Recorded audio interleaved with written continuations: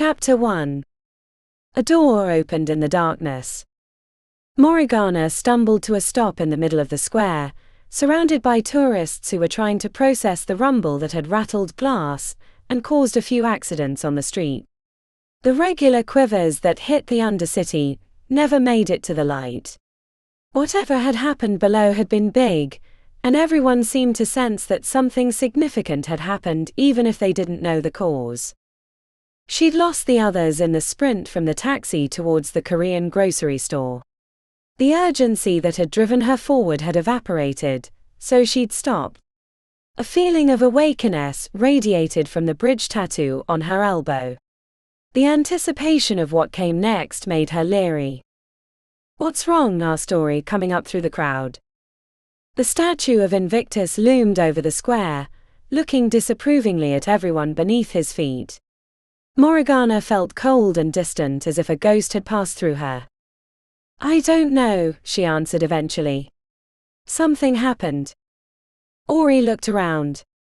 The earthquake had frightened the tourists, but now everyone was moving again. They kept looking around as if they could see what was happening. The tattoo. Morgana touched the sleeve of her shirt reflexively, and was surprised she didn't come away with burnt fingers. She'd felt the door open in the darkness, a yawning pit that left her shaken. "I think so. That wasn't an earthquake, that much I know. It's like there's a great crack in the earth. When I summoned the Mage, it felt like that, but bigger." She looked around. "Where's Pi? And Alex?" "I don't know." "We need to get everyone together," said Morgana. "I fear we're too late, and what happens next, I fear that more." The trickle of ache in her elbow turned to a full conflagration of pain. Morgana didn't remember falling to the ground, but she caught occasional glimpses of faces staring down at her through the unrelenting agony. After a time she heard Ori's voice through the haze. "She's fine. She has epilepsy. It was just another event." "That didn't look like epilepsy," said someone in the small circle surrounding her. Morgana pushed herself into a sitting position. Her whole body hurt as if she'd done a dozen intense workouts in a matter of a few minutes. "I'm okay. It's a thing that happens." She tried to smile at the people, but the earthquake had already worried them. Random fainting and convulsing had only made their fears worse. No one returned her smile. Once she was standing, she gripped Ori's elbow to remain that way, grimacing as waves of throbbing pain continued to assault her. "It's open," she told Ori once the tourists had moved away. "The portal." Morgana nodded. "Every cell in my body is on high alert. I feel like I'm about to spontaneously combust. We need to go somewhere. Fast." "To the grocery store." "The others are there," said Ori, checking around them. "Hopefully." Even the balls of her feet in her shoes were tender. Her flesh was raw. Her mind was in a state of panic. Morgana struggled to walk, and only made it across the square with Ori's help. The old Korean woman behind the counter pointed to the back when they arrived. "What's wrong with her?" asked Pi when they reached the stainless steel elevator.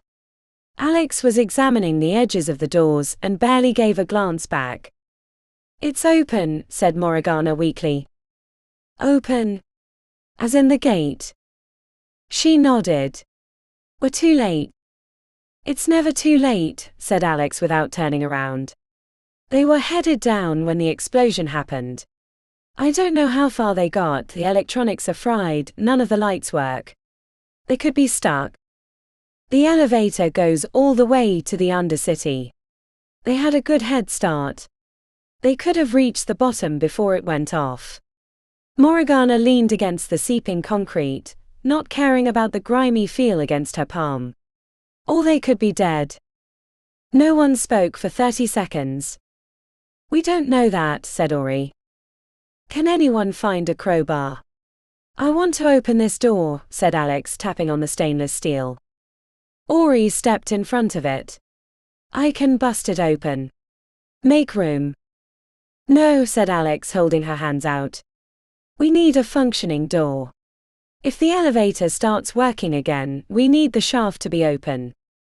The flinch from Ori was painfully visible, but she nodded. You're right. Stupid of me. Magic isn't an answer for everything.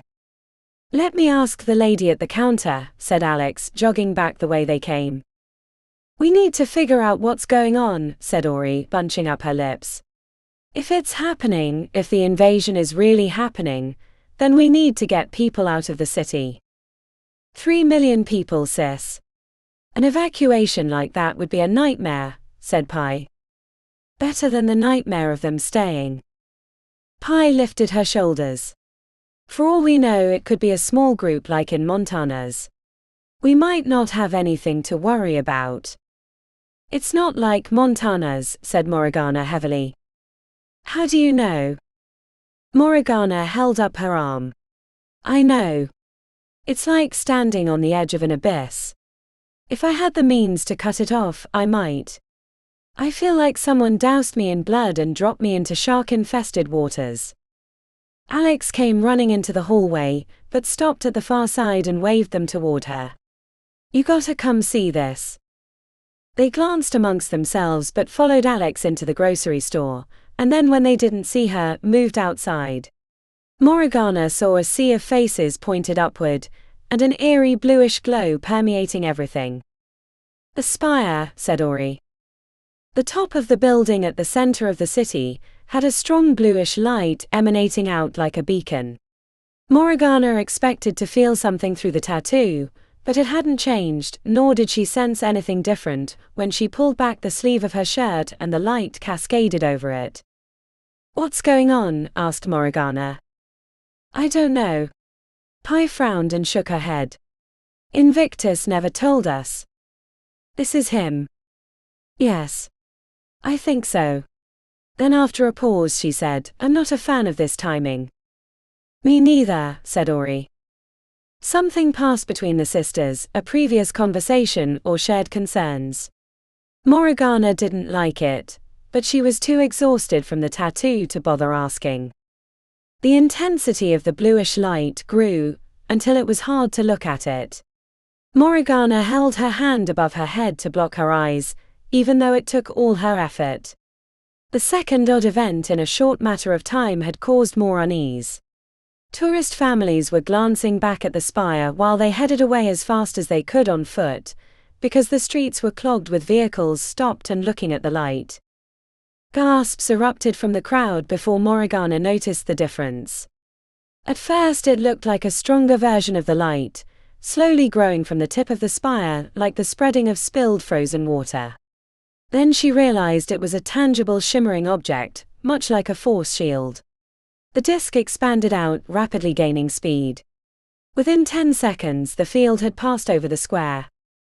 Curiosity turned to panic when someone shouted, "It's going to trap us in the city." Half the people continued to stare upward, while the others started moving en masse towards the streets that led outward. They're not going to be fast enough, said Alex calmly. Pi nudged her with her elbow. Getting anything with the tattoo? No. She turned. Pi's forehead was knitted. You were in a lot of pain a short time ago. Morgana nodded. I could feel it. She touched her elbow as the blue light grew stronger and the disc expanded outward. It was past the inner wards and curving downward. It was faint, but it was as if I had the tattoo as well. Morgana didn't know how to answer Pi. She didn't seem to know what she was trying to say either, ending with a shrug. I guess we're connected somehow. We should find a crowbar and get back to the elevator, said Alex, heading towards the grocery store. The owner was standing at the door, staring upward with everyone else. After they entered, a woman shut the door and locked it, sliding an accordion fence over the front. The act made Morgana realize what she was seeing in everyone's faces, barely restrained panic. A hair-trigger fear was lurking beneath the surface. If something more happened, a car backfire, a few too many people running, anything, it would turn into a stampede. The city was a lake of gasoline waiting for the first spark. Chapter 2. When the emergency lights in the elevator failed to energize, someone brought a mage light into existence. The pale illumination cast a pallor on the small space. Kitty had a cut on her forehead from getting thrown into the control panel that leaked blood into her eye.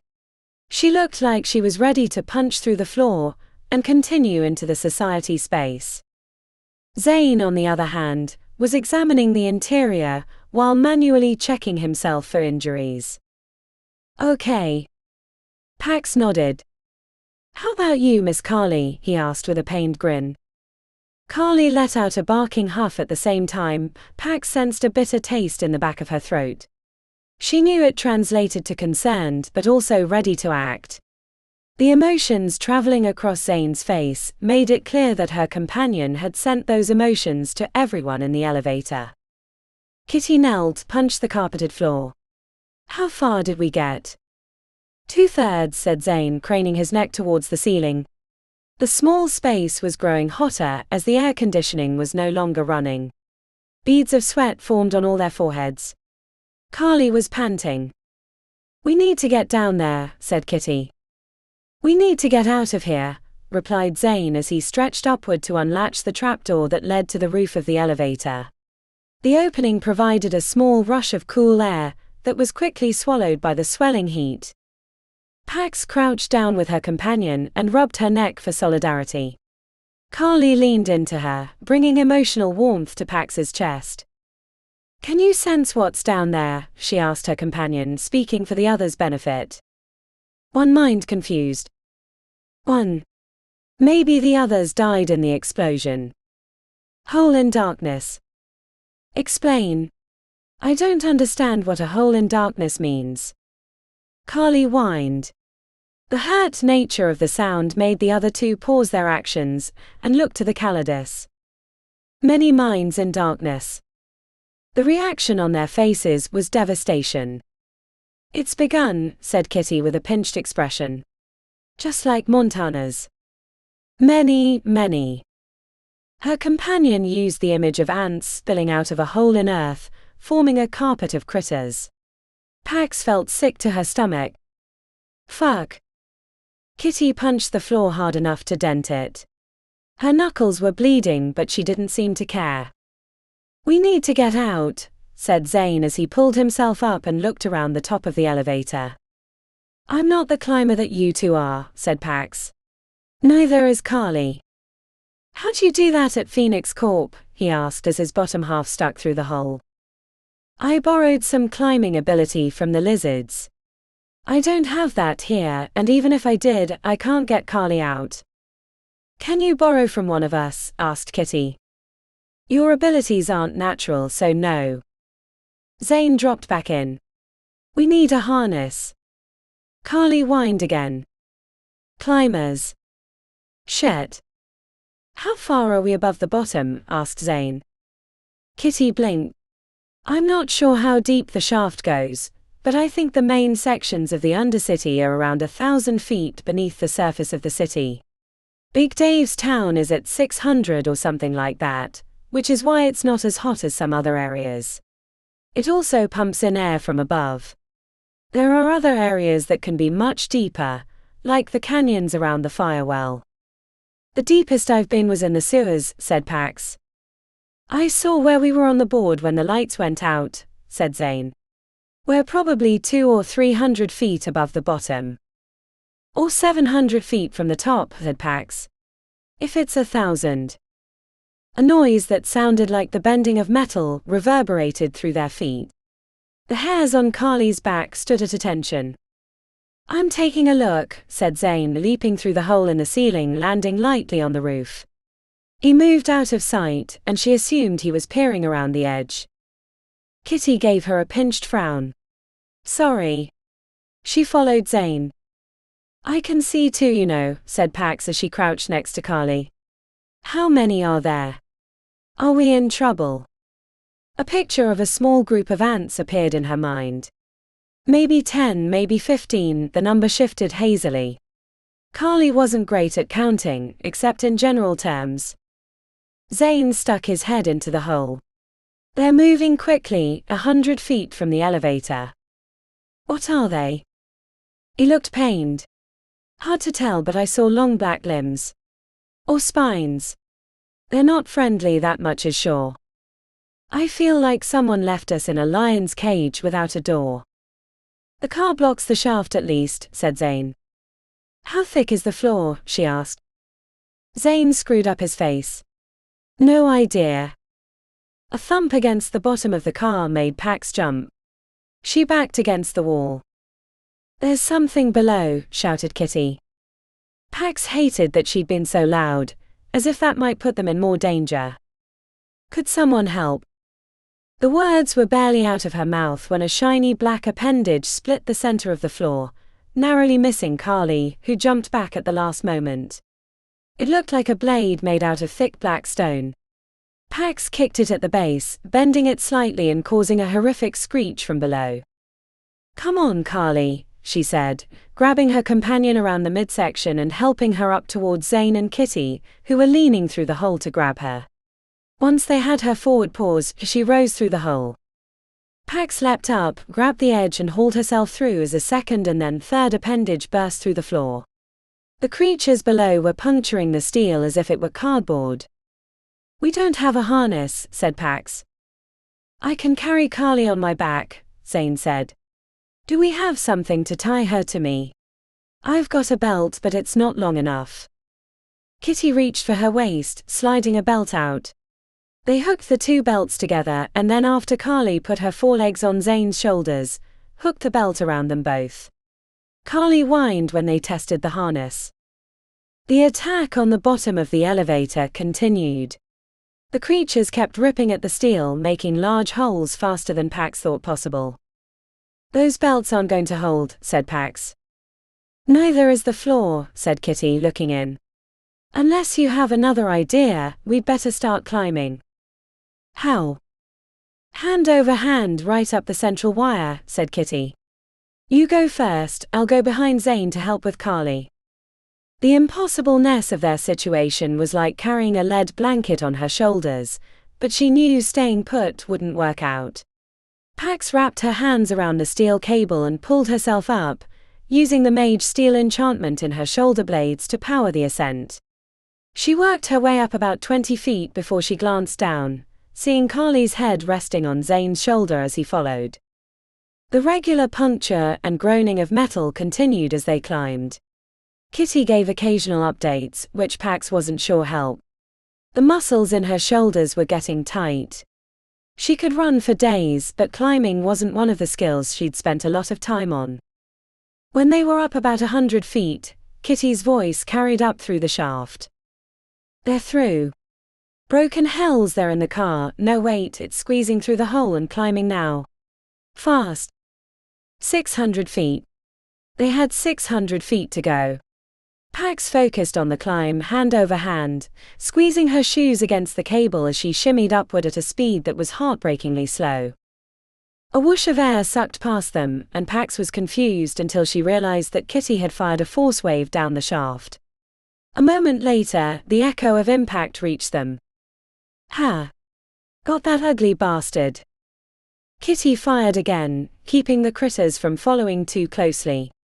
They'd made it another 20 feet when Pax heard Zane curse. A moment later he said, "The belt is coming loose." Carly falling. Pax pressed her forehead against the cable, then looked upward into the darkness. There was nothing nearby to grab a hold of to keep Carly from slipping off Zane's shoulders. Another thump of force wave signaled Kitty was too busy defending their rear. "I can't move or she'll fall," said Zane as he clung to the cable. They needed a spot to regroup and reconnect the belt. Pax brought a mage light into existence even though she hated exposing them. She floated it upward, looking for a structural ledge to climb onto. The steel girders that formed the frame had thin spots to stop, but the next one was 20 feet overhead.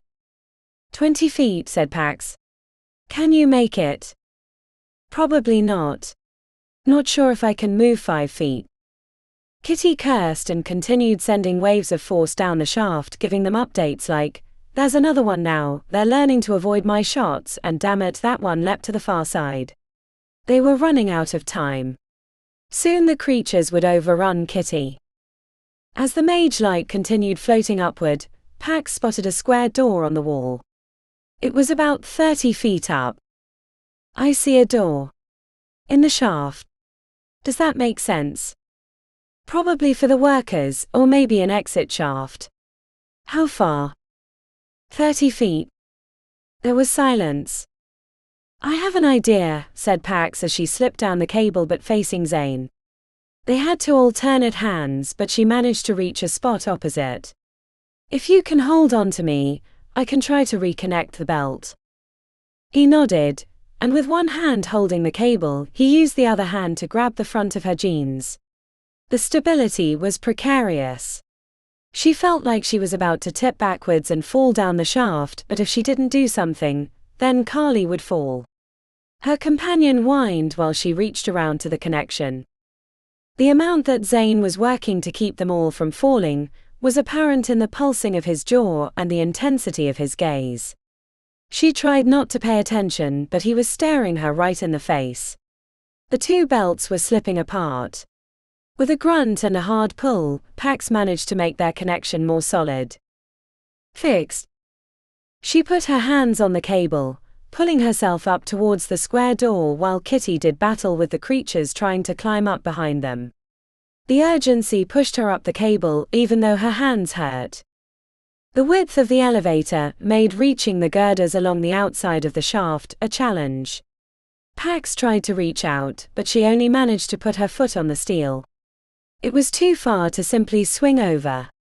Kitty's calls were getting more urgent. You'll have to jump, said Zane, looking up. Start higher so you have more room. Pax shimmied up another 10 feet and leaned on the side of the cable. She'd seen monkeys make similar jumps easily. After a few quick breaths, Pax leapt. The girder came faster than expected. She hit at the ribs, barely getting her arms around it before she slid off and down the shaft. The impact knocked the air from her lungs. After a few moments of recovery, she scrambled onto the ledge. The emergency door was open. No lock at all. Which made sense since it was in the middle of a deep elevator shaft. Pax ducked into the passage, which was only 5 feet high, and went until there was another door about 30 feet back. When Zane reached the height she jumped from, he made the leap to the girder easily. Carly let out a whine when they unhooked her from his back. While all this was happening, Kitty had been battling the creatures below. We have to get her an opportunity to get here, said Zane.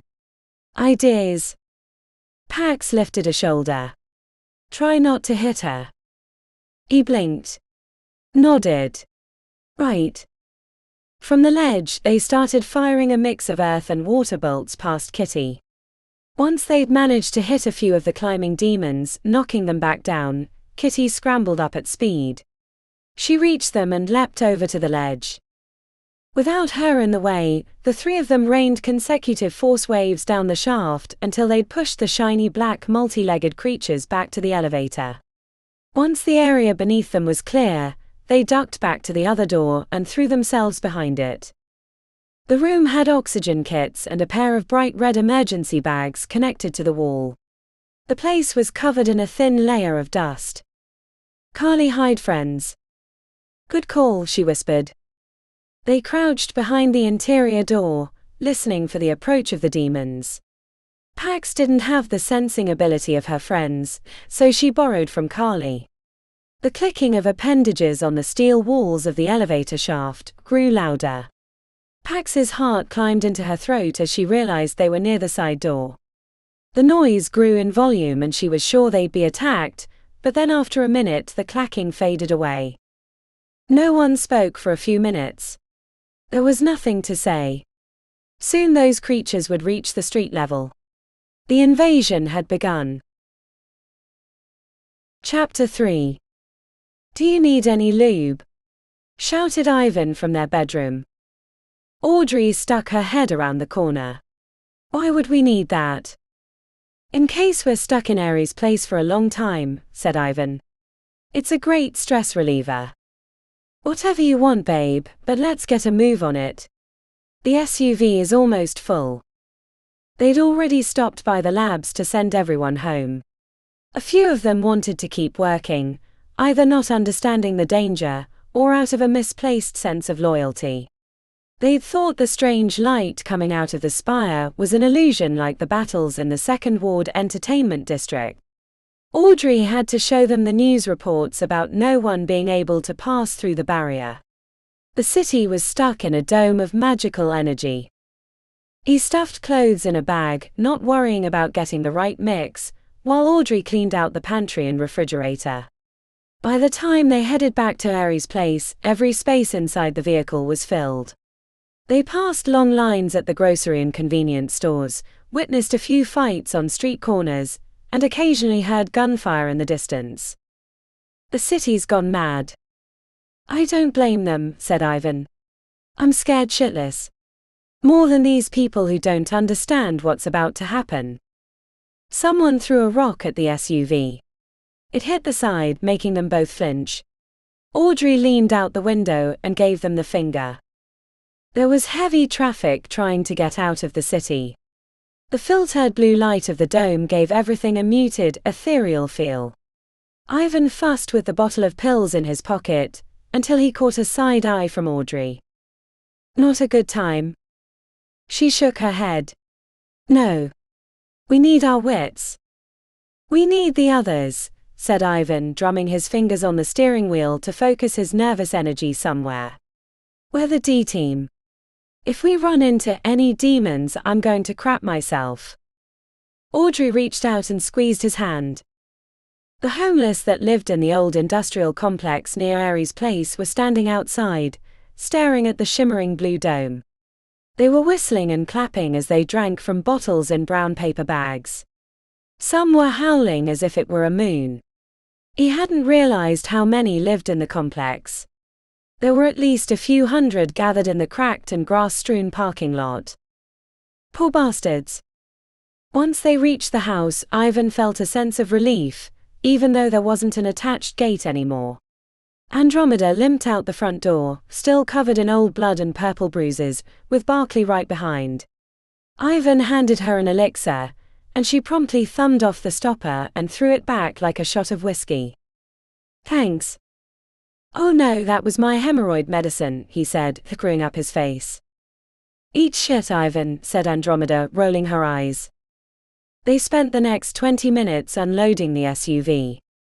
Afterwards they approached the gate, which lay on the ground outside, bent like a potato chip. I'm not sure we can get it back on, said Ivan, scratching the back of his neck. Not working, at least. Better than nothing, said Audrey. I'll work on some exterior walls around the gate. After Ivan handed out more elixirs, the three of them lifted the heavy structure back into place. The gears and sliding mechanisms were snapped and warped, so they opted to turn it into a swinging gate with copious use of wires and chains. Audrey spent the time singing the stone, coaxing a stout wall around the outside of the entrance.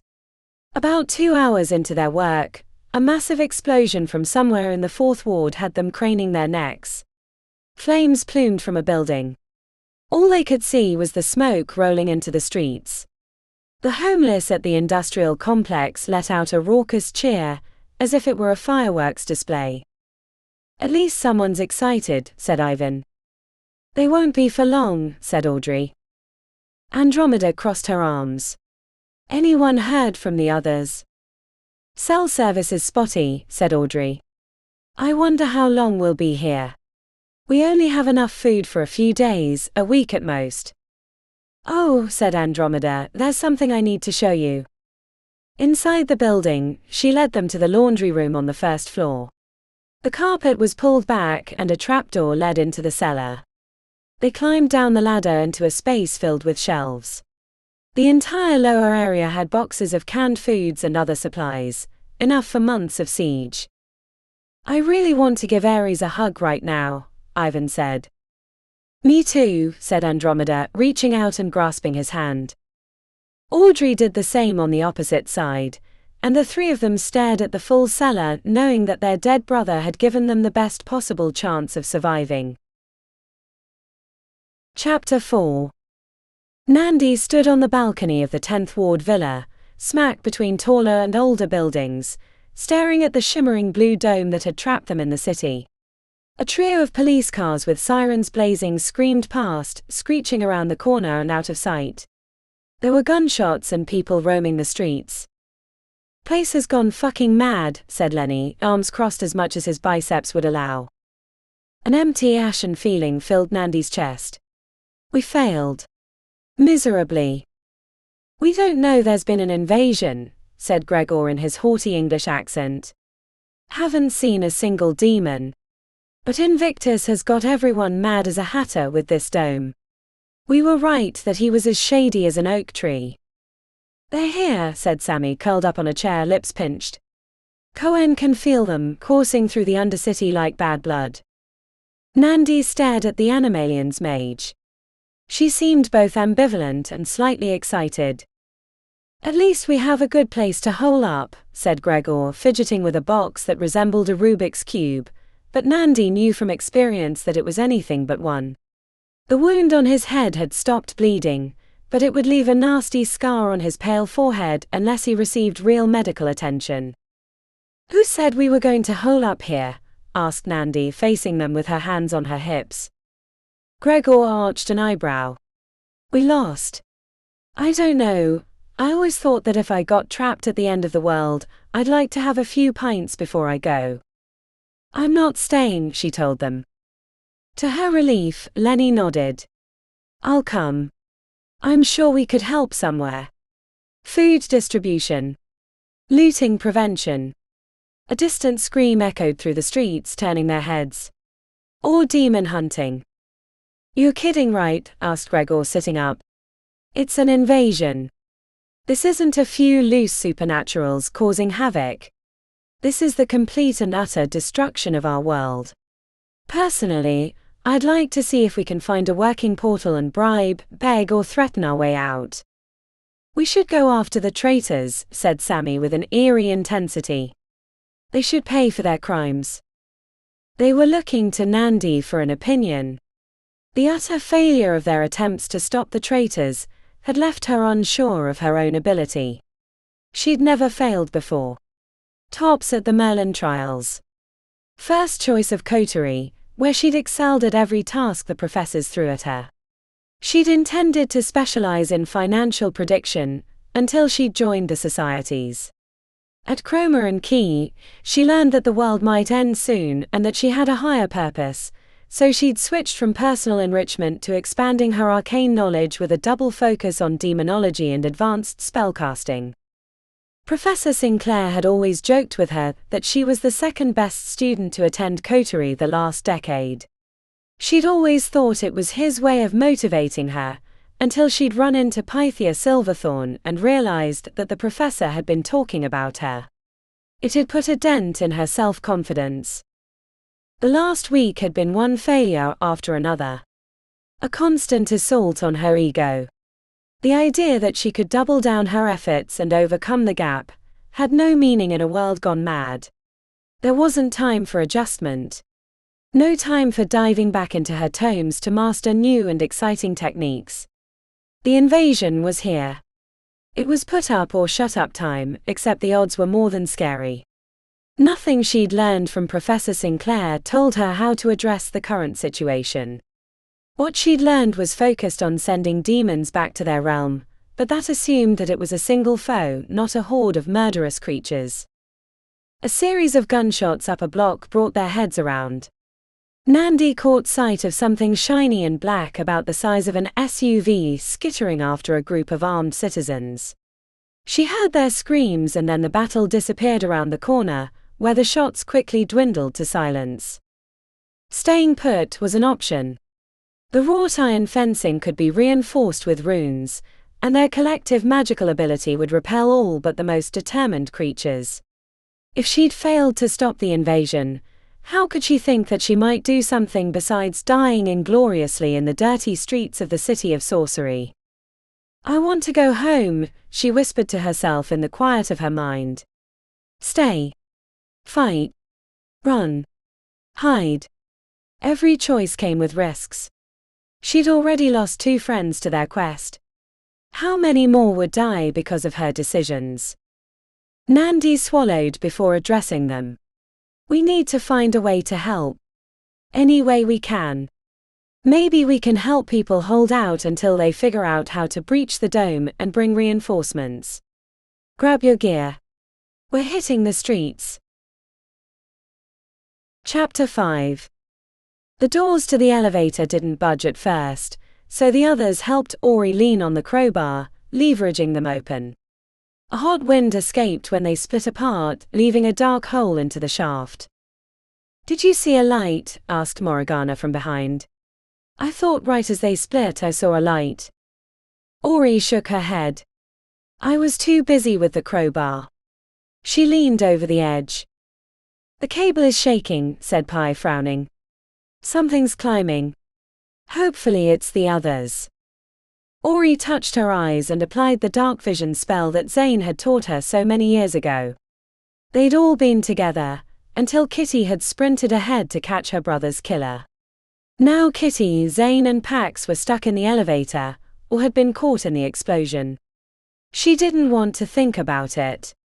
Better to believe they were currently climbing the cable. Alive and about to escape. I can't see that far down, said Ori. I can climb, said Pi. Shimmy down and see if they need help. What if it's not them? Asked Alex, looking to Morgana, who looked like she'd smelled something terrible. The reflections I'm getting through the tattoo, they're overwhelming. It's too much to pinpoint, but I can tell you that it's not good. Let me drop a mage light, said Alex. The bulb of light flickered into existence.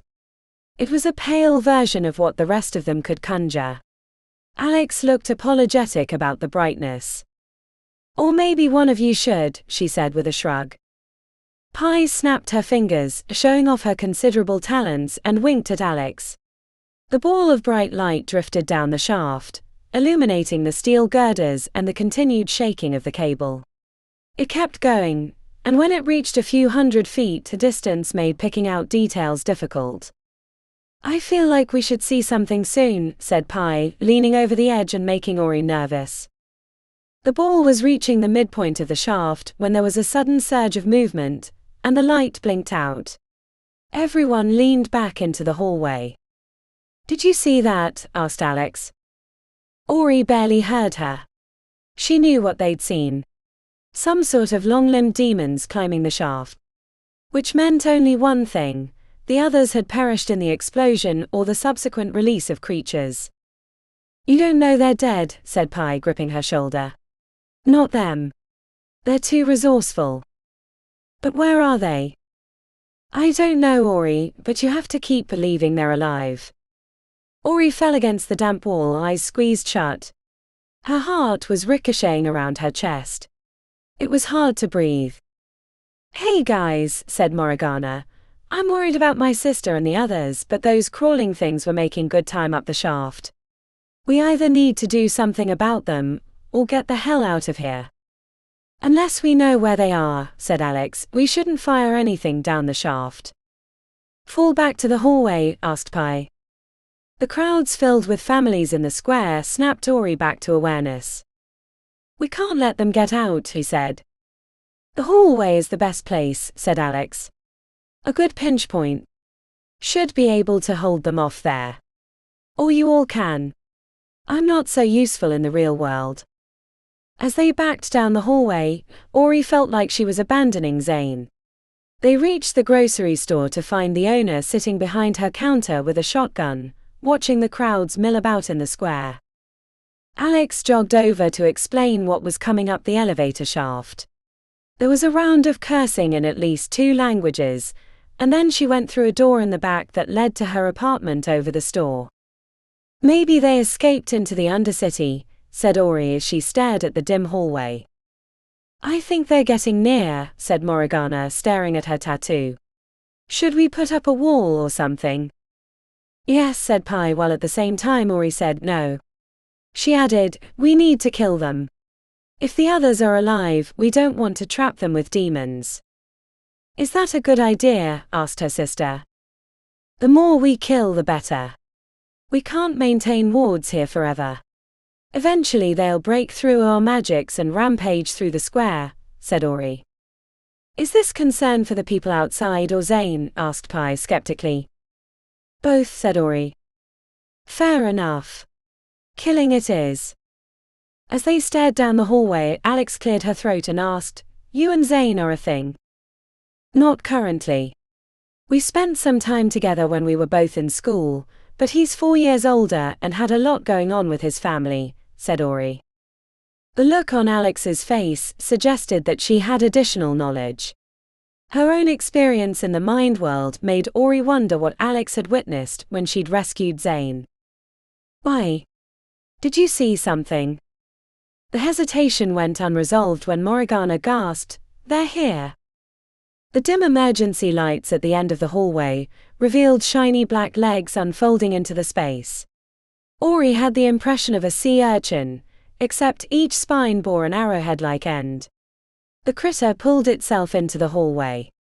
It laid down its spines to fit, and then at a surprising speed shot forward, using its appendages to propel itself forward. They unleashed a mix of spells into the spiny demon. Electricity crackled over its body, followed by flame and force bolts that snapped off spines. The creature shrieked in pain but kept coming. Ori was sure it would reach them, until her sister sent a ball of magma into the center of the creature.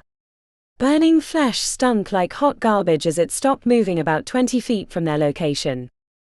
I think we blocked the hallway, said Morgana.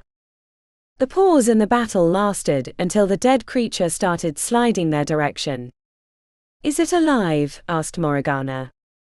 Does it matter? Keep firing, said Pi. They resumed their barrage of spells until Alex said, The others are using it as a shield. Fall back. The dead spiny demon was pushed into the shelves of cereal and chips. Wood snapped and boxes popped, sending their contents across the floor. The live demons climbed over their dead brethren, moving faster than their spells could deal with. Ori gave one a true name shout at close range, but it only snapped off some spines. Pi had to pull her back to the entrance to the grocery store, where Alex had unlocked the accordion. As they fled into the square, which was emptier than before but still contained a few hundred people, all eyes fell upon their fight. Run! Get out of here, yelled Ori, but far too many of them were transfixed by the action. The spiny demons crashed into the glass, spilling the broken shards onto the sidewalk, then burst outside like living tumbleweeds. Pi caught another with a ball of molten lava, but it only caused it to shriek from unseen mouths and roll down the street after fleeing pedestrians. More spiny demons poured from the demolished Korean grocery store. They seemed to sense easier targets elsewhere, and except for a pair of determined ones, they scattered into the streets, heading away from the square. Between spells, Ori watched a guy in a cowboy hat try to outrun one, but it rolled over him, impaling him with the spines. We have to stop them before they slaughter everyone, said Ori, dragging the others after a pair of spiny demons chasing after a crowd of people towards the spire. They fell behind her, leaving a pair of dead spiny demons in the square, chasing the two tumbling down the street. Their rolling speed easily outpaced them, but it was easy to follow the screams and car crashes. Merlin, help us all. Chapter 6. I'm going to check, said Kitty. I can't hear anything. No minds in hole. The voice in her head made her flinch. She wasn't used to Carly speaking to her, and was afraid what else she might see in her mind. Be careful, said Pax as she continued cataloguing the equipment from the emergency supplies. It appeared the room had been built during the construction of the elevator shaft, to provide a safe spot should something happen. Given the writing on the wall, mostly crude sayings and drawings of dicks, they figured that the workers had used it as a break room, rather than going all the way back to the top. A breeze changed the complexity of the air, which meant the spiny demons had escaped out the upper passage. She hoped no one was in the grocery store when they emerged. Keeping the demons from climbing up after them during their flight up the shaft had been challenging. Had the shaft been any wider, she wasn't sure she could have managed it, but her force waves covered most of the diameter, knocking them back down again and again. Though the spiny demons were past, she didn't know if other climbers were heading up, and crept to the edge with that in mind. A careful glance over the edge revealed empty air. Too empty. It took a moment for her to realize that the cables that held the car had snapped. Kitty listened carefully for a while before deciding that nothing was climbing up.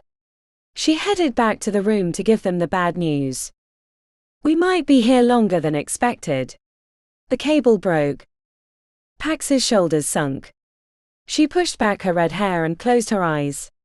The grease from the cable had gotten over everyone during the climb, and she still had smudges on her jaw and neck. "You two can climb out. I'll stay here with Carly. First, we're not leaving you here.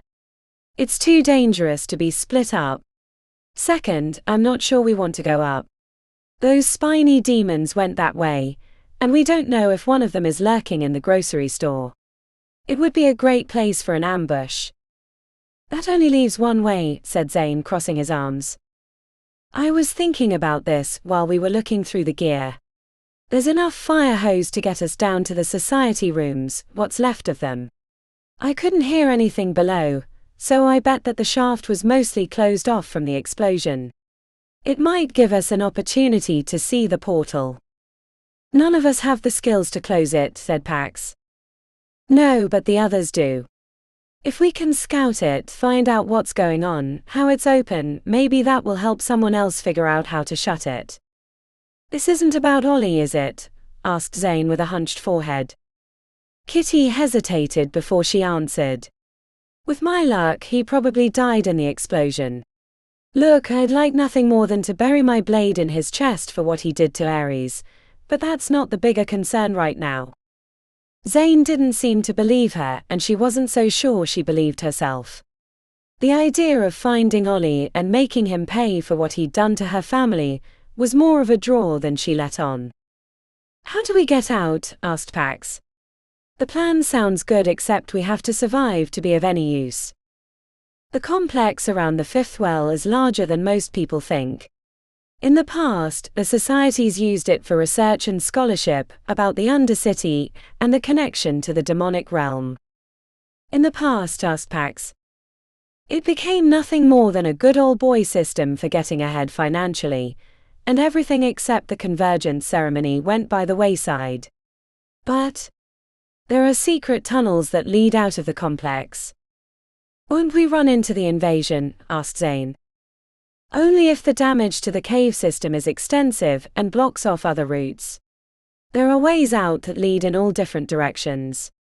We could easily reach the exits in the 11th or 10th wards in an hour, but the longer we delay, the bigger chance the demons have spread out." Pax and Zane looked to each other before nodding. "You've sold me," said Zane. "We should start tying the hoses together and find a good harness for Carly." As they unwound the fire hose, Zane unbuckled the panels from the wall around the water system. The pipes sounded empty, as they'd probably been drained years ago after the shaft was completed, but they made a good anchor point. Pax used the bright red bags that had held the fire hose to construct a harness, while she and Zane checked the hoses. Kitty sensed a pensiveness from Zane as he kept quietly making tiny headshakes. "You okay?" He closed his eyes momentarily before meeting her gaze. "Caught up in some what-ifs." "Care to talk about it?" she asked as she pulled the hose tight.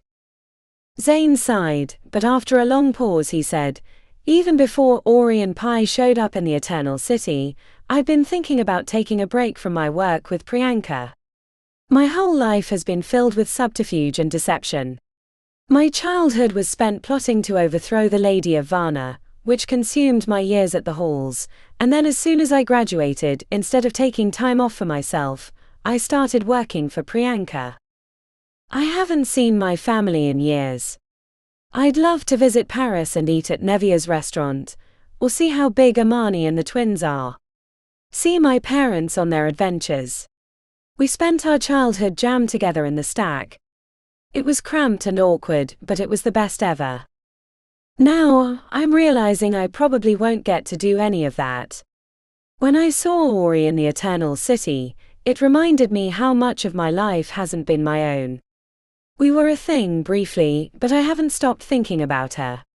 I'd like nothing more than to take off with her, see the world, visit my family. The corner of his mouth twitched. Forget about magic and spying for a time. I know more about the Matri realm than I do my own world. Kitty put a hand on his shoulder as he hung his head. She could see the pain etched on his face. Your family sounds amazing. I would love to meet them, she said, smiling. He screwed up his face. I barely told you about them. Kitty laughed.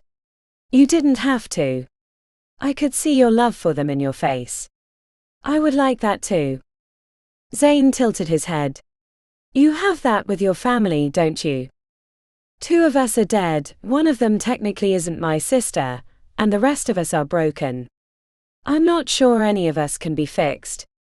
Maybe Ivan because he has Audrey or Andromeda with the mystique, but me.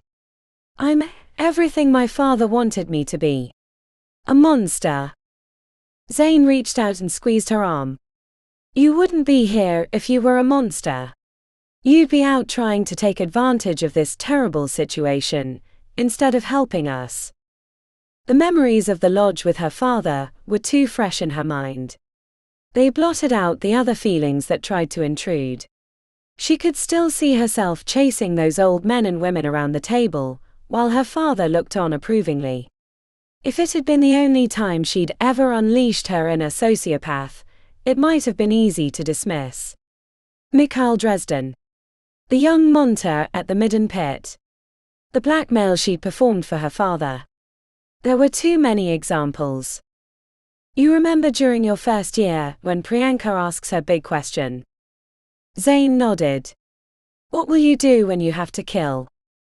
It was never a question for me. I knew I could do it. Why? Because my father spent my entire childhood extolling the virtues of being ruthless. He was a killer, even if he never did the deed himself. And I was just like him. Still am. I can't imagine the number of people that Priyanka has killed in her lifetime, but I know every one of them hurts her. The fact that you question your actions means more than you think.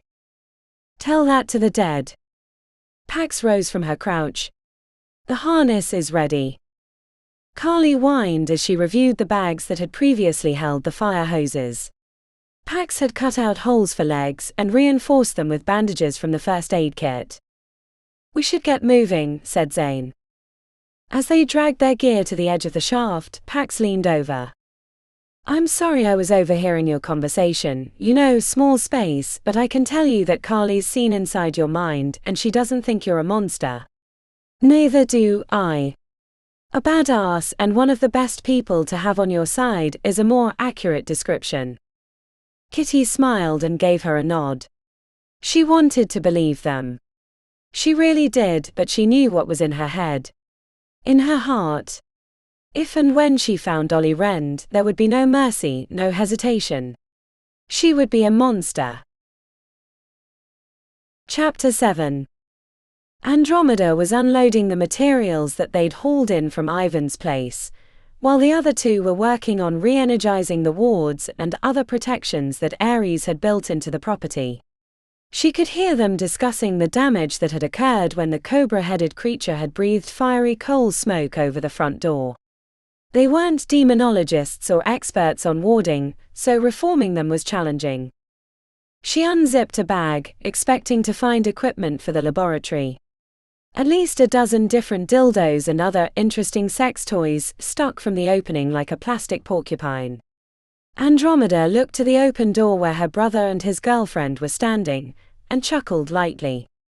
She was glad he'd found someone that accepted his weird, and wished she could find an Audrey for herself. The zipped-up bag went under the old bed in Ares' room, which at the moment was just a box spring, as the unconscious housekeeper was lying on the mattress on the 3rd floor. Andromeda poked through the colognes and old reading material by her dead brother's bed, looking for signs of a social life, but given the work he'd been doing in the house, she doubted he'd had one. Andromeda could admit to herself that she was a little jealous of Ivan and Audrey. She'd had her fair share of flings but nothing serious. The younger Silverthorn Pythia was intriguing, but she seemed so intense, burning a crateful of candles at both ends, she wasn't sure it could ever work out. Looking out the third-floor window after checking on the unconscious housekeeper, Andromeda spotted 2 new fires on the edge of the third ward. The homeless brigade at the old industrial park was partially breaking up. The smarter ones were disappearing into the buildings, while the intoxicated ones were still shouting at the shimmering blue dome and cheering every time there was a new source of destruction. She guessed they were happy to see the world coming down to their level. Andromeda threw herself into reading through his books. The others had already catalogued it, setting it in piles they thought might be useful. She paged through books, quickly assessing each one's usefulness before reading the next. After a time, Ivan and Audrey wordlessly joined her. Occasionally they had short conversations about the text, since none of them were demonologists. They set the books that were most useful in their own piles, wardings, descriptions of demonic creatures and so on. Audrey was the one to find Ares' notebook about portals. He had neat handwriting, and his sketches were nearly print-ready. Ares had been curious about how the invasion might occur. Would it be a bubble of demons exploding into their realm, like the disaster in Montanas, or a full-fledged invasion that would require keeping the passage between realms open for a long enough time to facilitate the travel of significant numbers of the infernal creatures? "Listen to this section," said Audrey, seated on a stool with the notebook open. "The energy required to hold open a stable portal makes the city of Sorcery the only possible location, not only because of the thinness of the barrier, but the excess phase. This would require a structure to hold it open on both sides. While seeing into the demonic realm would be far too difficult and dangerous, and it would be assumed that Elocian had worked out the necessary construction, the question that haunts me is how to anchor it on this side. A ritual would be required, of course, but how can a portal of that size and strength be maintained?" "Anything else? Or just that section about portals?" asked Ivan. Audrey paged through the notebook, skimming with her finger tracing across the pages until she cleared her throat and began again. "The wells of power are a curious thing. The patrons have said little about their construction, but having read accounts from those that have visited and having viewed some myself, I can assume certain things about them. 1. They are awash in excess phase. 2. They likely originate in the demonic realm, as no other place has the quantity of phase available. And 3. The constant flow has created a stable-ish structure between realms. If a portal was to be made, the wells would be a likely candidate. However, the areas are too unstable for passage. This makes the wells both suitable and entirely impossible for transit. The 4 active wells aren't the only place. The 5th well, the Benahaja, could be an alternate route, but its use comes with challenges as well. It was capped decades ago, and exists in an area controlled by those who would have no wish to create such a passage. There's also the question of the original well's element, force, sometimes called spirit. Why was it closed down? Does the reaction of force to the other 4 elements suggest an unknown relationship? Or is it merely the 5th element? "That would have been great if we'd read it before the invasion," said Ivan, frowning. Andromeda lifted her chin. "Is there anything about how one might close it? Or can you destroy it?" "Good question," said Audrey, reading through the pages directly after that section. Her forehead knitted. "Here's something interesting. That the city of Sorcery is the place that magic has the most efficiency and easiest transit to other realms through portals, has long been the subject of speculation. Why does magic work better here than anywhere else in the world? Why can so many portals stay active while other realms find them nearly impossible to maintain, unless they're connected to here? It's my proposal that it has something to do with how force interacts with the other elements. In my readings I found a book from ancient Rome that called the 5th force the bridge." She looked up and said, the word bridge was circled for emphasis. "Could it be that force itself can provide the scaffolding?" "Was he talking about portals specifically?" asked Andromeda. Audrey shrugged. Don't know. It's one of the last entries. Recent, maybe a week before he died. We need to find if there's a way to close it, said Andromeda. That sounds like trying to cap an erupting volcano, said Ivan. No thanks, count me out. One thing at a time, said Andromeda. First we have to figure out if it can be done. We should read through the other material, looking for anything about portals. Audrey tapped on the notebook. There are footnotes indicating the other books that are connected to his research. We could track down some of those and see what else they might tell us. That sounds promising, said Andromeda. Anything stick out?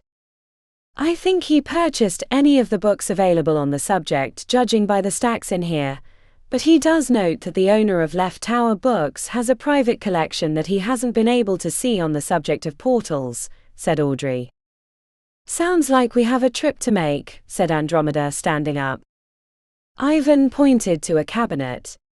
Or hear me out, there's a bottle of 200-year-old scotch in there that's dying to be sampled. We all know those good-for-nothing demons aren't going to enjoy it. Heathens would probably break it and try to stab someone with the glass. Or, said Audrey as she got up from her stool, if you help I promise to. The rest of her offer was whispered in Ivan's ear as his eyes slowly widened. Given the contents of the duffel bag, Andromeda had a pretty good idea of what kind of things were being put on the table. Are you up for a short trip to Left Tower Books? Asked Audrey brightly. Ivan blinked rapidly.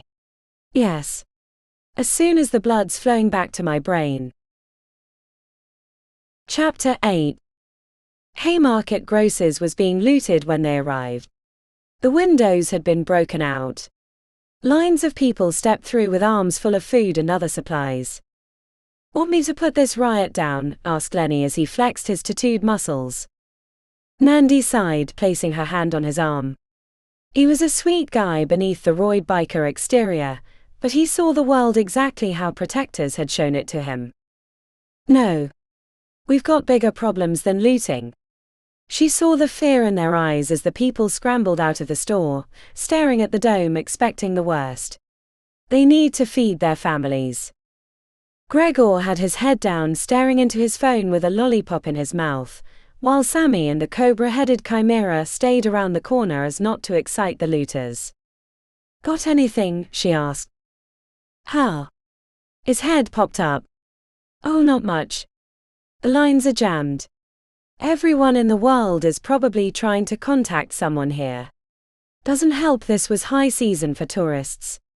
Probably an extra 1 million souls in the city. I did get a half-loaded page from the Herald, which showed one of those spiny things that we killed outside the convenience store. Nandi put a hand to her chin.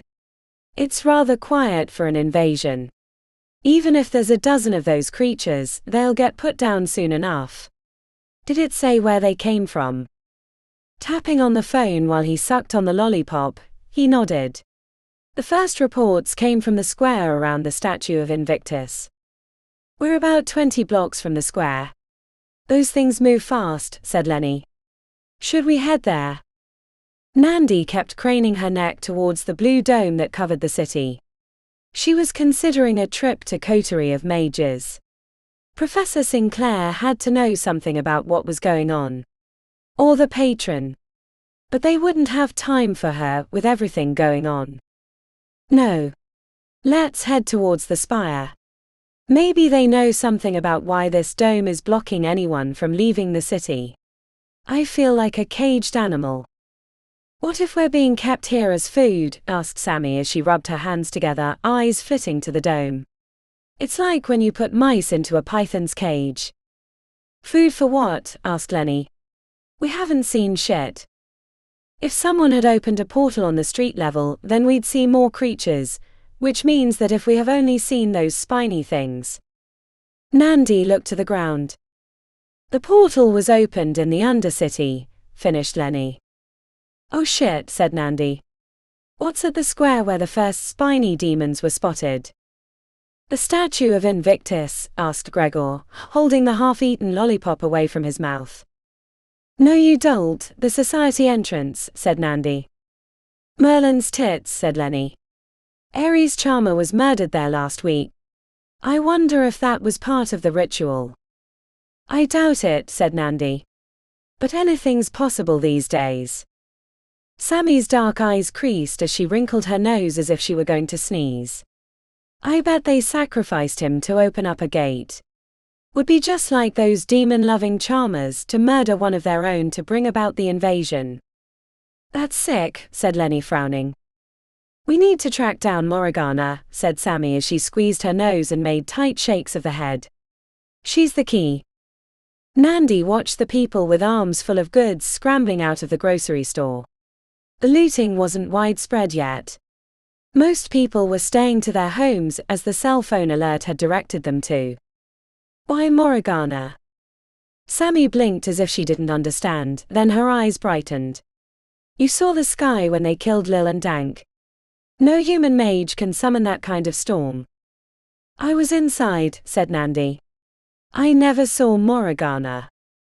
Well, I did. She's the one we have to stop. Other ideas? Asked Nandi. Personally, I think finding a way to disable the dome would be the right move, said Gregor, looking up.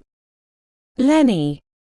He lifted his shoulders, which had the effect of making him look like a turtle trying to slip into his shell. If you want to stop a busted line, you have to turn it off at the source. Someone will have to go into the Undercity eventually, said Lenny.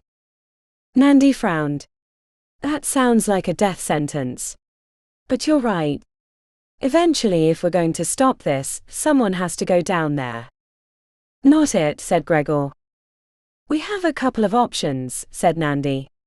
Head to the Society HQ, though I have my doubts about the usability of the elevators if those things came up from there, or head to the Spire to see what's going on with the dome.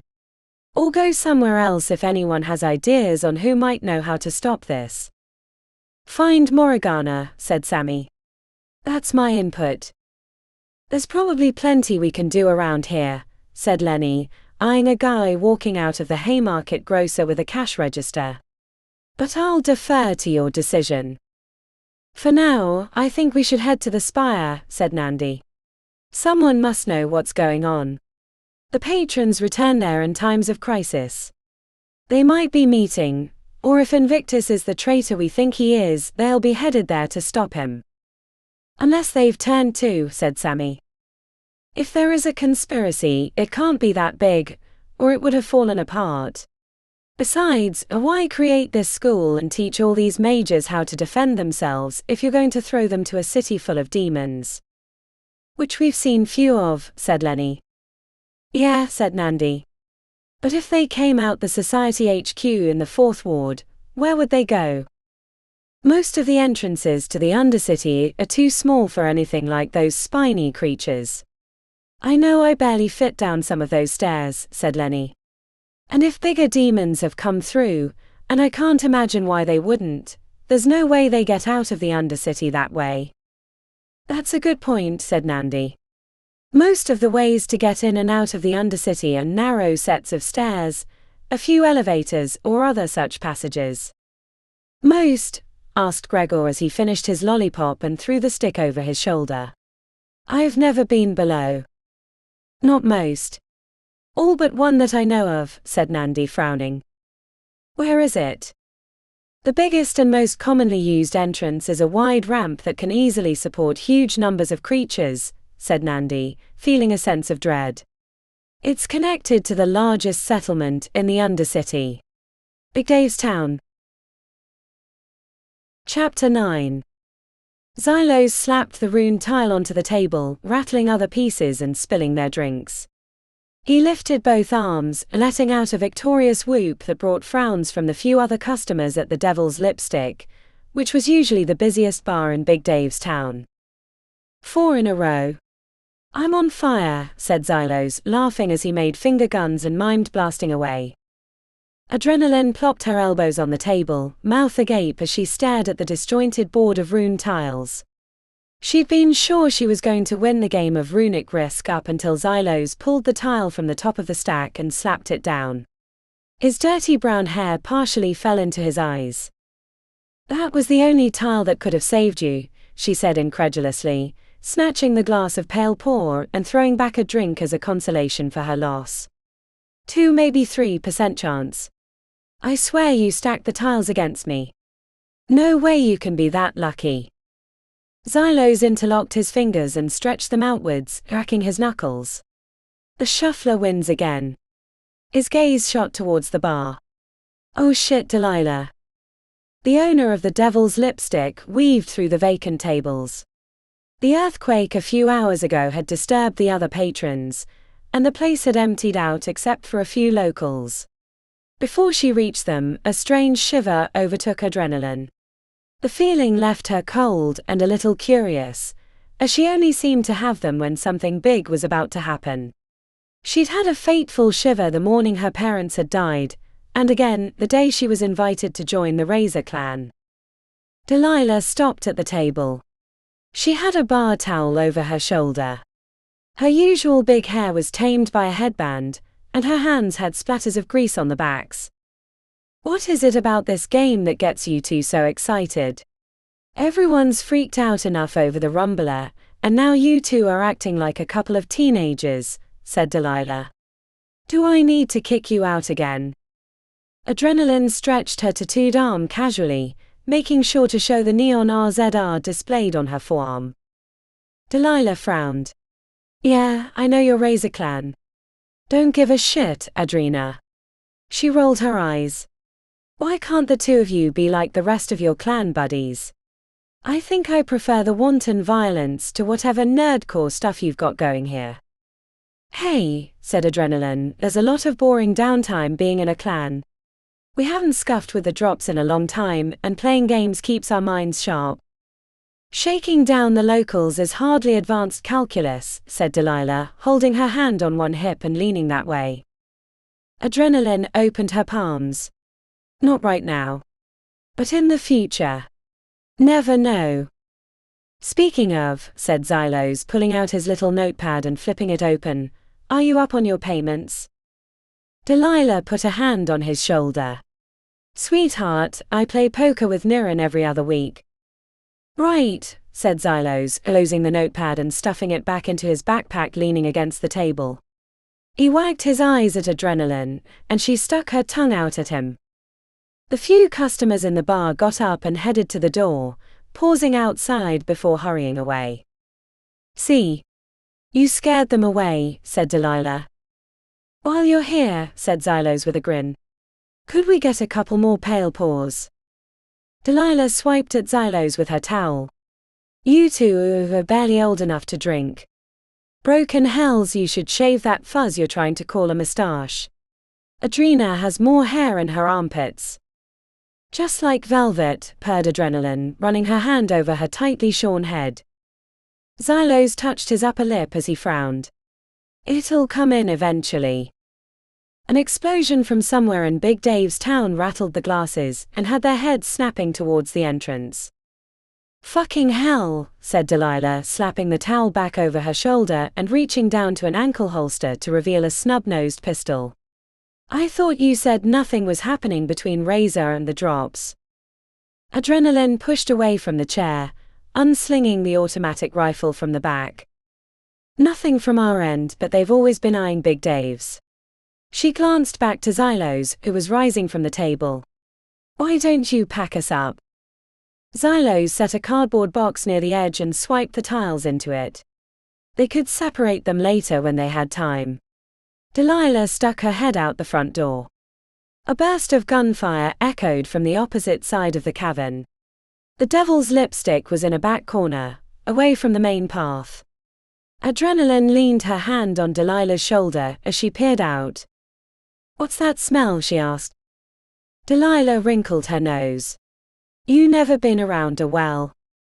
No. Must have a shit Merlin score then. That's phase. Shouldn't be smelling it here, said Delilah. Another long burst of gunfire was followed by a minor explosion. Grey smoke rose from a place 2 streets over. What's going on? Asked Xylos with a backpack slung over his shoulder and a rifle held to his chest. Whatever it is, we'd better get out there, said Adrenaline. Niran will have our heads if we don't push the drops back. Delilah opened the door wider and craned her neck. This doesn't look like a clan war. I think I'm going to close up and get in my bunker. There's room enough for you two idiots if you want. Adrenaline walked into the street, holding her rifle at the ready. She liked the figure she presented with the sleeves cut off her black jean jacket, velvety short hair, ample tattoos, and more piercings than a porcupine. We'll go take a look. It's probably nothing. Besides, they don't call me Adrenaline for nothing. Xylos joined her in the street and nodded back at Delilah. The bunker idea sounds nice. Could keep playing Runic Risk. Maybe you'll win a game. Nah. What's the fun in that, said Adrenaline with a big grin. Don't want to live like those wayhos in the light. Hey, said Delilah, leaning out the door with a big metal bucket. Could you do me a favor and haul this to the grease hole? I'll credit you some pale paws for next time. Don't have to tell me twice, said Xylos, scurrying over to accept the pot, as he kept glancing into the cavern where the smoke was rising. He waddled it to the back of the Devil's Lipstick, while Adrenaline kept her rifle pointed down the street. The excitement of expectation had her breathing shallowly. She wished she had access to those elixirs that the city mages and the higher-ups in Razor Clan had. Then she'd be able to move as fast as a cheetah and be able to leap onto the buildings. Occasional gunfire was followed by silence. She never heard returning fire, only one-way sprays. Maybe something big and ugly had come up from the deeper areas of the Undercity. It would put their names on the map to take it out. What are we doing? Asked Xylos, wiping his face with the back of his hand. That greasehole stunk. She sniffed. Yeah, you got some on you. And now it's on your face. While she chuckled, he pulled out a rag from the backpack and wiped it off. They crept to the edge of the street. Big Dave's town was the size of about 6 city blocks inside an enormous kidney-shaped cavern. There were a dozen passages that led away and the big ramp that went up to the surface, exiting into the city at a dive bar called the Goblin's Romp. The red glow and buzzing from the neon sign above Devil's Lipstick went away. She never turns that off, said Xylos. Shush, I hear something. Up the street, a guy in a camo jacket that she thought she recognized from the military supply store was running flat out, checking behind him, fear radiating off his face. If those drop bastards are hurting our people, I'm going to be righteously pissed, said Adrenaline, stepping around the corner at the same time a bone-white creature the size of a lion with 2 enormous lobster claws caught the fleeing owner. A quick snip and 2 bloody halves flopped to the ground. She froze when the pinched creature turned towards her, snapping its claws ominously. Adrenaline was sure it was coming for her until a cat darted from an alleyway, and the creature turned to chase. The feline's evasive maneuvers ran the lobster-clawed creature into a narrow alleyway, and parts of the building started to collapse. Relief lasted for 2 entire seconds, until she spotted a group of ochre-skinned humanoid figures jogging into view. Xylos dragged her back before they spotted her. What the actual fuck is going on? He whispered. That's not the drops. Unless they're adopting some sort of weird circus personas. Hiding behind the corner 2 streets over, they watched as more of the ochre-skinned humanoids passed through, heading towards the ramp that led to the upper city. As the numbers swelled, Adrenaline regretted not taking Delilah up on her offer. Adrena, can we get the fuck out of here? Before they spot us, said Xylos, tugging on her arm. Yeah, those aren't the drops, she said absently. They jogged back towards the Devil's Lipstick, tugging on the door only to find it locked. Any idea where the bunker is? Asked Xylos. Not a clue. A woman in a tank top came screaming around the corner, looking over her shoulder. Oh, Barker, said Adrenaline, giving the door handle another tug. We gotta hide. She knew exactly what Xylos was thinking when he gave her a look. They ran for the grease hole behind the bar, as dozens of the ochre-skinned humanoids came burning around the corner in pursuit. The metal lid was heavy, and she could smell the stench even before it was open. Oh, that's awful, said Adrenaline, swallowing back bile. Any hesitation about climbing into the place where old Greece had been marinating for years evaporated the moment the woman's long, painful scream echoed through the cavern. Adrenaline held her rifle high and dropped into the pool of brownish-grey gunk, sinking to her waist. Xylos dropped in a second afterwards, splashing her with the impact. He handed over the backpack of their gaming supplies and reached up to yank down the metal lid, entombing them in darkness. It stayed quiet for a long time, except for occasional moments of gagging, followed by a liquid splash as they finished vomiting. Minutes at least, probably longer, passed. They couldn't hear the screaming anymore, but it was still going on in her mind. Adrena, whispered Xylos. Yeah. What were those? She'd been holding her nose but gave up, hoping that eventually she'd get used to the stench. If I had to guess, demons. You know the rumors about what goes on in the canyons near the fire well? Yeah. Well, I saw a dead demon once. Small, no bigger than a terrier, but definitely not from our world. Stunk like fays, just as Delilah said. Demons, wow. He exhaled.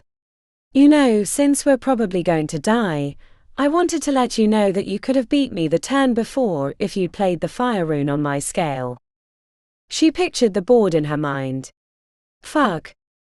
I hope we get to play again, said Xylos after another equally long period of silence.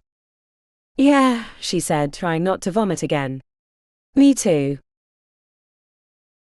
Chapter 10. The Spire was surrounded by massive crowds when they arrived. There seemed to be two camps, protesters concerned about the glowing blue dome and people trying to find safety inside. The two sides were shouting at each other, jostling and hurling water bottles. Signs read things like "Free us now" or "Magic is evil" or "Invictus is not God."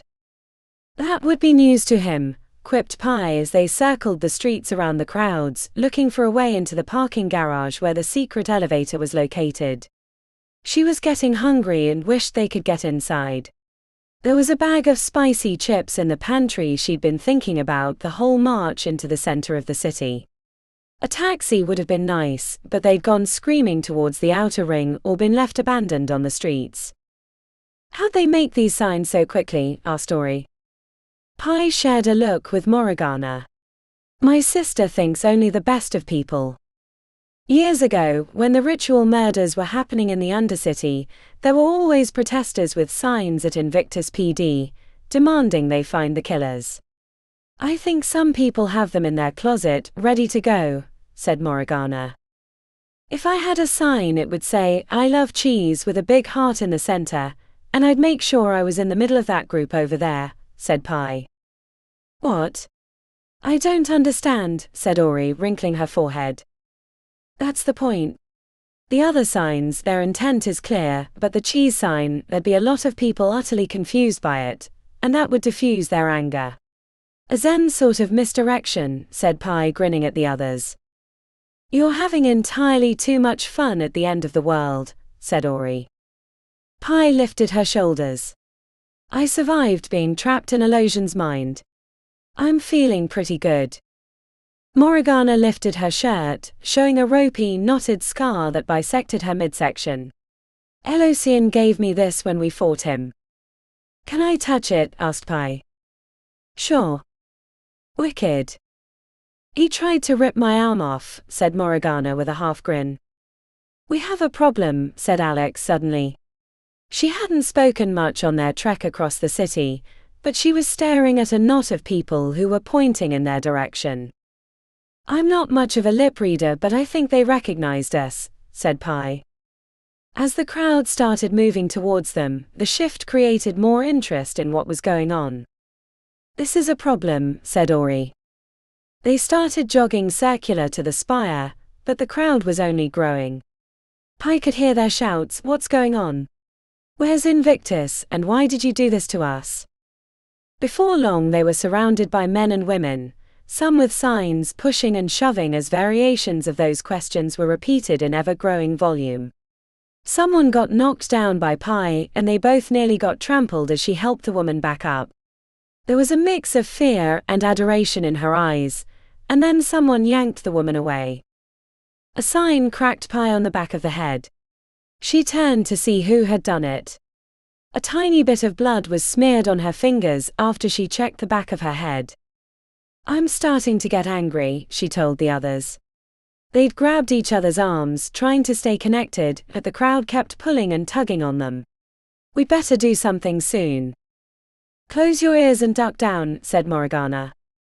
There wasn't much time to comply. As soon as Morgana opened her mouth, Pi crouched into a squat, holding both hands over her ears.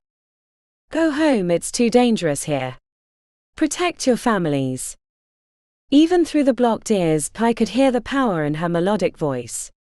The urge to stand up and start marching away from the spire was strong, but as the crowd dispersed, Morgana leaned down and whispered into her ear, erasing the compulsion. "Merlin's tits, that was strong," said Pi as she reviewed the widening circle of space. A few protesters had dropped their signs as they marched zombie-like back to their homes. "Don't know how long it'll last," said Morgana. "We should hurry." The voice command had only worked on the people within range. The wall of protesters blocking the parking garages and administration entrances to the spire was still there, but as they neared, Morgana sang out to them, dispersing them easily. This magical compulsion was noticed by those further out and not in hearing range. As they ran through the gap created by Morgana's voice, the outer edges of people collapsed after them. "We'd better run." Besides having a head start, they knew where they were going, dodging around the cars in the parking garage until they reached a door that had a maintenance closet sign on the front. They threw themselves inside before anyone spotted them. An illusion of pipes and cleaning equipment wavered as they walked through it, reaching the elevator on the opposite side. "I feel like a secret agent," said Morgana as Ori touched the runes in a specific pattern to open the doors. "Invictus like to come and go without being swarmed," said Ori. "After that, I think I understand why. That was scary." "He prefers the garden network," said Pi. "But sometimes he liked to walk around during the late hours to think about some problem he was working on." "At least we have power," said Ori, hitting the button that would take them to the highest room in the spire. "Is there going to be a problem?" asked Alex, adjusting her glasses. "Problem? Why would there be?" asked Pi. Alex frowned. "You all seem to know each other. I was brought in to help with the visions, but I'm not sure if I should be here, and outside the game worlds, I'm not that useful." The moment of doubt surprised Pi, as she sensed a supreme confidence from Alex that had been demonstrated on multiple occasions in the game or dream worlds. Pi repressed a grin. She didn't want Alex to get the wrong idea. "You saved our asses from Elosian," said Pi. "You deserve to be here." Alex stared at her intently. "Thanks." "Now," said Pi, clapping her hands as she stared at the climbing numbers, "I'm dying to talk to old Ironballs about this stupid dome and what his plan is for closing the portal." She was surprised to find the entrance room outside the elevator empty. Normally there were assistants outside as the interface between the school and its head patron, to help with the mundane details that Invictus didn't like to bother with. Which was most topics, except a few limited interactions with the original patrons. "Where is everyone?" asked Ori. "Maybe he sent them home to be with their families," said Pi. "I know, totally unlike that uncaring asshole, but I'll throw him a bone every now and then." They passed through the empty offices on the way to the portal room that would lead them into his demi-realm. The runes that normally glowed around the outside were stone dark. "He locked us out?" asked Pi incredulously. Ori approached the archway and cast a few spells. When she was finished, she cupped her chin in her hand. "I'm out of ideas." The vision that Pi had, her showing Invictus at the head of a demonic army, the rod of dominion in his fist, came back to her. At the time she'd been willing to dismiss it as a tactic of Elosian, to get her to doubt the head patron, but between the lack of transparency about the rod, the blue dome blocking everyone in the city, and now not being able to get back into his demi-realm, her bullshit meter was tilting heavily against Invictus. "What's wrong?" asked Alex. "You look like you've thought of something." Pi found her hands were clenched into fists and had to purposely open them. "It's just..." Her words died when Morgana, who'd moved to the east-facing windows in the administration room, started pounding on the glass. "No. No. Please no. Oh, Merlin." It took a moment for Pi to find what Morgana was looking at. Pi's instinct was to look straight down at the Second Ward Entertainment District where she was used to watching the illusionary battles, but the streets were empty. No one gathered near the Glitterdome as normal. She followed Morgana's gaze out to the 8th Ward. The wide green areas of the Animalians campus and the Crypto Zoo revealed nothing that would bring about that sort of concern. It wasn't until her eyes traveled to the edge of the ward that she saw the carpet of creatures flowing from one of the buildings. The mass had already crammed in the 2 blocks surrounding, and was spreading out like an oil slick. A cold emptiness filled Pi. It was one thing to battle a few spiny demons rampaging through the square near the statue of Invictus, but seeing the number of demons flowing out from what she could only assume was the goblin's romp left her completely shaken. A hand squeezed hers and she thought it would be her sister's, but it was Alex next to her, concern on her brow. "We'll find a way to stop it," said Alex. The words barely reached Pi's ears. It was too much. There were too many. Smoke was already rising from the buildings in the area. Tiny shapes were swallowed by the spreading horde. They were too late. The battle for the city of Sorcery had begun. Chapter 11. The collapsed tunnel stunk of phase. Zane wished he had a hunk of wax to shove into his nostrils as they crouched on the crushed rocks and timbers that had once been the entrance hallway to the society rooms. The gap at the top of the rubble gave them a narrow window into the former ritual room, which had been completely demolished. Only a large glowing hole remained.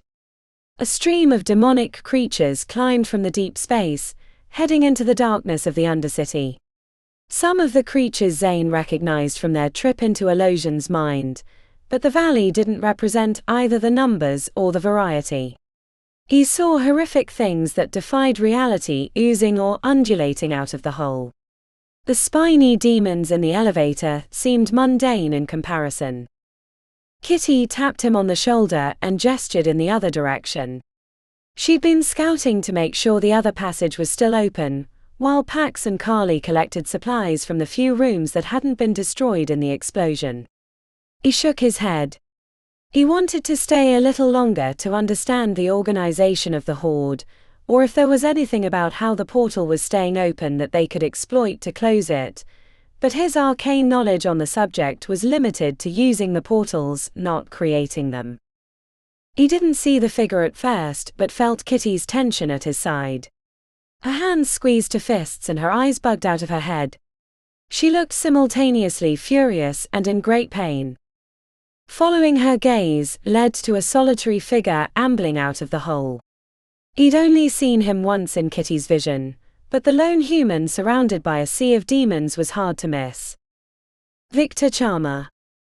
His skin was a bright red as if he had a deep sunburn, and his hair was long enough to reach his shoulders.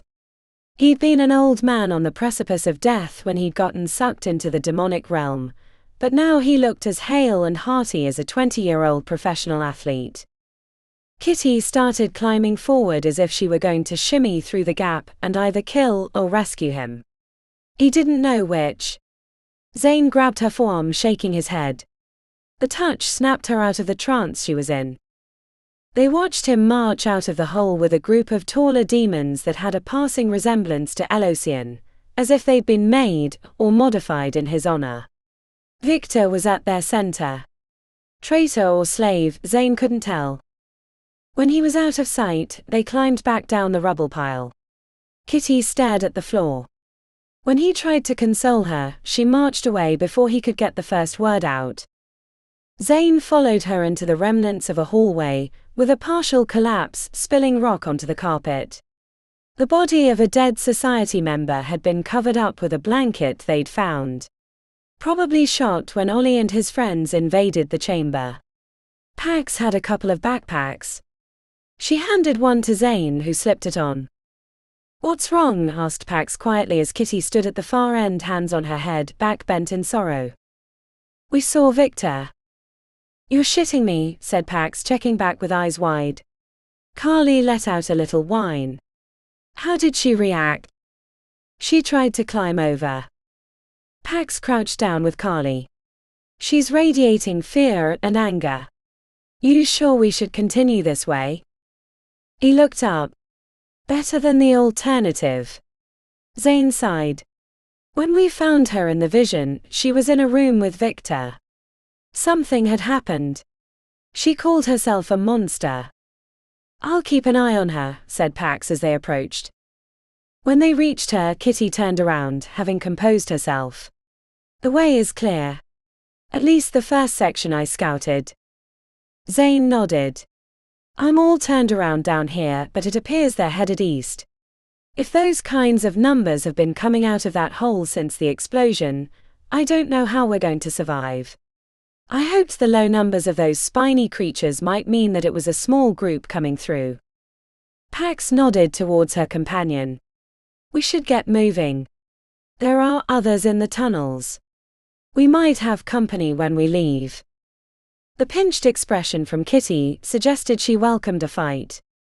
It might be the best thing possible for her, but Zane wasn't sure. He had no experience with a volatile family like the Chalmers.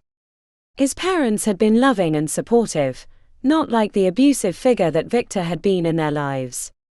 It only took a few minutes with Ivan to see the damage that Victor had caused in his children. "I can take point if you want," said Zane as he twirled his knives. "I'm good," said Kitty, marching ahead through the gap where the secret panel had been. They cut through a narrow passage that required turning sideways, until they exited a rock formation that slid out of the way at her touch. Once the passage was blocked again, Zane couldn't tell that it had ever been open. The last time Zane had been in the Undercity had been with Kitty when they went to visit Niran Santos, head of the Razor clan. He'd been there on Priyanka's business, while Kitty had been there to ask a question. He wondered how the clans were faring with the incursion of demons. Hopefully they'd figured out to get the hell out of the way, though that would only last so long unless the portal could be closed. When they reached a split in the passage, Kitty hesitated in front of the tunnel that would take them into direct conflict with the demons. "There's too many. We wouldn't stand a chance," he said. She held her position, staring into the darkness before letting out a big exhalation and continuing in the direction that would lead them out of the Undercity. They traveled with Kitty in front, Zane at the back and Pax and Carly in the center. Occasionally, Carly radar gave them indications of creatures moving through nearby tunnels or caves, which helped them avoid getting into a fight.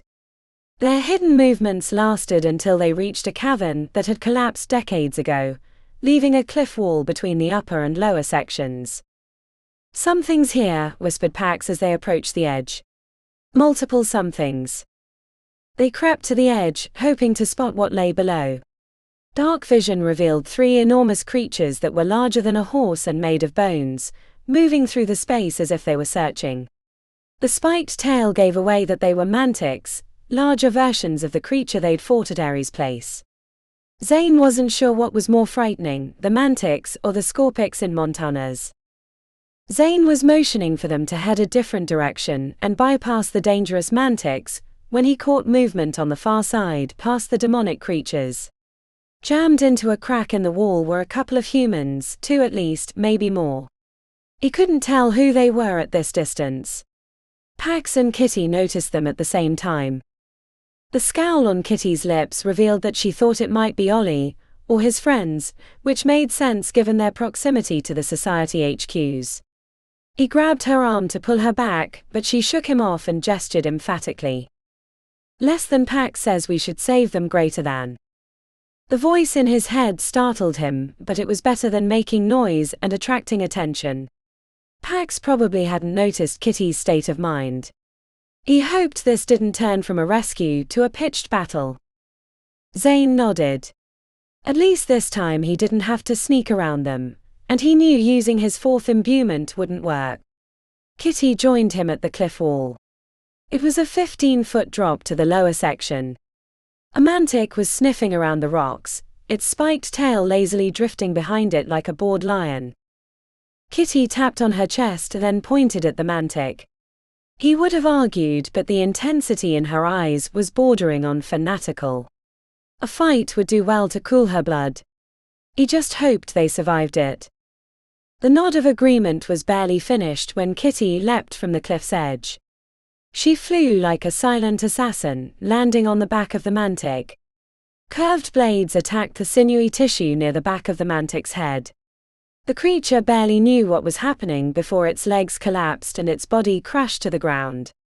There was no blood, but it was clearly dead. Kitty did a forward roll off the dead mantic as the other two faced her, snapping their tails forward. The spikes hit the cliff wall as she sped out of the way. Caught watching, Zane had to shake off his amazement and leap down the cliff. He hit and took 3 strides, before launching himself onto the back of a mantic as Kitty had demonstrated. He saw what she'd attacked to kill the first so easily. A knotty ganglion at the base of the skull, that connected to long, pale, fleshy tissues connecting the rest of the body. Zane stabbed the ball with both blades as the mantic arched its back and leapt around like an enraged bull trying to knock him off. The strikes failed to sever the sensitive spot. He struck 2 more times before the mantic collapsed head forward with its bony rear stuck into the air. The third mantic was in a dance with Kitty. She was trying to reach the weak spot on its neck while it was backed against a cavern wall. The spikes on its tail were empty, but the forward claws and strong jaws were equally dangerous. It was moving fast enough that trying to reach its back would put them in too much peril, but their short blades were useless at a frontal assault. When the mantic stiffened, slamming its head around as if it were trying to shake loose a bad thought, Zane was confused until he saw Pax and Carly standing nearby, intently focused on the creature. "It's blind," said Pax. He raced Kitty to the mantic's back, flipping over the randomly grasping claws to land on its shoulder, opposite his fellow hall member. The rapid piercing of blades ended the brief standoff, killing the last mantic. When they slid off the dead demon, Kitty kicked it hard enough to tilt the head to the side. That didn't seem to be enough and she lunged back, impaling her blade through the skull. Heaving with breath and emotion, Kitty marched away, leaving her weapon behind. She paced alone near the cliff. Zane shared a concerned look with Pax as he retrieved her weapon. Pulling the dagger out took putting his foot to the skull and yanking as hard as his imbuement would allow. Shapes moved out of the crack in the wall. A guy and a girl with backpacks, hiking poles and hard hats with headlamps on the front approached sheepishly. "Oh, thank the gods," said the girl. "I thought they were going to find us." "What are those things?" "Mantics," said Zane. "What the hell are you doing down here?" "We're from Explorers Hall," said the guy. "We're headed into the 3rd quadrant to map some of the deeper canyons. This is our 5th trip. We've gotten pretty good at avoiding the critters and clans, but I didn't know anything this big lived down here." Zane shared a look with Pax as Carly greeted the 2 explorer mages. Her appearance seemed to calm them. "Yeah, about that. You'll want to get the hell out of here. The barrier between our realm and the demonic one has been opened. A horde of demons has been flooding through the Undercity, and has probably breached the surface by now. You'll want to find somewhere safe," he said. "Broken hells," said the girl with anguish. "We have our wedding planned for next week." "Shit, I'm sorry." The guy turned towards his fiancée. "We'll get the hell out of the city. We've been wanting to do some hiking out west, maybe the PCT or the CDT. This would be a great time." "About that," said Pax. "You can't leave the city either. It's blocked off by a big blue dome. Nothing is getting in or out." Their hands went to their mouths in silent horror. Seeing their reaction reminded Zane that he'd barely had time to process what had happened. The world as they knew it had changed dramatically. Permanently. They'd be lucky to get out of this with their lives, and certainly there would be death. Too much death. He feared for his friends. He feared for himself, but most of all he feared for Ori. Zane hoped she was doing okay on the surface, but knowing her, she'd thrown herself into the middle of the fight. "We should get out of here," said Pax. "Assuming we can find the right passage. We're a little lost." "We can help," said the woman brightly. "We know this region well. We used an entrance at the edge of the 3rd and 10th. Come on, we'll show you." "Let me carry that extra pack for you," said Zane. "It's all our climbing supplies. We were going to use it to get into the deep canyons. Can I hold on to it? Might come in handy." Pax nodded back to Kitty, who was pacing around the cavern, muttering to herself and shaking her head. "I'll take point. Carly should be able to keep us out of trouble." "Is it far?" "A quarter mile, not too far." The girl crouched down to accept a greeting from Carly. "Is she supernatural?" "Yeah, let me tell you about it on the way," said Pax. Zane fell back with Kitty. "We gotta go." Kitty looked almost surprised to see him, as if she'd been lost in her thoughts. "Yeah, that would be the thing to do." He handed over her abandoned blade. She didn't know what to make of it at first, then glanced back to the dead mantic. "How do you know how to kill it like that?" "You made quick work of it," said Zane as they followed the others. Kitty squeezed her lips together, emotion breaking across her face. Ares research. He had a whole notebook full of detailed notes and physiological analysis of the samples he'd collected. He won that fight for us from the grave. "I'm sorry, Kitty." "Don't be," she said, shaking her head. "We're cursed. A family of Icaruses. We flew too close to the sun and now our wings are melting and we're crashing to the ground. We'll get your father back. We can save him." "What if he shouldn't be saved?" she said. "You think he's helping them?" Kitty squeezed her eyes shut as if the thought was too painful to bear. When he summoned Elocian, he refused to give Morgana as part of the deal. He was willing to do what he needed to do for power and immortality, but he wasn't stupid enough to ruin our world in his quest. But now that he's been there for 3 years, who knows where his alliances lie? He's a monster bent on power at all costs. Why wouldn't he join the victors? He probably gave them all the information they needed to make the invasion successful. Kitty hung her head. "And I'm the monster's daughter." "You're not a monster. You saved those two from a terrible death." "I did it to have somewhere to put my rage. If I was standing before my father right now, I'd put a blade into his chest. Can you imagine what kind of person would kill their own father?" He loved his mythology, treated myth as if it were a blueprint for his family. That's why he named us such pretentious, self-important names like Ares and Catherine and Ivan and Andromeda and Morgana and Solstice. She swallowed and bit down on her lower lip as if the pain could erase the memories. But he missed the underlying message of the myths. The calamity of hubris. That's the Charmer legacy. We're a Greek tragedy unfolding in real time, except we've taken the entire world with us. Kitty marched forward as he tried to muster something to help ease her pain, but there was nothing he could say. Maybe they were cursed, just like he'd been in Varna. Except their curse was self-inflicted. The sins of the father infecting the entire family. What would it take to resolve such pain? He hoped Kitty would never have to find out. Chapter 12.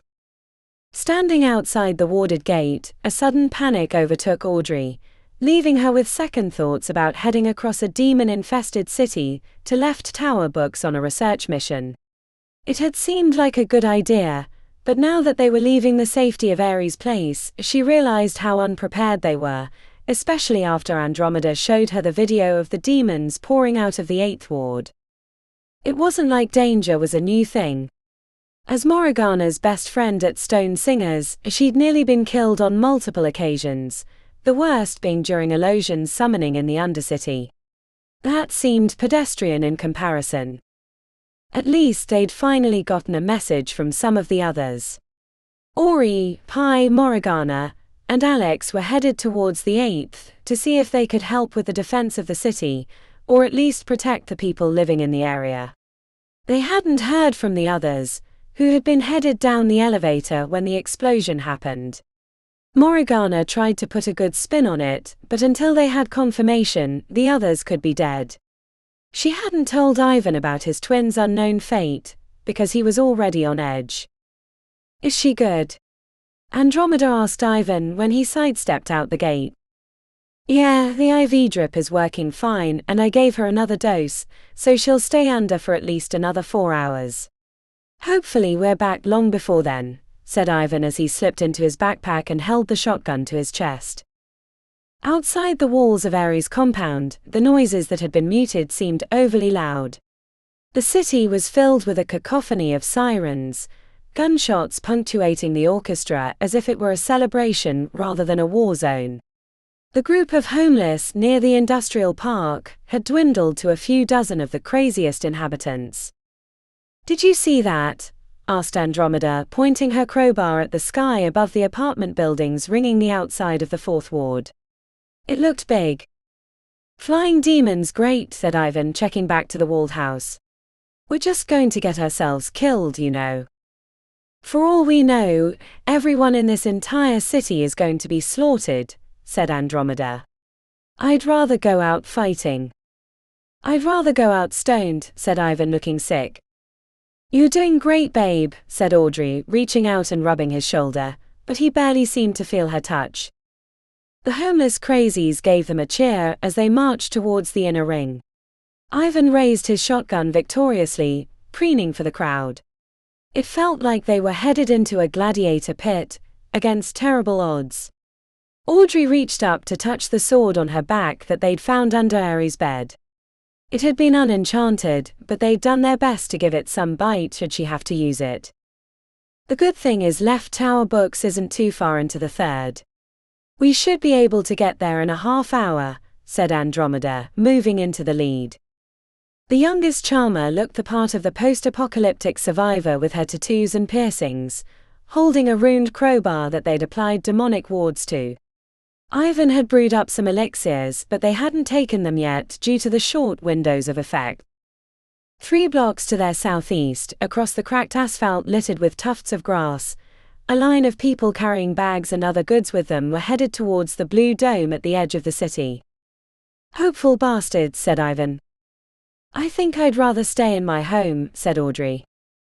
Ivan spun around, pointing his shotgun towards Ares' place. "That's still an option." "You know what I mean," she said, blowing him a kiss. Ivan caught it and tucked it into his front pocket, saving it for later. Audrey stuck her tongue out at him. Sure, if she hadn't fallen for him, she'd probably be in Chicago working for that architectural firm and avoiding the demonic invasion, but she knew she'd be a much sadder person. Ivan too. "Fuck." The exclamation from Andromeda had Audrey's blood running cold. "We need those elixirs," said Andromeda, holding out her hand. Hanging off the side of an apartment building was a winged creature the size of a Buick staring directly at them. It let out a screech that put water in Audrey's knees. Ivan fumbled with his pack, producing 3 vials they quickly threw back. As the alchemical liquid hit her stomach, Audrey felt warmth overtake her body. The fear was still there, but it was at a distance. Slightly removed. "Keep moving slowly," said Andromeda as they headed diagonally from their original direction. "Maybe it'll." As soon as the words left her lips, the creature burst from the side of the building, beating its wings furiously in their direction. As it spread out in flight, Audrey was stunned by its unusual features: 2 sets of wings, a long black serrated beak, and a hanging appendage from the rear that looked like an anteater's snout. The winged demon came directly at them. The idea that she could do magic completely vacated her mind at the rapidly approaching jaws of death. A shotgun blast from Ivan sent the demon careening into the ground 30 feet away. It hit, bouncing hard, then quickly righted itself on clawed feet and stood using its wings for balance before Andromeda could reach it with her crowbar. "Audrey's sword," said Ivan as he hurried to reload the shotgun. "Sword."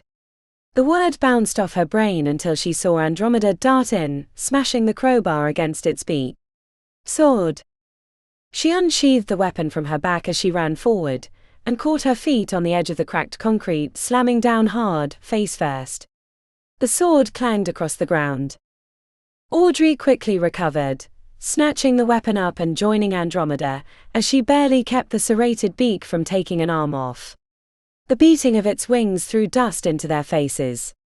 The sword impacted the beak, throwing her arm back, making her wish she had voice powers like Morgana. As they sparred with the beak, the long proboscis at the creature's rear whipped into the fight, trying to grab their legs. It had a mouthful of teeth on the sphincter-like end. It nearly got her leg, but Audrey managed to cut down, slicing a length from the appendage, causing the winged demon to leap back with a screech. The excitement of a successful maneuver evaporated when the creature threw itself forward, slamming into both of them. Audrey found herself on her back, the demon thrashing above them, about to crush her with its weight. She rolled over and grabbed the fallen sword, bracing for impact. The demon slammed down on the tip, impaling itself. The screams hurt her ears. She thrust up as much as she could, hoping the pain would drive the creature off her. A shotgun blast at close range put an end to the demon's struggles. It fell over, narrowly missing Audrey in the collapse. Andromeda leaned in with her crowbar and cracked the demon's skull. "Everyone okay?" asked Ivan as he reloaded the shotgun with shaking hands. Andromeda helped Audrey to her feet. Her legs felt like noodles. "I could use a beer. Or 10. I can't believe we killed that thing," she said, leaning on the sword even though she knew it was terrible for the sharp edges.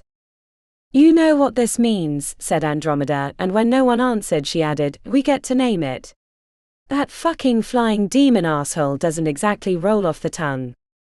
"Claude," said Ivan. "I name him Claude." "How about Andraven?" said Audrey. "It's a mashup of our names." "You want to name it after us?" asked Ivan incredulously. "Okay, maybe not a great idea. How about Sueta?" she asked. That mouth on the end of that back appendage was scary. "Sounds good. What do you think, Andy?" She didn't answer because she was staring to the north, where there were more of the winged demons. "Sueta," said Andromeda. "We'd better get moving before those notice us." Audrey was certain they were headed their way when a ball of flame went flying upward, right into the middle of the winged pack. The explosion sent the Suetas in various directions. "Yes. Direct hit," said Ivan, raising his shotgun above his head. At least one of the Suetas seemed injured by the blast, but then the pack converged on the spot where the spell had originated. It was hard to make their savior out at a distance, but it looked like an older man in a jacket. He turned to run, but they caught him before he could escape. Audrey was glad they were too far away to hear his screams. "That's our cue to get moving," said Andromeda. Audrey couldn't help but stare at the pile of Suetas, thinking that had nearly happened to them. She ran to keep up with the two charmers, constantly checking above them for more of the winged demons. Nothing in the city was safe, not even the sky above. Chapter 13. The news about the Horde coming out of the 8th Ward sent Nandi and her team in that direction. She led them around the ring road that bisected the inner wards.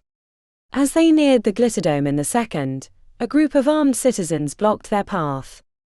A tough-looking guy holding an automatic rifle casually at his waist stood at the front. He had a mullet and no sleeves on his shirt. "Looks like we have some demon lovers," said Mullet. Sammy surged forward but Nandi waved her back. Cohen, the cobra-headed chimeric creature that was her companion, hissed ominously. Most of the armed crowd took a step back. "We're on the same side," said Nandi, holding up her hands to signal peaceful intent. Mullet spat on the ground. "The way I see it, there's two sides now. the fools that worship magic and those of us who see the world as it is. A heinous place of sin. Just looking at that thing you got with you tells me which side you're on. Nandi exhaled slowly through her nose, trying not to appear angry, even though her insides were seething. With a forced smile and pointing in the direction of the smoke rising from buildings in the 8th, she said, "We're headed to stop the demonic horde, and if we don't all start working together, you won't have to worry about who's worshipping magic or not because we'll all be dead." "That's just fine by me," said Mullet. Lenny whispered under his breath, "Say the word and I'll stun them.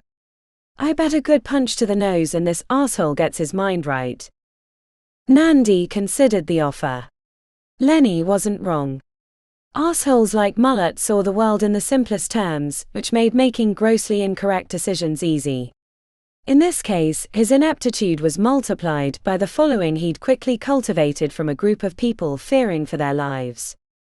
"Can we forget this disagreement and move in that direction? If we get caught standing here much longer, we're going to get overrun. I was hoping to find a defensible spot near the Glitterdome." Mullet waved his rifle around randomly. "How about you give us that demon you got over there, and we'll call it a day." "Cohen is an ally, not a demon," said Nandi, gesturing towards Sammy's companion. "One that will help greatly in the fight." The crowd with Mullet grumbled. Fear was a powerful drug that drove people to do stupid things completely against their interests. Nandi knew this, but being confronted by it in the middle of a war zone was the height of irony. "Nandi!" Lenny looked ready to use a shout that could put down a riot. "Let 'em go to their deaths," said Gregor as he spun a small ornate box on his palm. "Stupid gits." A hissing growl from Cohen alerted Nandi to danger. At first she thought Sammy was sending her companion against the armed crowd, but then she saw the dark shapes moving through the side street perpendicular to their location. 2 blocks up and hurrying towards them like a flash flood were hundreds of ochre-skinned creatures with long claws. "That's not good," said Gregor. "Ferrum." She knew the type of demons from her research in coterie. The armed group turned towards the incoming danger. "At least we're on the same side now," said Lenny. Nandi eyed Mullet, who was still staring at them. "I wouldn't count on it." As the 2 groups moved to the cross street, Mullet eventually turned towards the oncoming demons. The creatures ran like hyenas in long loping strides, their forward-jutting mouths snapping in anticipation. A few of the armed group slowly backed away, then fled in the opposite direction. Nandi couldn't blame them. As she faced the horde, the idea that she could die in a matter of minutes hit her hard. It had been one thing to battle with the other mages. Nandi had always considered herself the best of the best, so beating them had seemed academic, up until the point they lost. But the long-clawed creatures sprinting towards them with murderous glee left her shaken. These were not simple creatures, hyenas as she'd first imagined they looked like, but demons hardened by a realm of high fays. A few bursts of gunfire erupted from the other group. Nandi hated that she flinched. "Too far away, you idiots," muttered Lenny. "Fuck," said Nandi mostly to herself. Her brain had seized up with fear. She shook it off. "To me. Come on, we need a better spot than standing in the streets like a bunch of idiots." "Only room enough on this street for one set of idiots," said Lenny, looking to Mullet and his crew. A ubiquitous Wizard's Coffee had the premier corner spot on the street 2 blocks up from the Glitterdome. An abandoned trinket cart with novelty wands had been tipped over near the sidewalk. "Len, can you give us something to hide behind?" "Sure thing," he said with a wink. The big man positioned himself behind a parked car and started shoving. His arms bulged with effort. Lenny grunted and the vehicle started sliding forward. A short lift and he positioned the back end so it formed a wall jutting out from the corner of the Wizard's Coffee. The Ferrum demons were half a block away and moving fast. Lenny looked up and then grabbed a second car that was further ahead, pulling it into position to extend their makeshift wall. Once he was finished, Lenny approached, unslinging the heavy riot shield he kept on his back.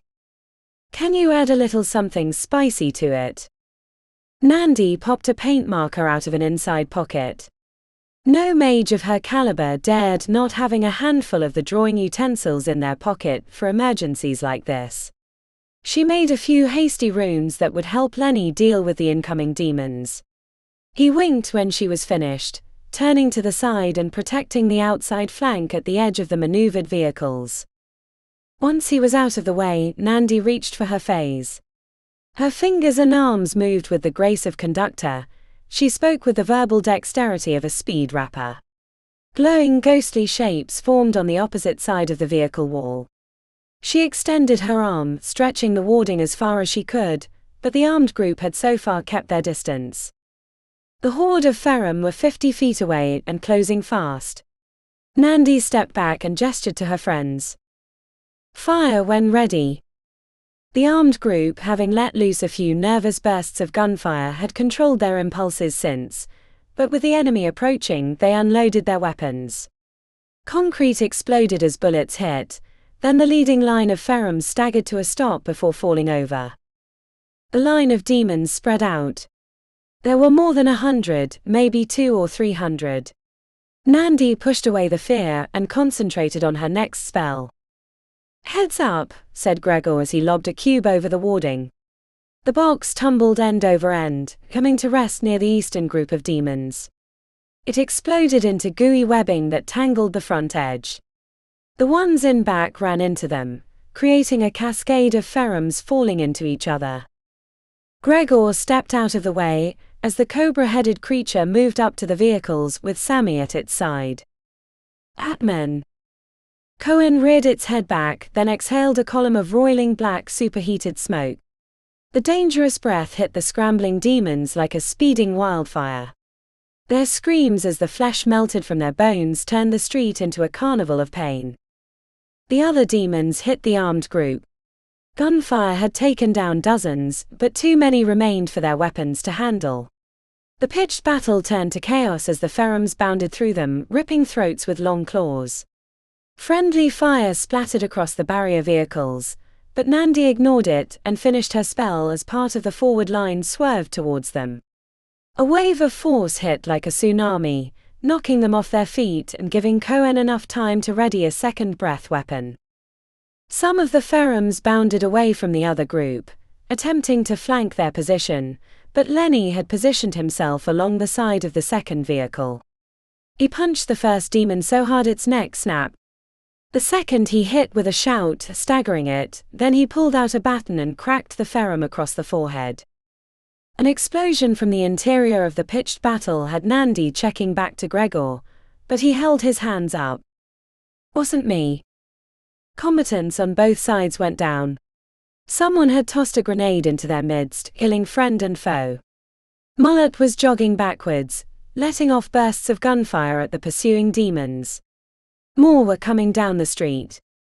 They'd put up a spirited defense, but they could only hold out for so long. The dead men and women amongst the demons made the danger all too real to Nandi. That could be them soon. Just like Lil and Dank. Maybe they were the lucky ones. I think it's time to run, said Gregor with a cube in each hand. They'd mostly repelled the first wave of demons, but at great cost.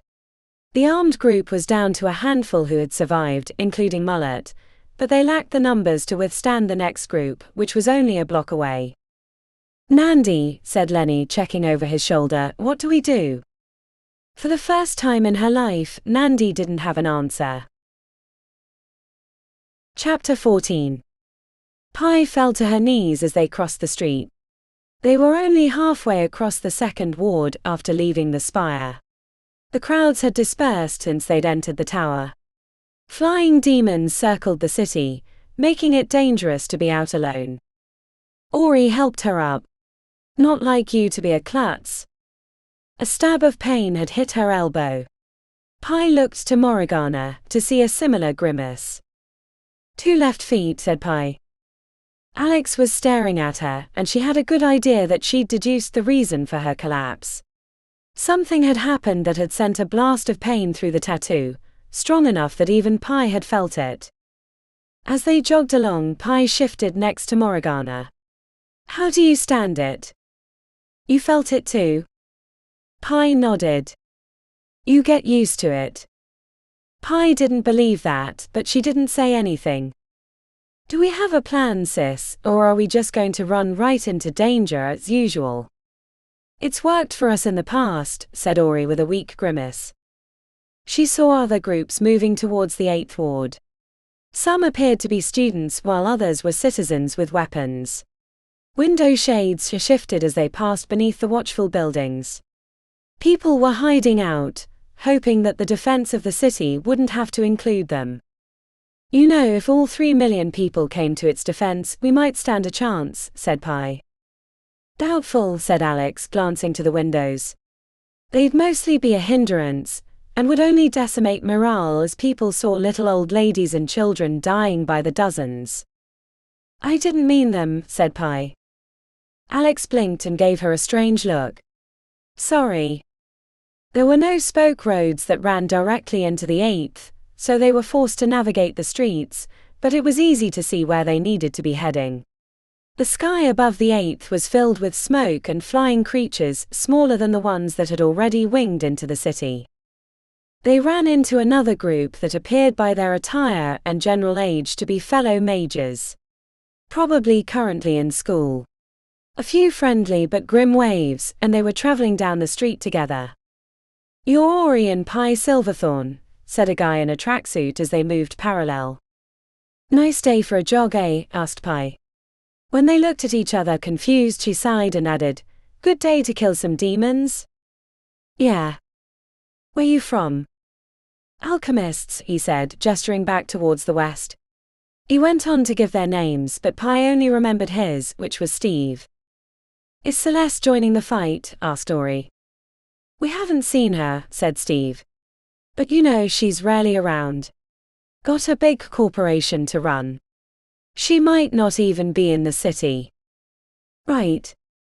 More likely the longer-lived patrons with more to lose had found a way out or were holed up, avoiding a battle that would put them at risk. They turned the corner, nearly running into a street full of demons that were making their way into the center of the city. Pi saw creatures made of blades, the ochre-skinned pharaohs, and a trio of lumbering giants that could punch through a second-story window with ease. Magic erupted from their combined groups, shouts and songs filling the air with fell energies.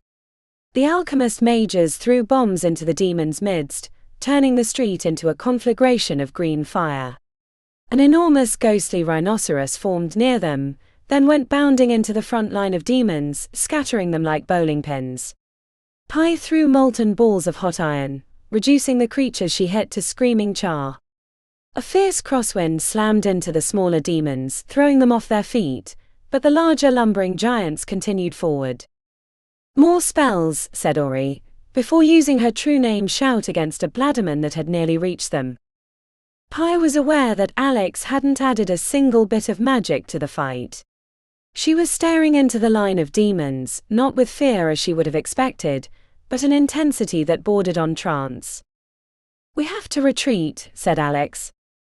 Ori scowled in her direction. "Why aren't you using your magic?" "We're about to be overrun," Alex said dispassionately. Ori looked ready to disagree, but she looked back to the swelling crowd of demons. Pi gave her sister a nod when she looked to her. "Fine. You take the lead," said Ori. "What are we doing?" Alex turned towards the bike shop to their right and blew the glass inward with a force bolt.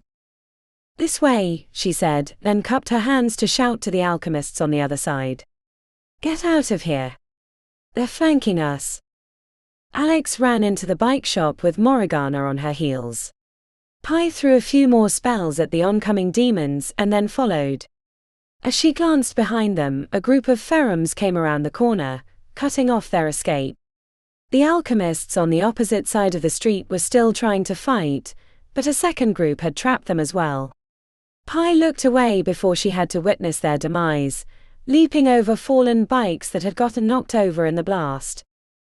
After a brief delay at an employees-only door in the back, They were climbing a set of stairs to the upper floors of the combination business and residential building. The hallway led to a few doors and a window that looked over the street. Pi checked to see that it was only demons. No sign of the other mages remained. "We're trapped," said Ori. Alex ignored her and opened the window. The trio of lumbering demonic giants were headed their direction. When she climbed out the window, Pi thought her mad until she realized emergency scaffolding was directly outside. They followed Alex up the metal stairs, eventually reaching the roof on the 5th story. "What are we doing?" asked Ori, but Alex was too busy looking around to answer. "We need to get over there," said Alex, pointing to a cell phone tower a block over on an apartment building. There were hundreds of small flying creatures circling around. Pi felt exposed on the roof, but understood what Alex was trying to accomplish. It dawned on her sister too because she said, "You're trying to see what's going on." Alex nodded. "Staying in the spire would have helped, but then we wouldn't be able to do anything. That tower is the next best thing." "We've got climbers," said Morgana, looking over the edge of the building. A few spells blasted them off. They ran across the roofline towards the tower. A cloud of small flyers circling the 8th ward broke off and came winging towards them. They looked like bats with enormous mouths full of teeth. Morgana hit them with a fierce downdraft that drove some of them into the building, and the rest escaped back to the main force. They reached the cell phone tower, and Alex started climbing the ladder that went up the side. When she was a dozen rungs up, she called down to Pi, "I might need a guardian." Pi leapt onto the ladder, scurrying after Alex while her sister and Morgana stood guard. The toothy bats made no attempt to return, but Pi didn't trust the situation. The higher they climbed, the more of the city Pi could see. None of it was good. The demons had taken over the 8th ward and spilled into the surrounding areas. The main thrust of their push was towards the spire. She spied the trio of demonic giants with a crown of crimson light around their heads, leading a horde of demons. Somewhere behind them, a group of 4-armed demons was carrying a massive palisade. More people had joined the defense, forming a ring around the expanding flood of demons. The flashy lights of magic sprung up like ground-based fireworks. Bubbles of warding and ghostly waves impacted the numerous pheroms before they could rampage amongst the defenders. The overwhelming nature of their task left Pi worried for the fate of their city. Alex said nothing as she reviewed the surrounding streets, glancing between the 8th and the spire more than once. "What do you see?" asked Pi. "We're spread too thin. We should coordinate the defense near or at the Glitterdome. The structure is large enough to create a barrier, or we could use it to trap the main force inside. Surround and pound." "Okay, let's do it," said Pi, starting to climb down but stopping when Alex didn't move. "What's wrong?" "I don't know where Elocian is, which means he's staying hidden, or he hasn't reached the surface yet." "He's not the bigger problem right now," said Pi. Alex extended her arm towards the 2nd ward. "There's a loose organization of the attacks. He's directing them somehow. A purpose I can't quite see." "Using his freaky mind link thing," said Pi. "Probably." Then after a frown she said, "They're trapped in the city. The proper thing to do would be to eliminate the defense and then destroy the thing in the spire that's creating the barrier, but that's not what they're doing. The push towards the center is strong. I would have built my army in the 8th, then strike the defenses with overwhelming force. Maybe Elocian's not the master strategist that we think he is.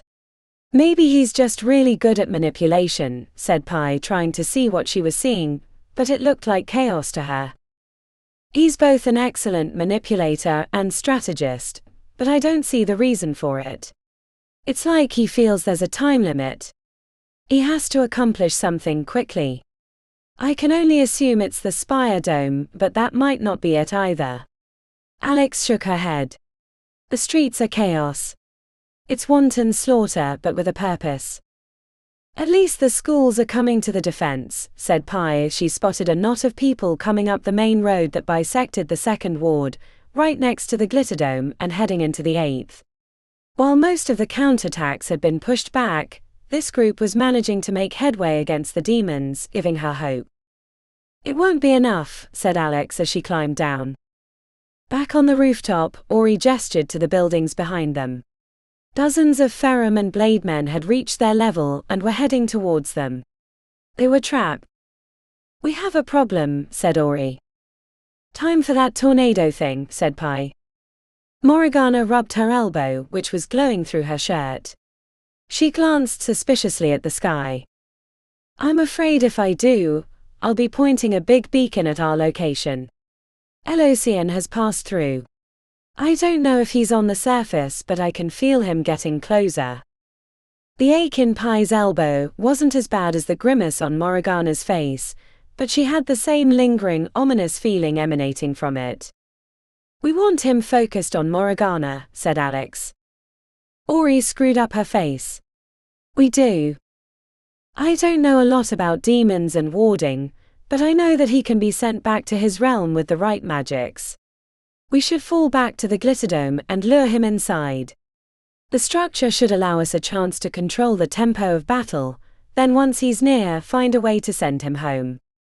"Didn't we already get our asses kicked inside his mind trying to trick him?" asked Ori. "I'm open to other ideas," said Alex flatly. "We're out of time," said Morgana. The winds rose to her song as the Ferrums bounded across the roofline. The tenor of her voice was different from before. The sky above the buildings collected greenish clouds, even though there'd been no weather inside the dome. Pi felt the pressure in the air change as she fired force bolts at the oncoming demons to give Morgana more time. When they leapt across the last gap between buildings, Pi thought they'd made their decision too late, but a tendril whipped down from the cloud, tearing up tiles and tar. A Ferrum got caught in the fierce cyclone, sending it flying over the edge. The tornado hit the main force, turning their advance into a rout. The remaining demons were easily cleaned up with a few well-placed spells, and when the roof was empty, Morgana let the tornado dissipate into wisps. "That was efficient," said Alex. Morgana collapsed to a knee, and Pi felt the reflection of pain. "He knows we're here," said Morgana through gritted teeth. "We'd better get moving," said Ori as she stared at the sky behind them. Pi knew what she would see when she turned, but it didn't make it any easier. The entire cloud of toothy bats was speeding towards them, spreading out until they covered a space at least 3 blocks wide. Chapter 15. Once they hit the city streets and bid farewell to the 2 explorer mages, the eruption of magic and columns of smoke to the east drew them in that direction. Zane led their sprint across the city, and Pax was glad for the years of training as a hunter that allowed her to keep up with her companions. The city level looked nothing like before they'd entered the Korean grocery store, on the way to the elevator.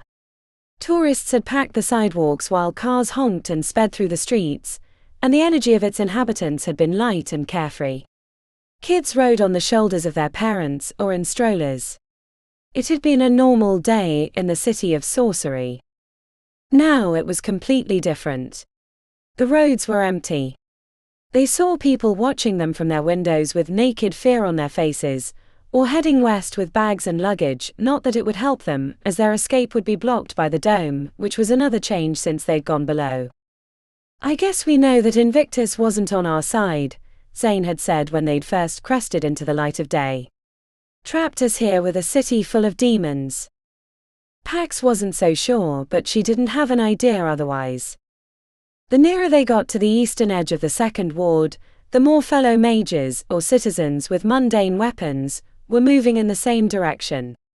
Pax wished there were more of them, but not everyone had the tools to fight like they did. "Where to?" asked Zane when they reached the edge of the Glitterdome. Kitty extended her arm. "I think I found the others." Across the second ward, a localized storm had formed above a group of apartment buildings. A tornado extended down to the roof, throwing tiles and the occasional demon off the side. Kitty squinted. "That's got to be Mori." "They're way behind the line," said Zane. "We can't reach them. If that is them, Pax checked the air above them, spotting a few pigeons fleeing from the area. "Let me check." She crouched down with Carly, putting her hand on her companion's furry shoulders. "Let's take a peek. Winged rat make good spy." She closed her eyes and then opened them again, finding herself high above the buildings. A moment of vertigo was pushed away as she nudged the pigeon towards the eastern side of the ward. The carpet of demons was thick near the edges, but more spread out as it went back further. There were pitched battles between the buildings as some of them tried to get into the apartments. Pax hated seeing it, but there was nothing they could do. As the pigeon circled, he saw her friends on the top of a building. It was a block behind the line of demons, and as she was about to return to her body, Pax spotted the cloud of winged creatures speeding towards them. "They're trapped behind the line and there's a sky full of teeth coming for them," said Pax, rising back into a sprint. "We have to push the line back." When they reached the line of defenders, they found mages from all different schools. Even if their hall's expertise wasn't suited for battle, everyone knew the 5 elements from playing games. Flame and force were most common, but some mages were better suited to the other elements. Zane leapt onto a car near the front. "My friends are trapped a block back. We have to open up a corridor for them. With me." He ran into the line of Ferrums, his blades moving in a blur. Kitty joined him, and the pair sliced through the enemy, giving the defenders a chance to push the demons back. "Keep an eye out," she told Carly as she waded in behind the 2 assassins, using the 5 elements since she wasn't a close combat fighter. The momentum led to a boost in morale.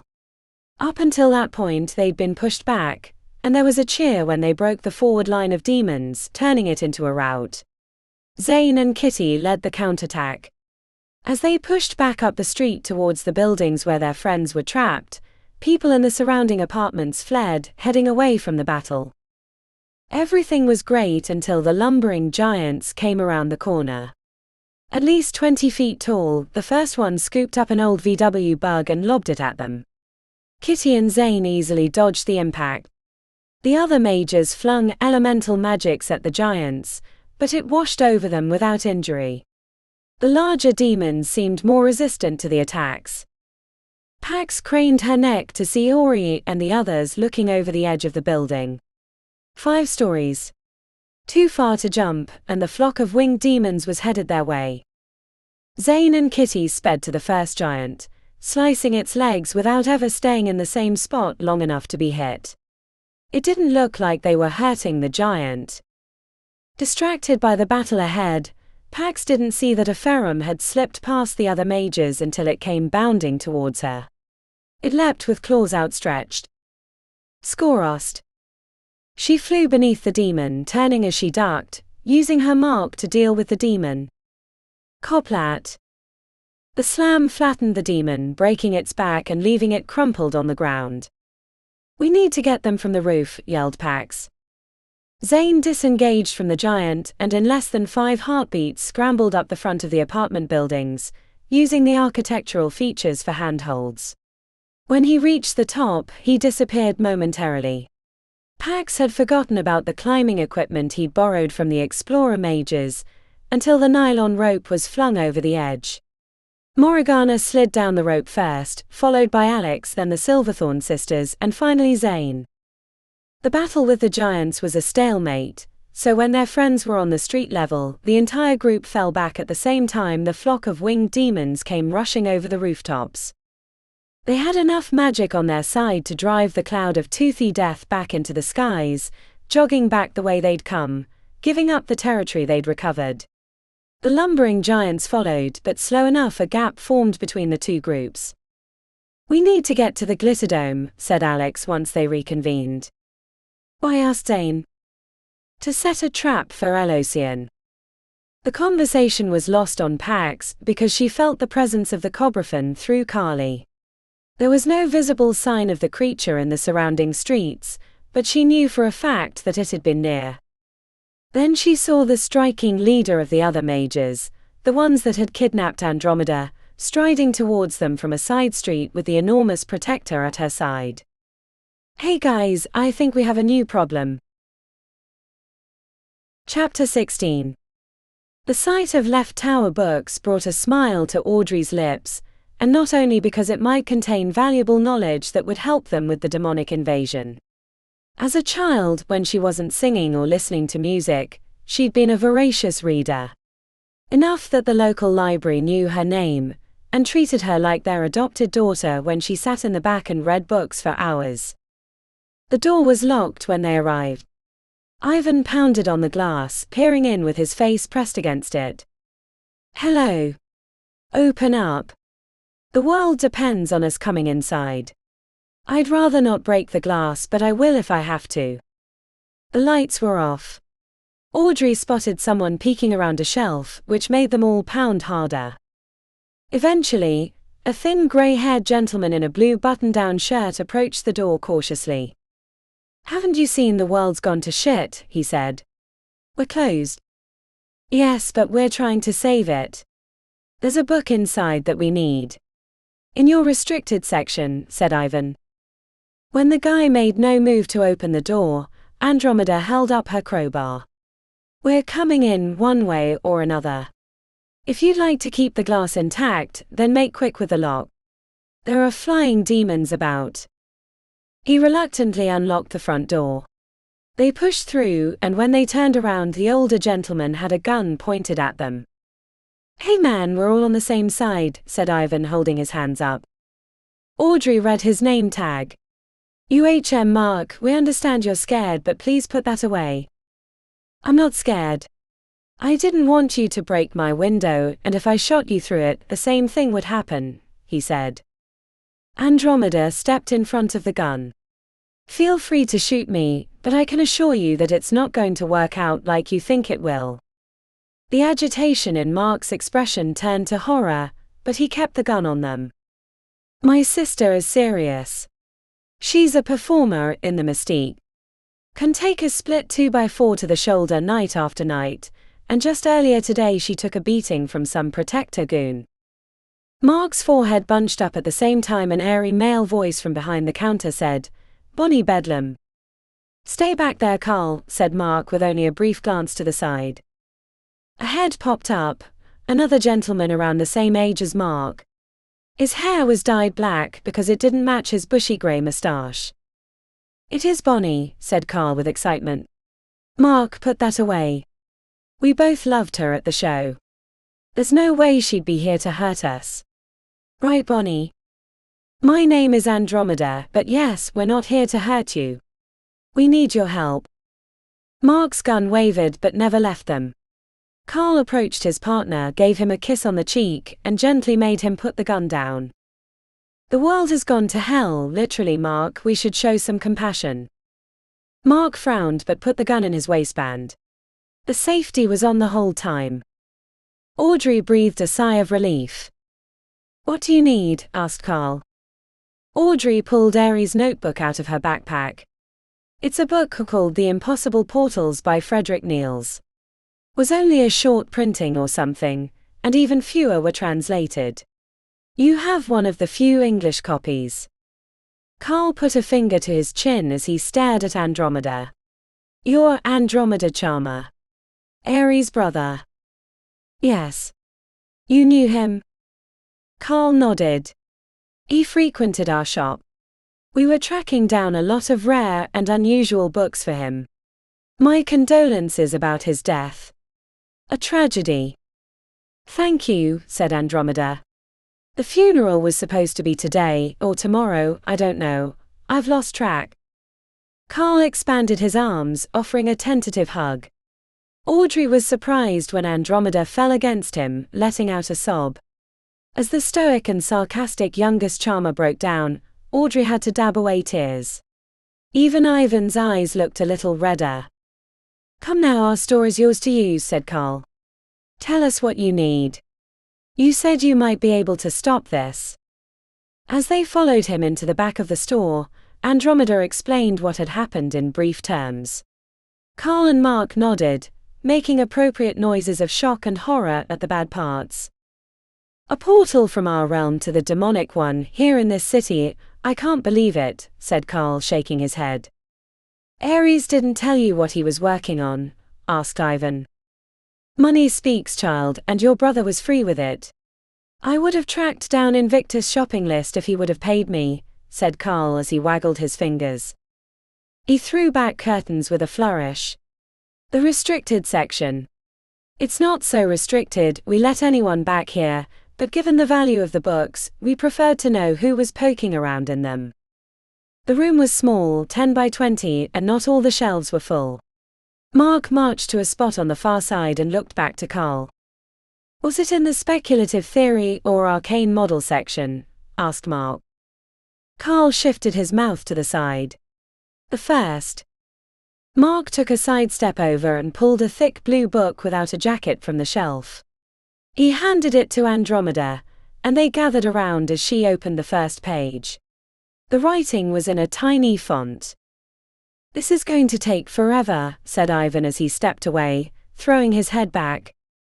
Not so, babe, said Audrey, pulling out the notebook. Your brother was a meticulous researcher and note-taker. He marked the section clearly. You could use some of his organization skills.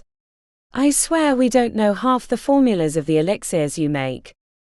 They found the page Ares had marked. Audrey read over her shoulder, finding the section before Andromeda reached it. The younger charmer finished both pages before returning to a middle section. Here it is. I think this is the part he was referencing. It talks about permanent portals. She cleared her throat. The energy required to hold open a portal is astronomical in comparison to a temporary one. The genius of the Garden Network and the other obsidian portals in the City of Sorcery are their efficient design. The circuit remains ready to use, requiring only a bit of phase and any appropriate passwords or keys. Once the magical energy is applied, the circuit opens up for an eye blink and physical transfer occurs. A wonder of modern arcane knowledge. A permanent portal, while mostly theoretical, would require different thinking than a temporary. Holding open a tunnel between realms is like trying to hold the Atlantic from mixing with the Pacific Ocean at Cape Horn. The structure required to hold back the forces would have to borrow from the more advanced theoretical areas of portal scholarship. Rather than hold the two sides back, keeping them from crashing into each other, the trick would be to use their energy against themselves. The equivalent of a finger trap. The more you pull, the stronger the connection. The problem with this idea is that the materials necessary for this portal are theoretical and probably impossible. There are no steels strong enough to even withstand 1/1,000,000th of the forces. No, it would require something of high arcana. Something strong enough to hold back oceans. Something not of this realm and hardened by time and temper. The danger of a structure like this would be the perilous forces unleashed should it break.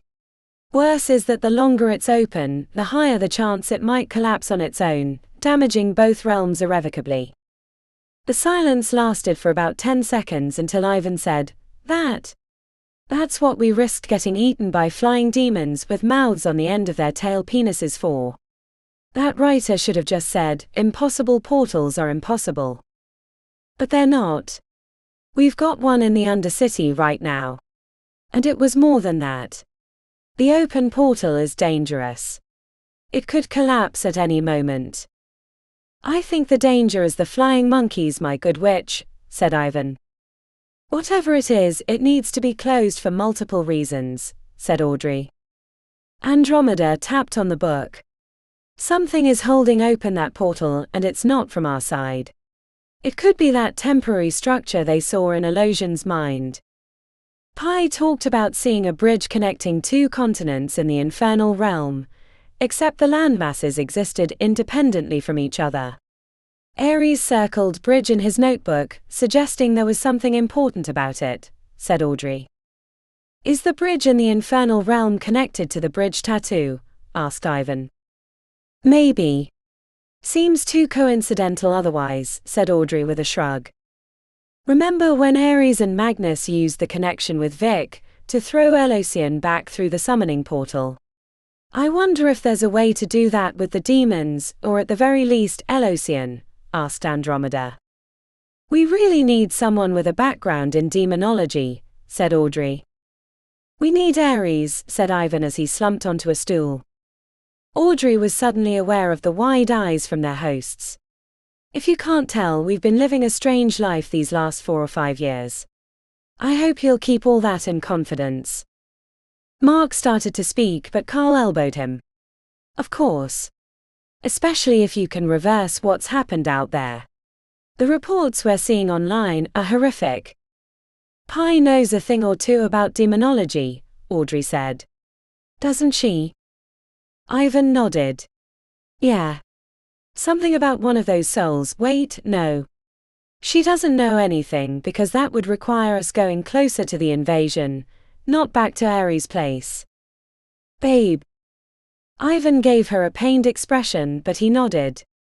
You know I'll go, but we do have the housekeeper to worry about. You said 4 hours. We've only been gone 1.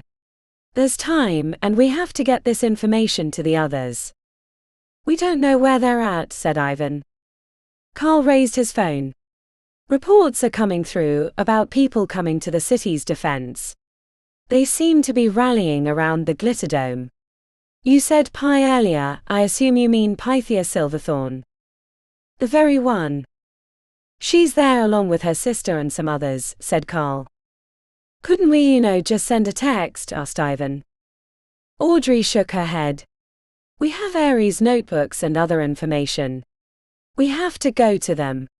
It's the only way. The owners of Left Tower Books followed them to the front door. Hugs and promises to come back after everything was sorted out were given, even though they all knew that it was unlikely. Oh, can you wait a sec, said Carl brightly as he hurried into a back office. He appeared shortly after with a costumed doll wearing a jaunty witch hat in his hands. Would you sign my Bonnie Bedlam doll? Of course, said Andromeda, grinning as he handed her a gold paint pen. She scrawled her signature on the doll's back and handed it over while Mark quietly shook his head. After they collected their gear and stepped back onto the street, Mark locked the door behind them.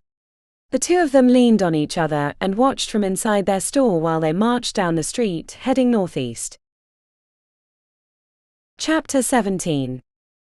A new wave of Ferrums drove them back. They weren't even halfway to the 8th Ward and progress had been reversed. Nandi sent half-hearted force waves behind them to keep the pursuing demons in check. Gregor added his cube surprises to the retreat, and they made it back 2 blocks to where other forces had gathered. The demons slowed about a block away, gathering at the edge of the street as if they were waiting for a signal. Nandi found a spot to the side where she could confer with her friends.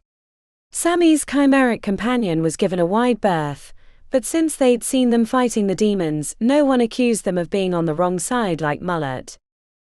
A cry of alarm went up as Nandi was catching her breath.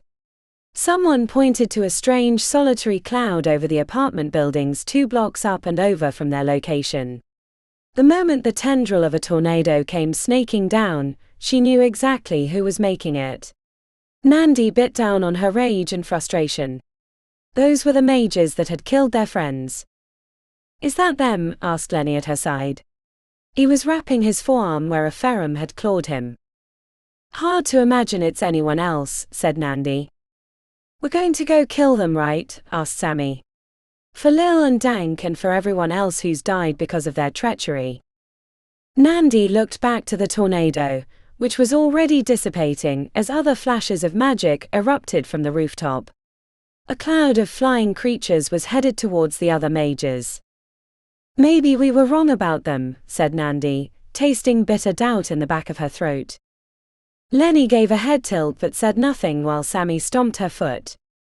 You're kidding, right? Should we be checking you for signs of demonic compulsion? They killed our friends. They started the invasion. We have to get our revenge. We attacked them and we don't know they started it. Nandi exhaled. Look, I'm not saying I trust them, but given the circumstances and their actions, I'm inclined to think that Beckett and the ceremony were wrong. He was your boyfriend. Nandi squeezed her eyes shut. Don't think for a second I don't miss him with all my heart. I was there at the warehouse. I saw his body. But this isn't about him or us or Lil and Dank. Screw this, said Sammy, marching away with the cobra-headed Cohen on her heels. You've changed. Sammy. Nandi watched as the Animalian's mage headed west away from the battle lines. I think she's got the right idea. I think it's time for me to bug out, said Gregor sheepishly as he backed away. Sorry. He went jogging after Sammy. When Nandi turned to Lenny, he bunched up his lips. I wouldn't abandon you. Or the city. The hole that had first formed when Beckett had died, then widened with the loss of her other friends, was now a gaping pit in her chest big enough to drop a city into. Nandi leaned against Lenny's massive shoulder and bit back her tears. Come on, she said, surging away from him. We have to do something good. Anything. Nandi jogged through the alleyway to reach the street that led to the location of the other mages. They were fleeing from a trio of giants as tall as a 2-story building, flinging magic backwards to keep the demons from pursuing too closely.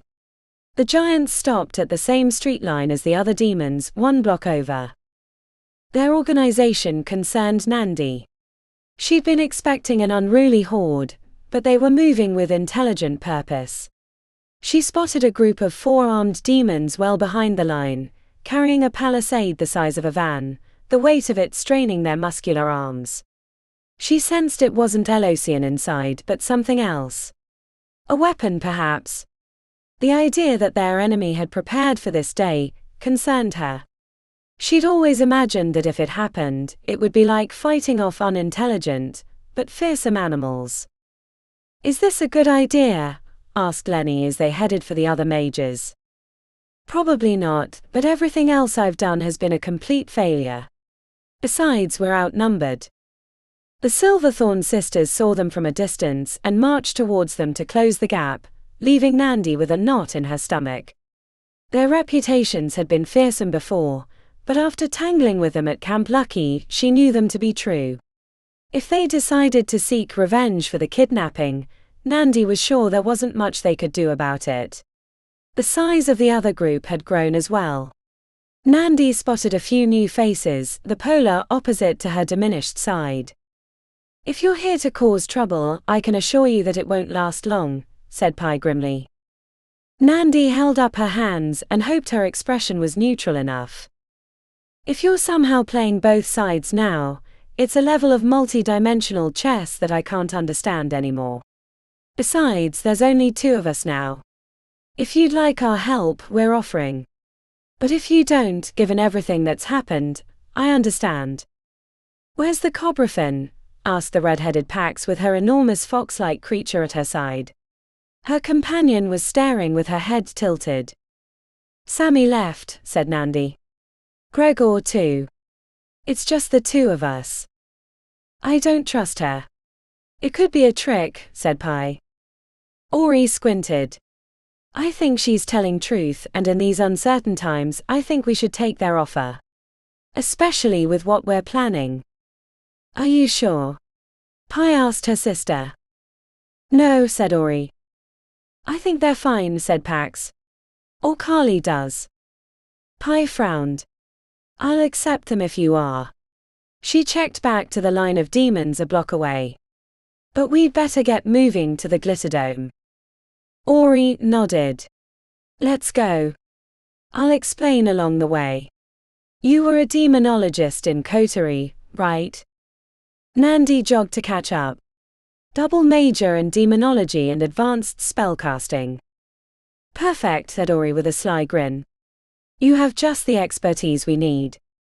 As Ori and the others explained the plan on the way to the Glitterdome, Nandi began to realize that she'd been wrong about them.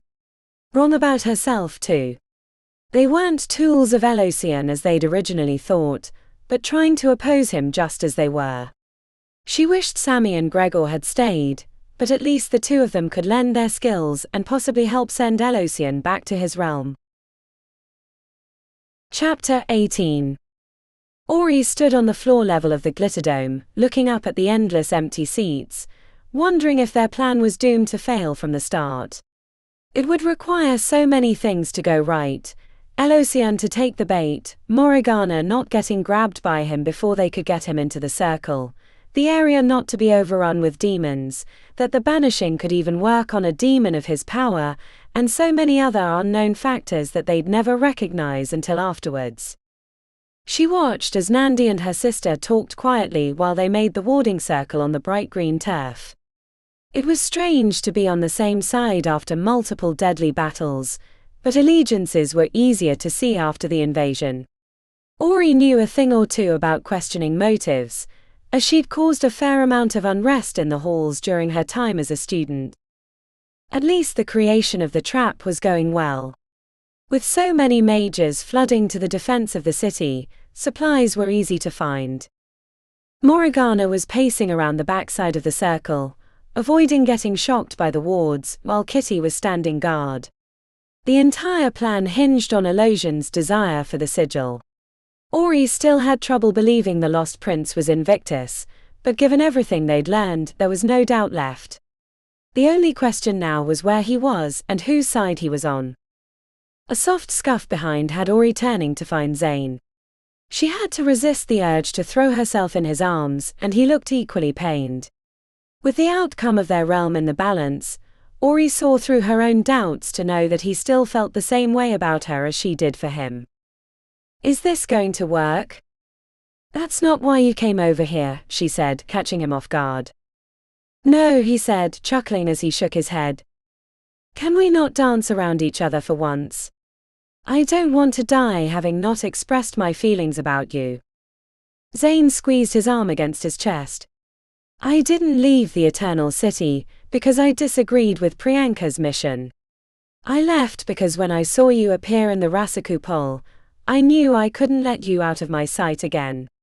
I've spent my whole life fighting for my family, my town, my friends. For once I wanted to fight for myself. For you." His admission brought warmth to her face. "We get caught up in our responsibilities.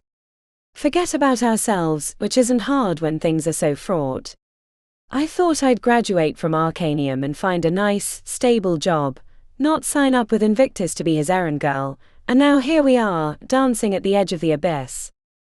No one ever expects it to go wrong until it does. We all believe that history is something that happens to other people." He looked at his shoes. "I guess that was the advantage of growing up in Varna. I had no illusions about the world, but after the lady was dead, I thought I'd get a chance to find myself. Take a break." He chuckled. Priyanka promised one, but everything was a lesson with her. The space between them seemed like a gulf. Ori closed her eyes because it was easier that way. "Ever since my parents died, I expected that I would follow them. Not then but soon. That it was my destiny. I know sounds morbid, but the only thing I've ever wanted was to protect my sister. Keep her from harm." "Shouldn't it be the other way around?" said Zane, and she could hear the smirk in his voice even with her eyes closed. "True. But standing here before you, I know there's another destiny I'd like to encourage. One where you and I forget about our responsibilities, and do some exploring of this world together. Maybe visit your sister in Paris.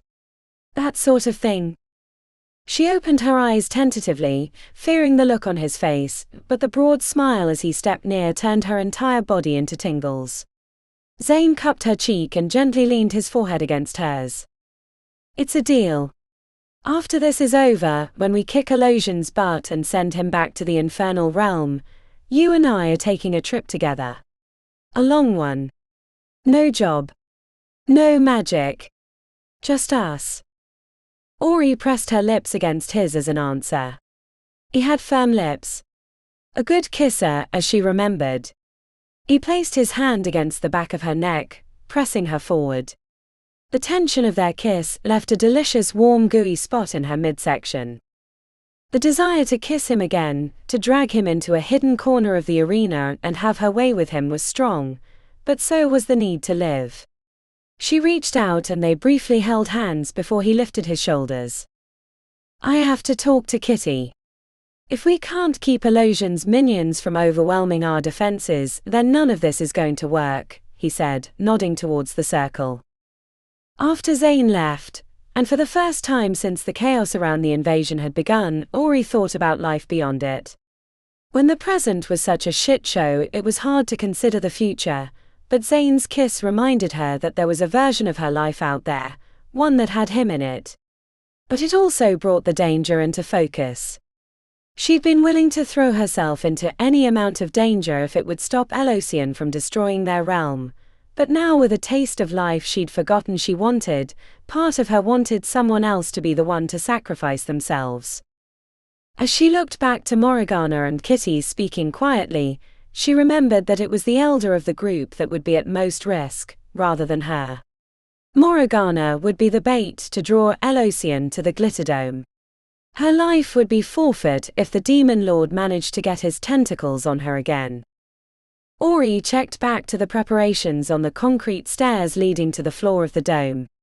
Minor warding runes had been painted along the sides, creating a funnel that would make their defense easier. Or that was the theory. But Ori knew that would be the most difficult part. Elosian wasn't a cow being funneled through a cattle guard, but a living, breathing, and most importantly, thinking being with a high strategic mind. An explosion outside brought everyone's heads up. The battle was nearing the Glitterdome. Ori rubbed her sweaty hands on the front of her jeans. This better work. She said the words to no one in particular, as she looked across the floor of the Glitterdome. Even in the best of circumstances, it was doubtful they'd all survive, but if it went wrong, then it was the last time she was looking at this magnificent group of mages. Chapter 19. Are you sure you want to be the bait again?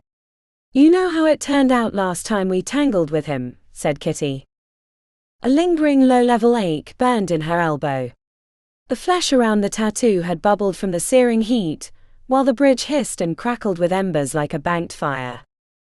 I want it to be done. Over. Either he dies or I chop this fucking thing from my arm, said Morgana. That bad? It feels like my arm has been baked in hot sand. Morgana wiped the sweat from her forehead. She didn't know how much more of it she could withstand. The vessel of her body was ill-equipped to hold a living artifact of ancient infernal power. I can see why Invictus gave this up, she said, grimacing. Kitty checked back to the preparations. There's so much that can go wrong. If it protects the city from certain destruction, I'm willing to try, said Morgana. Kitty swallowed as her eyes rounded in uncharacteristic emotion. I'm sorry for what my family put you through. You never asked for this. Any of it. Don't, said Morgana. I wouldn't trade what happened for anything.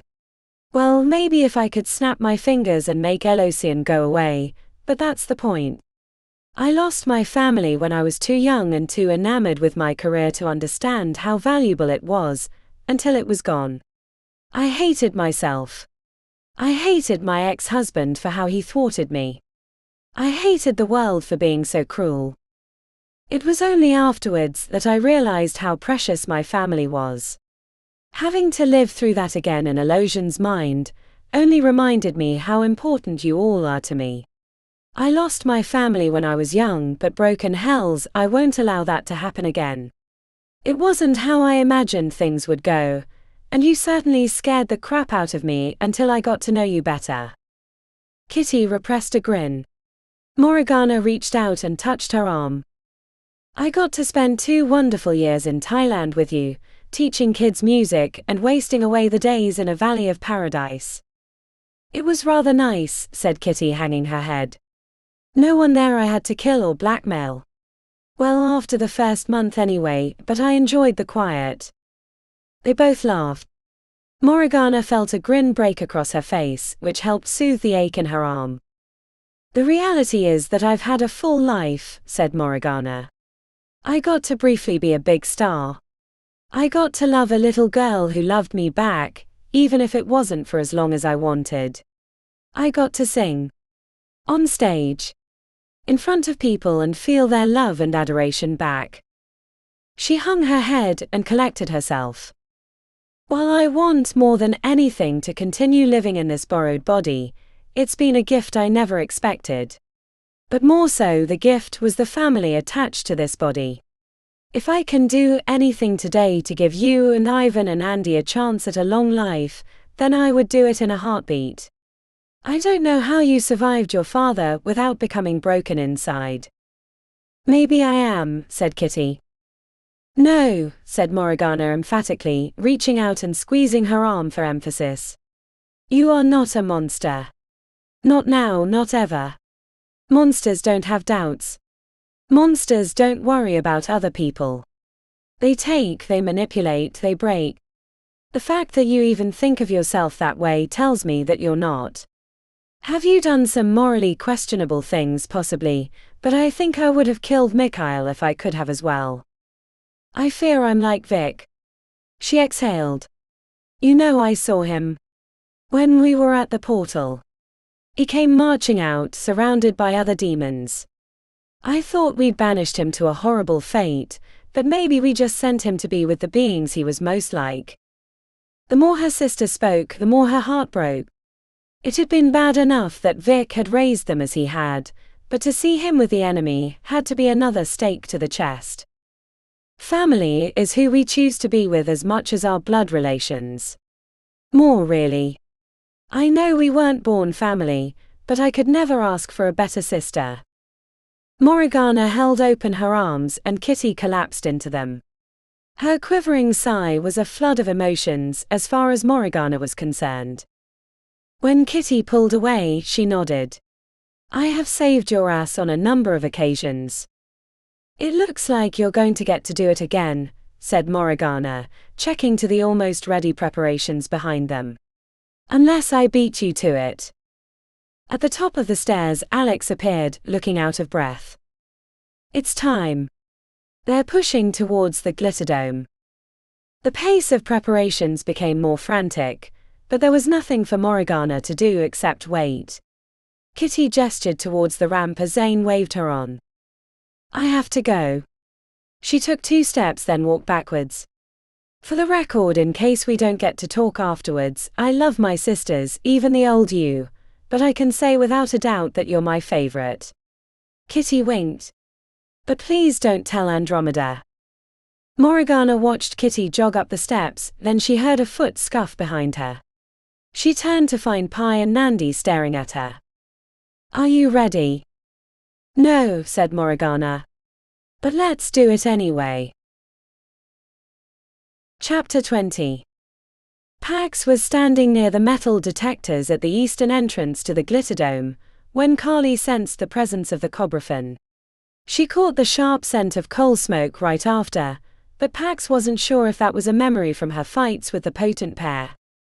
The muscled protector was on guard with her. They'd been watching the sorcerous blasts in the streets as the defenders fought against the massive demons.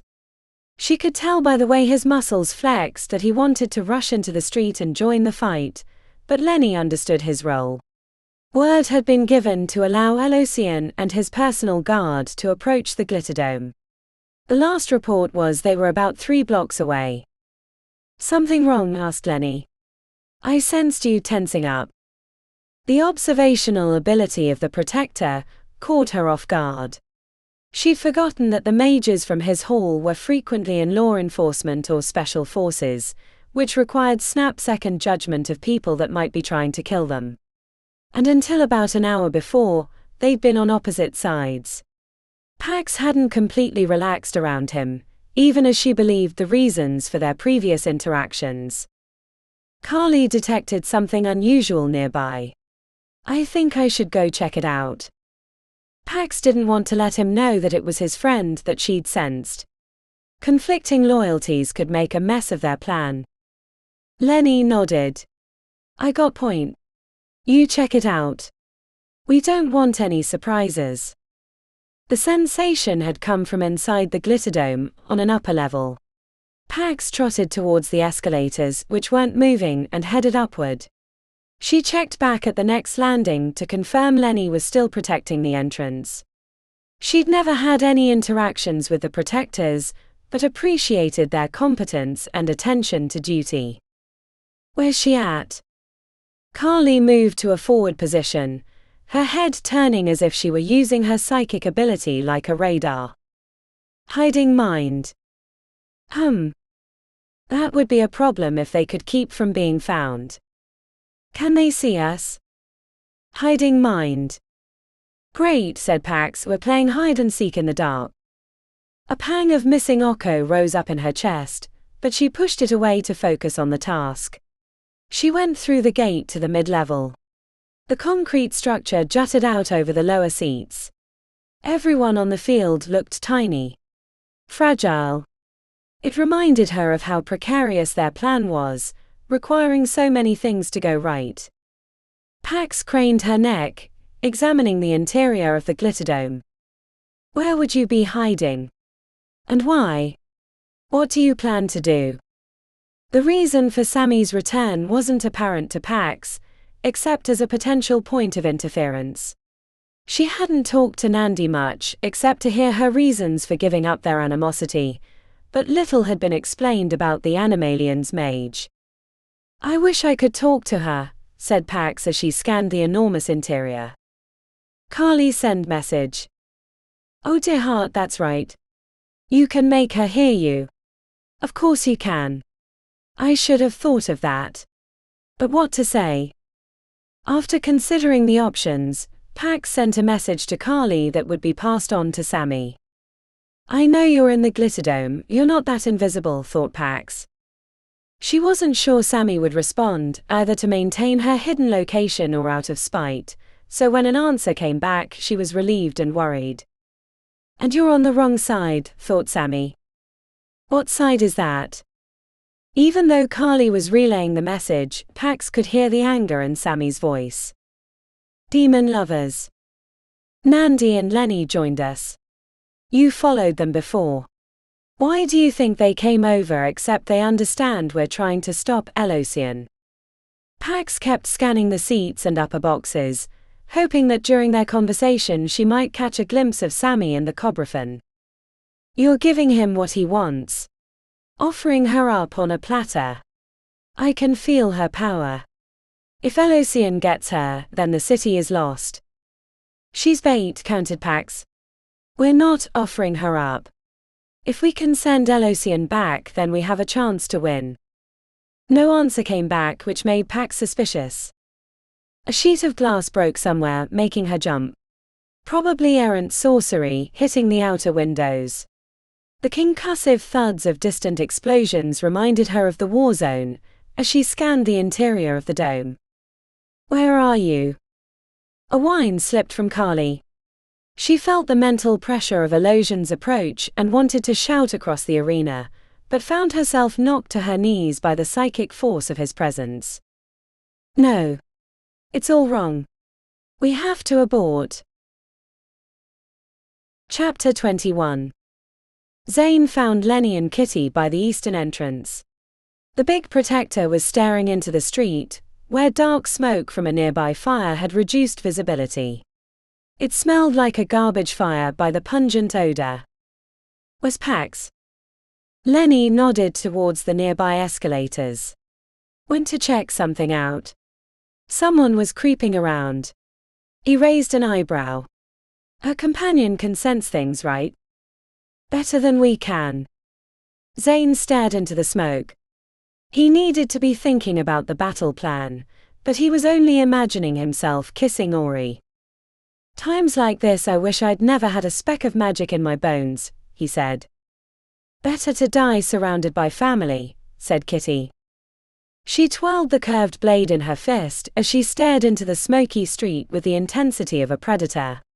Even Lenny sensed the anger radiating from her and took a small step away.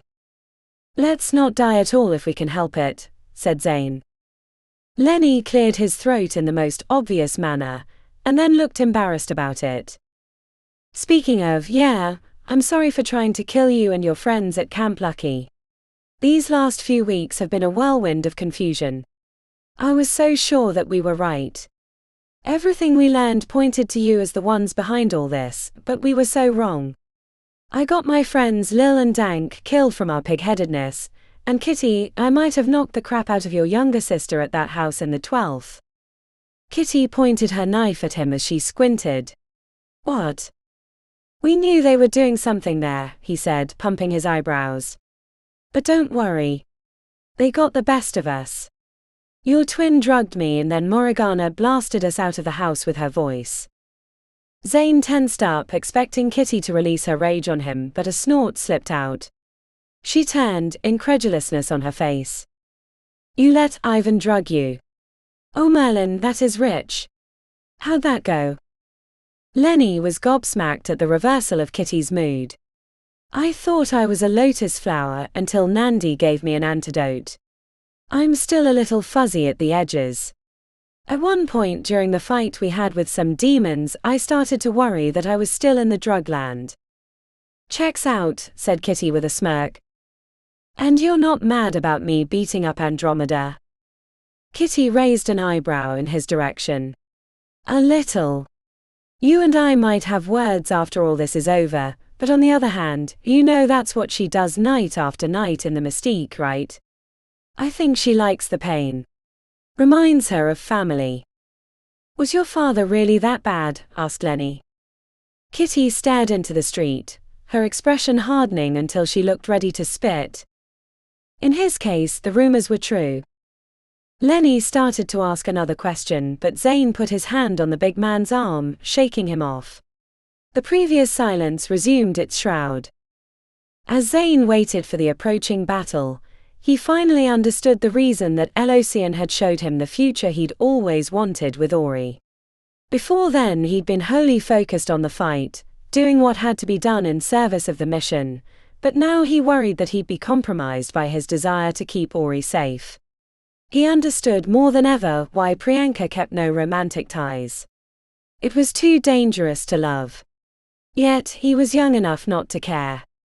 What's the point if you can't love, he muttered to himself. Lenny turned his head to say something, but then Kitty's twirling blade stopped, point facing forward ready to lunge. They're here. Tall shapes moved through the smoke. Zane thought he was seeing double, then triple or more of the Demon Lord. Then he realized they were made like him but not him. Personal guards. Fall back, he said. Stay near but out of sight. Zane jogged back towards the interior, found a structural pole he'd spotted before, and shimmied up, placing himself on the landing directly above where Elocian was supposed to come in. He gave the signal to the group on the floor of the arena, where the Silverthorn sisters, Nandi, Alex and Morgana waited. Ori waved back. He waved. Then waited. The battle noises outside no longer sounded near. He heard only the beating of his heart and the approaching sound of hooves. Chapter 22. The key to the banishing spell is that we both have to put everything we have into it at the same time, so that we're keeping exactly the same tempo, said Nandi to the younger Silverthorn. Having battled the sisters on multiple occasions and read about them for years, Nandi thought she understood them, but each was more different than expected. Ori seemed more unsure of herself than the caricature of the righteous truth-seeker that the papers had made her out to be in the aftermath of Invictus' rescue, while Pi was more crass, punkish, and brilliant. Got it, said Pi, nodding. Under normal circumstances, she might not have believed her, but during preparations, Pi had repeated back verbatim, pacing included every part of the banishing spell without error. Why did you leave Coterie? I've never met anyone that more embodies the limitless ideal, said Nandi. Pi chuckled and ran a hand through her spiky hair. Sometimes family is more important than power. Besides, it's probably a good thing I didn't stay in Coterie. Limits are necessary for a healthy life. You were only there for a year, right? Asked Nandi, even though she knew the answer. A crazy whirlwind of a year, but yeah, said Pi. I would swear that you'd studied demonology for decades, said Nandi. You speak it better than the 5th years. Pi raised an eyebrow. When all this is over and we survive, I have a story that you might find interesting on how I got into coterie. I would like to hear that. Nandi jutted her chin towards Morgana, who was pacing behind a stationary Ori. Is she going to be okay? Probably not. You know what happened the last time Elocian made it into our realm? Nandi nodded. Ori had told her on the way to the Glitterdome. A lot of what happened helped make sense of the rumors they'd been hearing for years. She told me. Mori knows more than anyone else here about what's at stake. If Elocian gets a hold of her, he's going to tear her asunder. She's been trying to hide the tattoo, but it looks like it's turning her arm to char. I don't know how she's not in constant tears. Why is it doing that now? Pai shrugged. No one knows, but my theory is that the tattoo is a conduit of power, and with the portal to the infernal realm open, there's too much energy flowing through the circuit. It's being overloaded, and her young body can't handle it. I wish Invictus was here to help, said Nandi. I'm not so sure about that. When she looked over, Pai shook her head. Never mind. We don't have enough time. Nandi sensed Zane entering the arena before she saw him. He gave a wave from the concourse above the entrance, where they hoped to funnel Elocian into the banishing circle. Seems simple enough, said Pai. Lure old tentacle breath into the arena with the tattoo, force him into the circle by hook or crook, and after closing the damn thing, send his ass back to the infernal realm. And if he comes back through the portal, asked Nandi. Hopefully we've cleaned up his army by then, but let's not get ahead of ourselves. Step 1 of this plan is going to be a doozy. Nandi thought she was seeing double, when the creatures stepped to the edge of the stairs leading into the arena. She'd never seen Elocian before, but they'd described him during their stories. Pai's in-breath told her that something was wrong. The tentacle arms and backward-facing knees made her stomach curl. Then 4 more versions of Elocian appeared, and Nandi grew worried that he'd anticipated their trap and prepared a counter, but then the 7th stepped into view. The real Elocian. It wasn't hard to tell in comparison to the others. He stood taller and had the air of royalty. She felt his power from a distance. The others were shoddy copies. The idea that she was staring at a lord of the infernal realm was not lost on Nandi. He had more power in the tip of his tentacle than the group of them combined, but they'd set the location for the battle and hopefully had prepared their trap well. Elocian extended his tentacles as if he were the ringleader at a circus. How can I thank you for preparing this lovely meal for me? This place is unexpectedly grandiose. Here I thought that this realm would be boring, but you've outdone yourselves. Still, this world lacks a certain unpredictableness.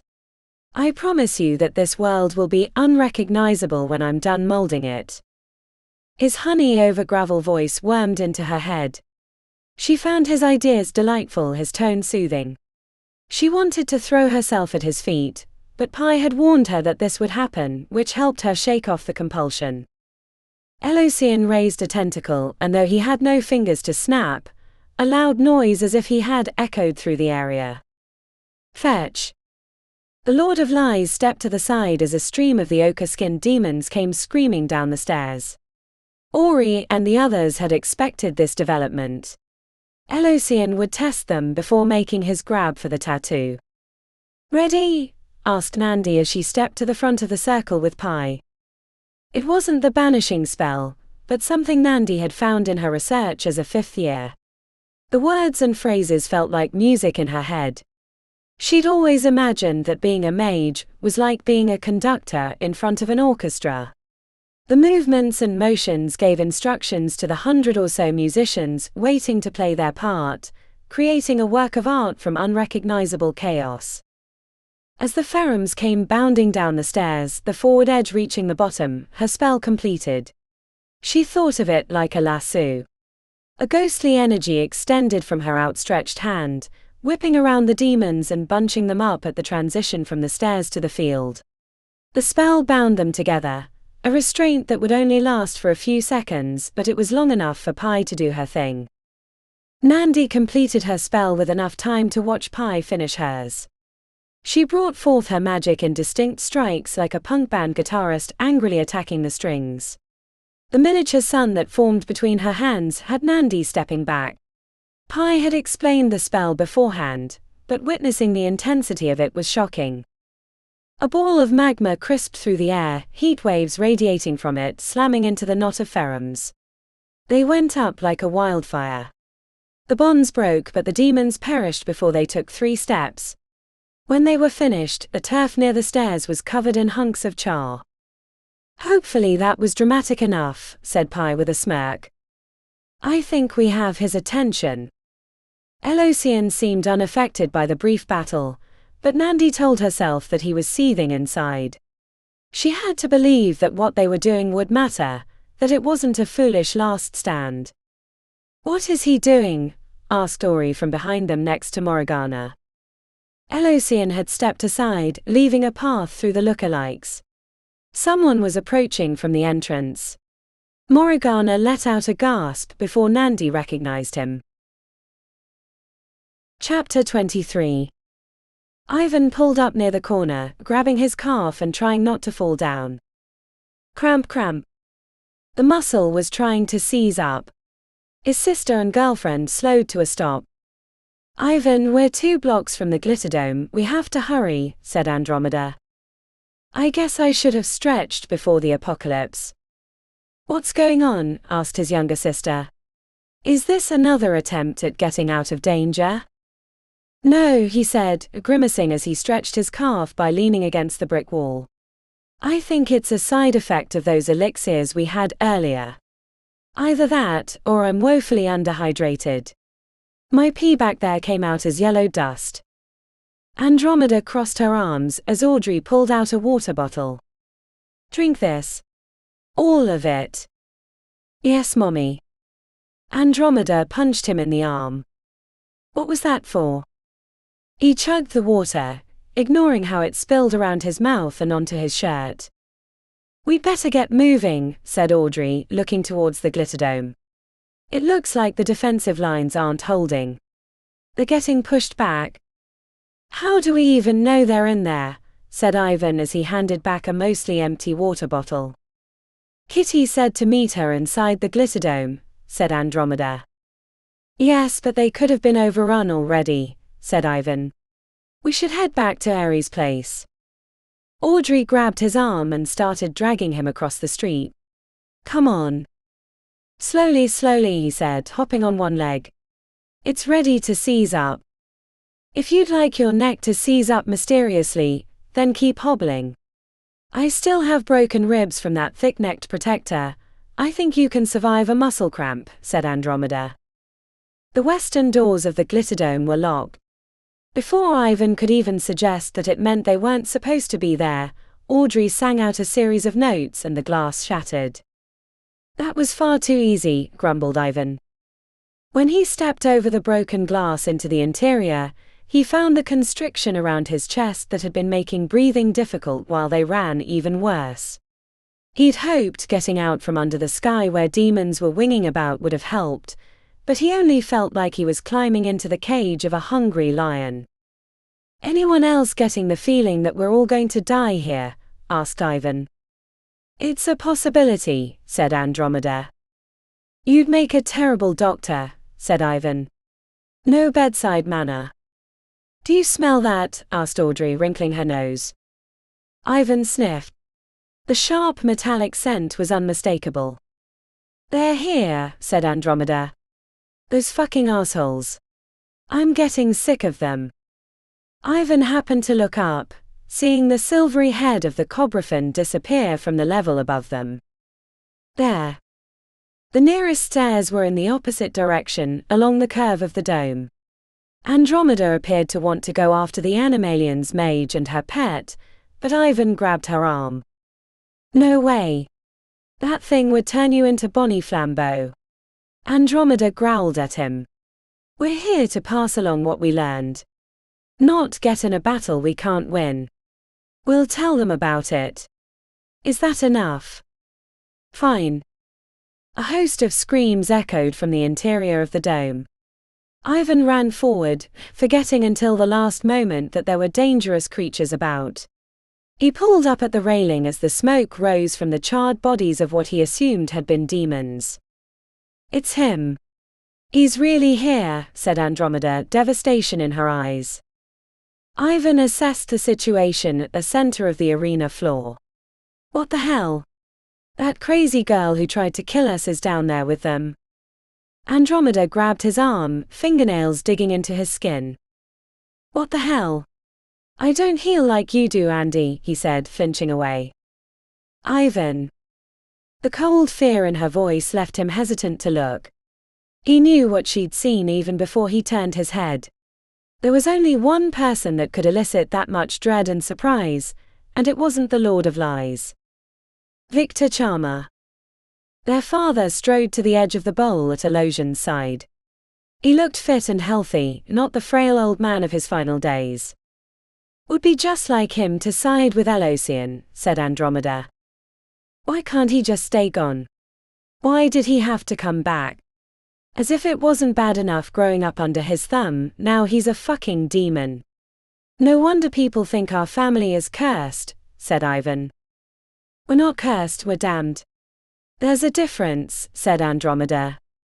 If I snuck over there, I could throw my water bottle at him, said Ivan. It's my water bottle, babe. Fine. I'll throw your water bottle at him. Maybe he'll melt like a witch. He sighed.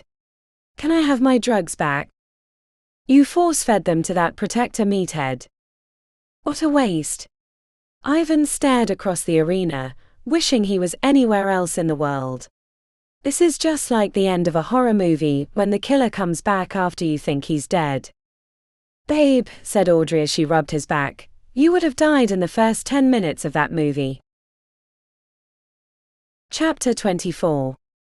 The images of her father sitting at the head of the table admonishing his board members as she chased them around, firing flame shots whenever they got too close, felt more tangible than when she'd actually been in the dream. Victor Charmer. Her actual father stood at the top of the stairs next to Elosian. It took all her self-control not to slip from her hiding spot near the entrance and throw herself at him. You made me a monster. The words repeated in her head until she could only hear monster, monster, monster. This is who I am. This is who I came from. A man who would sell himself to the Lord of Lies. But she knew if she attacked, it would ruin the trap. Their plan was precarious enough. Kitty re-gripped the dagger in her fist. She held the tip up and pressed her opposite palm against it, splitting the flesh. A bead of blood formed and she pulled the weapon away, wiping the wetness on her pants. Darkness rose up around her. A haze crept into her vision and she couldn't breathe. It wasn't until she was trying to find the source that she realized she was having an anxiety attack. She thought they only happened to Ivan. Not her. Kitty leaned against the cold concrete wall.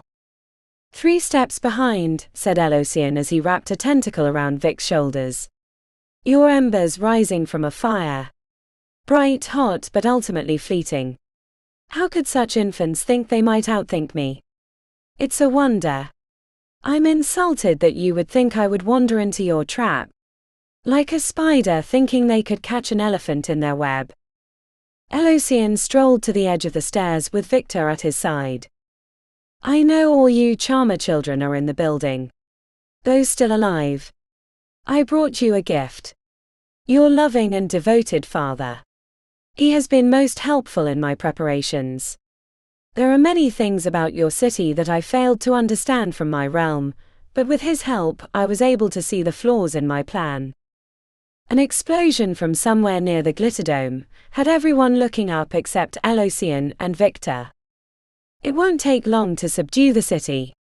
Once I've eliminated the pests, it will be easy to get the rest on my side. Better to join the victors than follow fools to the grave. Elosian tilted his head. At first I thought the barrier an annoyance, but now I see that it's helping my cause. I can take control of the city without outside interference and reveal myself when it's time. But first I need to reclaim what should have been mine ages ago. Victor, would you kindly retrieve your daughter? She has something that I greatly desire. As her father slipped from Elosion's tentacles and marched down the long set of concrete stairs, Kitty leaned against the concrete wall and reminded herself to breathe. She wouldn't be any good to anyone if she passed out in the entrance. The replicas of Elosion followed Victor down the stairs. The solemn procession reminded Kitty of a line of priests heading to an altar. Her father had never been a religious man, except when it suited his needs. The Silverthorn sisters and the newcomer Nandi sent wild sorcery towards Victor.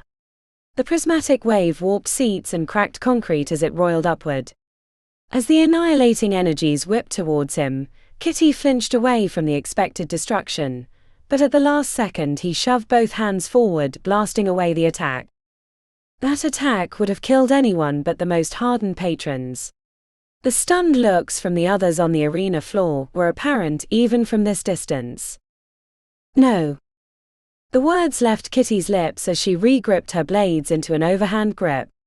She leapt onto the backs of the seats, bounding over them as she traveled diagonally towards Victor. Fell energies were thrown her direction by the Elosion clones, but she shifted into the veil to avoid the counterattack, then coming back out of the deathly realm, threw up illusionary copies of herself to confuse them. She made it 3/4 of the way to her father. He turned her direction, staring ambivalently, making no move to defend himself. A thrown blade followed by bolts of force, then a final leap to confuse his defenders, brought her arcing down, ready to bury the blade in his chest. He met her gaze, the barest hint of recognition creasing his eyes, before he swiped his hand downward like a sword cut. The air stiffened into a wall. She slammed into it, rebounding down the hard plastic chairs, hitting every fourth one until she tumbled onto the turf, barely conscious, her body an ocean of pain. Kitty tried to climb to her feet. The curved blade was still in her hand.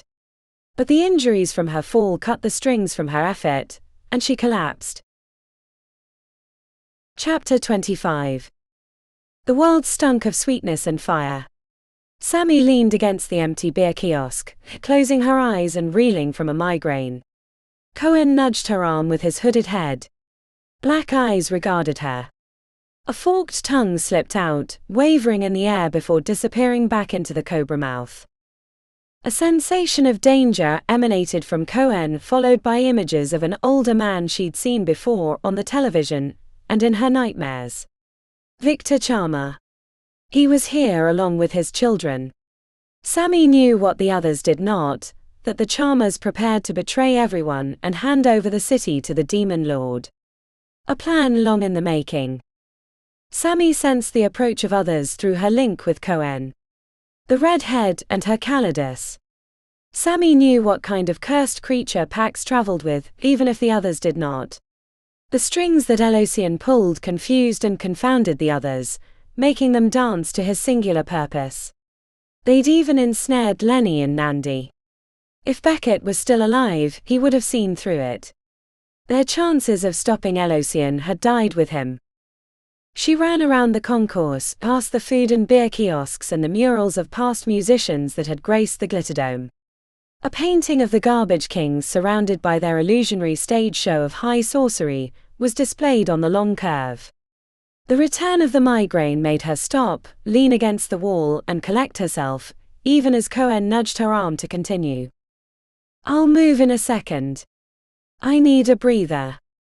Sammy massaged her temples, trying to make the pain go away. The sweetness in her nose was so strong she wanted to vomit. As she leaned against the wall, she pulled out a picture from her inside pocket showing a younger version of herself with her cousin, Lisa. They'd been best friends even though they were separated by 5 years. Until they'd found Lisa's body in the Undercity. A gruesome ritual murder that had gone unsolved, but Sammy knew the truth. The Charmer family had been behind it. She was fairly certain that the oldest boy Ares had been the one to do the deed, but the others had been a part of the cover-up, that much she was sure. A family of demon lovers who had fooled so many. But not her. She'd never been able to find enough evidence to bring to the authorities, nor did she think they would have arrested him. The Charmers had friends in high places. The only path to justice was the lonely one she had to take herself. Go to the lower level behind them. A perfect place for an ambush. Yes, yes, said Sammy deliriously. Cohen had only recently started speaking to her. Her chimeric companion was more clever than the dead eyes of the Cobra suggested. They could hit the Silverthorn sisters with a breath weapon, while they were distracted by Victor and the Demon Lord. It would feel good to use the head of the Charmer family against his allies. A set of concrete stairs wound down towards the lower level. Cozen's claws clacked against the stone, and her companion barely fit through the single door without squeezing.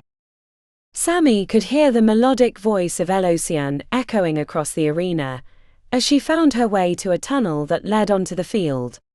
The four mages stood with their backs to her. Sammy hated that she might have to kill her friend Nandi, but if it was required to save the world, then she would do it. Justice for Lisa. Justice for the others sacrificed by the Charmer family in their quest for ultimate power. Sammy crouched in the shadows and watched as the head of the family, Victor, marched down the stairs with the Elocian clones behind him. Wait for the right moment. The burst of multicolored sorcery from the Silverthorn sisters and Nandi rose up, only to be swatted away by Victor. The power he'd gained in his deal with the Demon Lord was made visible by the ease of his defense. If she could kill Morgana, then maybe they stood a chance to stop Elocian. She bore the infernal mark. Even from across the arena, Sammy could feel his desire to claim it. Sammy was about to surge into the arena for an ambush when Kitty suddenly appeared, careening across the seats like a skipping stone, dancing in and out of sight. Somehow Kitty evaded the sorcery sent her way by the Elocian clones, and appeared high in the air, arcing down for a killing blow against her father. Before she could land it, he knocked her away, sending her bouncing off the seats until she collapsed on the turf near the lumps of charred corpses. Kitty lay unmoving. The attack shoved a spear of confusion into Sammy's mind. She'd been about to trot onto the field for an ambush. Sammy watched as Morgana rushed to the fallen Charmer's side. It's a trick to lure the others into range. Kill them now before it's too late. Sammy shook off her doubts, and as the entire arena was focused on the approach of Victor Charmer, she headed onto the field with Cohen at her side. Chapter 26. When Ivan saw his twin bouncing down the hard plastic seats like a rag doll, a switch flipped in his mind. He was running down the concrete stairs before anyone could stop him. Ivan leapt over the railing, landing hard, and ignored the pain as he made his way over to Kitty's fallen body right after Morgana reached her. Please be alive, he said, sliding to his knees. Kitty was moaning and only partially conscious. Had she not been a mage of her hall, his twin would surely be dead. Only the sorceress preparations had saved her. I don't know what to do for her, said Morgana. Andromeda appeared moments later, and threw her healing energies into Kitty. The infusion seemed to have little effect. I'm not a healer, said Andromeda, shaking her head. We need to get her away, but I'm afraid to move her. Kitty's eyes were in the back of her head, and blood was leaking from her mouth. The bleeding was internal. Ivan. Audrey spoke from somewhere behind him, but he could hardly hear as the blood surged in his ears. He felt dizzy as he rose to his feet. Vic was coming down the stairs. Never mind that he'd easily dispatched his twin when she made her cunning attack. Ivan positioned himself at the bottom of the stairs, knowing it would probably cost him his life. You wrinkled old ballsack. I should have known you'd trade your family for a collar. Anything for power, even if it means betraying your own. Not that it surprises me. We were never your children, only tools in your fight for dominance. Victor had been steadily marching down the stairs, but as Ivan spoke he slowed to a stop. No hint of expression or acknowledgement appeared on his face. The only signal that he'd heard was that he'd stopped at all. I was your son. Your good and dutiful son, who loved and adored you. That's what children do. We love our parents. Worship them. Which made it easy for you to manipulate us. Look what you did to us. Solstice paid the ultimate price for standing up to you. Ares hated himself every second that he didn't please you. I drowned myself in drugs and parties, and Kitty tried to make herself in your image even as it tore at her soul. Only Morgana was on your side until she had doubts, and then you destroyed her for petty reasons. Vic said nothing. He stared down at Ivan with the same mien of disappointment that had been his hallmark. While his words could cut, it was his looks that hurt Ivan the most. They could reduce him to a pit of insecurity that could only be filled with a bottle or a pill. You never loved us. Never cared for us. You had us as ornaments. Tools. Pretty little things to hold up to the world to prove you were human. But you weren't. Ever. I wish I could have seen that when you were alive. It took your death to make me start to see the real you, but like the annoying bastard that you are, you had to come back. Rub your traitorous deal in our faces. You faithless fascist fuck. Vic resumed his procession down the stairs as he gathered fell energies to his cause. Sparks and heat formed around his father, and after seeing what happened to his twin, Ivan was certain that he was about to meet a fiery end. Chapter 27. The Cobrafen slipped out of Kali's sensing range. Pax ran along the outer curve of the Glitterdome's upper level, urgency driving her pace, glancing through the tunnels into the empty air of the arena in hopes of spotting their foes. Hiding. Yes, dear one, I know, but we need to find them quickly before it's too late. The slapping of her soles and the clack of claws echoed in the empty hallway, a place normally filled with laughing families at the Glitterdome for a concert or arcane spectacle. She'd never been in the place before, which made navigating it difficult. Frustrated, Pax ran to the interior in time to see Kitty tumble to the turf. No. There was no sign of Sammy or her companion. If they were lurking in the Glitterdome, they were here to cause trouble, either at Elosion's behest or of their own accord. Where are you? There were only a few dozen souls in the interior of the arena, but they were all focused on the man coming down the stairs. Or at least he looked like a man. Given the entourage of Elosian look-alikes, he was probably a demon in disguise. Stop thinking like a person and think like a predator. As soon as she said it, she realized where Sammy had gotten to. The best time for an ambush was when everyone was focused on something else. Pax scrambled into the main level, looking for a way down to the lower floor. She ran with Kali at her side, scanning the walls for exit signs. When she saw one past the mural of the Garbage Kings, she threw herself through the door, leaping whole flights of stairs as Kali bounded behind her. She threw her shoulder through the door, skidding onto the main level. Sammy ahead. It took 2 full starts to find where Kali had sensed Sammy. They entered the long tunnel right as Sammy and her companion trotted onto the field. Warn the others. Pax sensed Kali's broadcast a second later. She ran headlong, fearing what she might find when she reached the field. A shimmering blue shield deflected a column of superheated black smoke erupting from the head of the Cobrafen. The shield was buttressed by the efforts of the Silverthorn sisters and Sammy's former friend Nandi. Sammy hadn't seen them approach from behind. A slam mark would end the breath weapon but wouldn't knock either of them out. Pax had seen how the Cobrafen was hardened against sorcery at Camp Lucky. Nor did she want to hurt Sammy or the creature, unless it was her last resort. Sammy, stop. You've got it all wrong. As the Cobrafen stopped its fiery breath, the Silverthorns dropped their shield. Before they could counterattack, Pax yelled, "Don't hurt them." Across the field, she saw Pai's gaze harden with resolve.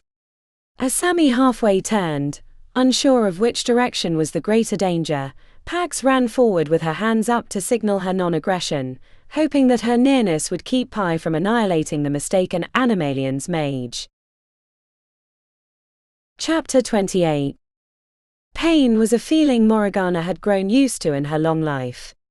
First, the loss of her family in the fateful crash, and then her career as she became a pariah. It was an ache that never went away. The phantom pain of a missing limb, except it was the part of her life that was no longer there. No Isabella. No family. Then after a long and difficult life came the bright and terrible pain of her soul being ripped away. A brutal fight that had ended with her in control of her current body, followed by the confusion of existing in a world she knew nothing about. But that pain, her rebirth, had given her something that had been squandered so early in her life. Family. Though twisted by the machinations of their father, a man who knew nothing of the word, her new siblings had managed to hold on to the barest scraps of their humanity, and come through the furnace of his betrayal in spectacular fashion. She thought him gone forever, banished to the infernal realm where she'd assumed he would have instantly perished. Now he was back. Pain. The pain in her elbow where the flesh around the tattoo had bubbled was nothing compared to the pain of seeing him again. Of seeing the effect on her siblings, how he tortured them just by existing. Since the portal had been opened, her arm had been on fire. She could feel the power coursing through it, awakened by the direct line to the demonic realm. Phase in all its golden glory was overloading the circuits in her arm.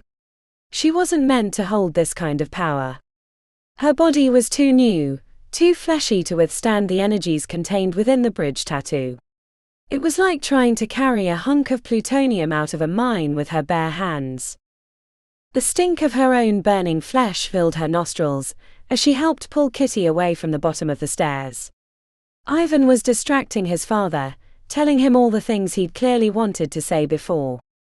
Behind them, a secondary battle had erupted with Sammy and the Cobrafen, but Morgana positioned herself to protect her siblings as Victor strode down the concrete steps, Sorcery whipping around his demonic-infused body like a cloud of enraged ghosts. Morgana tugged on Ivan's sleeve. Back away. Help Andy carry Kitty near the circle. Ivan was conflicted between his rage and the state of his twin, but his love for Kitty won out and he moved to help Andromeda move her sister away. The pressure in the air was increasing. Morgana realized that the Elosian clones were bolstering Victor's power. She summoned her winds, preparing to drive him back and keep him from her siblings, but he extended his arm and a tentacle of black energy whipped out, wrapping around her neck before she could sing her magic. She beat at the black appendage, but it held her fast and she wasn't strong enough to dislodge it. You stole my daughter from me, said Victor, glowering. Morgana choked as he continued his approach. Her left arm was on fire. Between the constriction around her throat and the agony of the tattoo, she was sure that her end was near. The others were locked in a battle with the Cobrafen, and her siblings were tending to Kitty, not that they had the power to oppose him, leaving her to his mercy. Or lack thereof. Had you not taken control of her body, none of this would have happened. You caused this. The invasion. The destruction of our realm, all because of you. He kept coming closer, the dark energy holding her fast. Morgana beat at the appendage as stars formed in her vision. She could see how living in the infernal realm had changed him beyond the obvious return of health. The last two fingers on his right hand had grown claws, his left eye was half blue and half orange, and his mouth wasn't quite centered in his face. I'm a survivor, he said when he was close enough she could smell the sweetness on his breath. I did what I had to do. But now it's time for you to disappear, and I'll take control of my family back from you. A scream of rage from behind was followed by Ivan running at his father with fists raised, but Victor's backhand sent him spinning away. Andromeda tried a force bolt, which deflected off her father as if it were a splash of water. He sent a dark bolt at her that knocked her onto her back. She lay still except for a painful heaving. Kitty rolled onto her hands and knees and tried to climb to her feet, but her legs were as shaky as a foal. Stay down, Kitty. I don't want to kill you. He promised me control of the city when we're done conquering this realm. I will elevate you to the place that should have gone to Mori, but this will be better. She didn't have the backbone you have. I'll never follow you, said Kitty, spitting blood onto the turf. There's no room for dissent, said Victor, his face twisted in anger. You're either with me or you won't be allowed to live. While he was distracted, Morgana managed to get her hand beneath the appendage, which allowed her to breathe again. Her throat hurt too much for song, but maybe if she could get free there was a chance. You'll have to kill me, said Kitty from her hands and knees. So be it. Victor sent a second tentacle of dark energy after Kitty, then a third and a fourth, until the 4 of them had been captured. He pulled Morgana close. Stop resisting and I won't make it painful. Victor tilted his head towards Morgana. You're dead either way. I see the way it burns. You weren't meant to hold it. An imperfect vessel for an artifact of the gods. Morgana struggled against the appendage. Her hand could no longer hold back the constriction, and she was losing oxygen again. While they'd been captured, the Elosian clones had fanned out, protecting Victor while he interrogated them. Morgana was vaguely aware that a battle was happening around them, but there was nothing they could do against the might of so many bolstered by Elosian, who waited at the top of the stairs. Her siblings were faring worse. Victor had wrapped the energy tentacles around their midsections, squeezing their ribs, which for Kitty and Andromeda were already injured. Blood was leaking from Kitty's lips as she pounded at the appendage while Victor watched dispassionately. Stop fighting. I promise it can only get worse, said Victor. With her voice she could summon the tempest winds and might be able to free them, but her larynx was nearly crushed. The tattoo burned in her elbow. She felt the energy contained within, as if it had been connected to a high-voltage power line. If she tried to tap into the tattoo that way, she knew it would rip her body apart. Using her voice was the safest way to channel the energy, but that option had been taken from her. Morgana watched as her siblings screamed in agony. The cruelty of their father knew no bounds. She looked up to see Elosian approaching. He'd decided it was time to claim the bridge. The rest of the arena was locked in combat, leaving no one to resist him. He had anticipated them once again, but this time it seemed there was no way out. Morgana glanced to her arm. The bridge glowed with intensity, while the flesh above and below was charred black. She saw only one option on how to get out of this awful situation. If the portal was closed, she might survive the tattoo, but until then she was sitting on a live volcano. The world dialed into focus even as it ran mad with chaos. Sorcery was flung in every direction, turning whole sections of hard plastic seats to ash. Sparks fell from the ceiling where mist energies impacted with the electrical systems. Somewhere nearby someone was screaming, but she could no longer hear them. Morgana could barely see the world around her. As the spots in her vision connected, Morgana saw her Isabella standing in front of her with the tiara on her forehead. She wore a pink dress with flowers and her curled hair fell against her shoulders. Izzy, she said to her daughter even though she wasn't sure she was speaking out loud. Mommy never got to see you grow up. I never got to see you become the amazing young woman you were destined to be. You were everything to me. I'm so sorry that I let that happen, that I let our family be destroyed. I would do anything to do it differently. Anything. But I can't. At the end of my long life, one that I spent every day thinking about you, every single day, I was blessed with a new family. One so much different than the one we had, but still it's a family. A family that I have a chance to save. I can't do anything to take back my mistakes from before, but I have a chance to stop this one before I lose my family again. Morgana knew what would happen when she reached for the power contained in the bridge tattoo. There was only one chance remaining. An ache deep inside wished she would get to see them grow and change, escape the chains that Victor had put on them even as they took their first wobbling steps as toddlers. But for that to happen, they had to live and he had to die. It was only right that she should be the one to do it. Not only to save them, but to protect them from the act that would break them if they were the ones to do it. The first taste of power brought sharp pain as her mind was forced to withstand the onslaught of phase. It was like stepping into a rushing river that was freezing cold. She would have screamed, but the tentacle had her throat. Slowly, she channeled more phase into her body. She wasn't sure what she was going to do with it, but getting used to the flood of power made it hard to think. Every neuron in her brain was lit up like a fireworks display, every cell in her body was bursting with energy. Morgana accepted the power. She pushed the tentacle away from her throat even as Victor tried to squeeze harder. The entire left side of her body was burning like a miniature sun. When she grabbed the dark appendage, it evaporated into shadows, leaving her free. But the cascade couldn't be stopped. She'd lit the fuse. The only thing to do was to accomplish her task before it burned her to the ground. 7 separate spears of white-hot light disintegrated the Elosian clones, turning them to piles of grey ash that quickly blew away in the swirling winds. Then Morgana turned her attention on Victor, grabbing him around the throat with an arm of pure energy. She could feel her body as a conduit from the open portal. If she wanted to knock down the spire, she thought she could do it. Victor screamed as she fried him with the pure energy.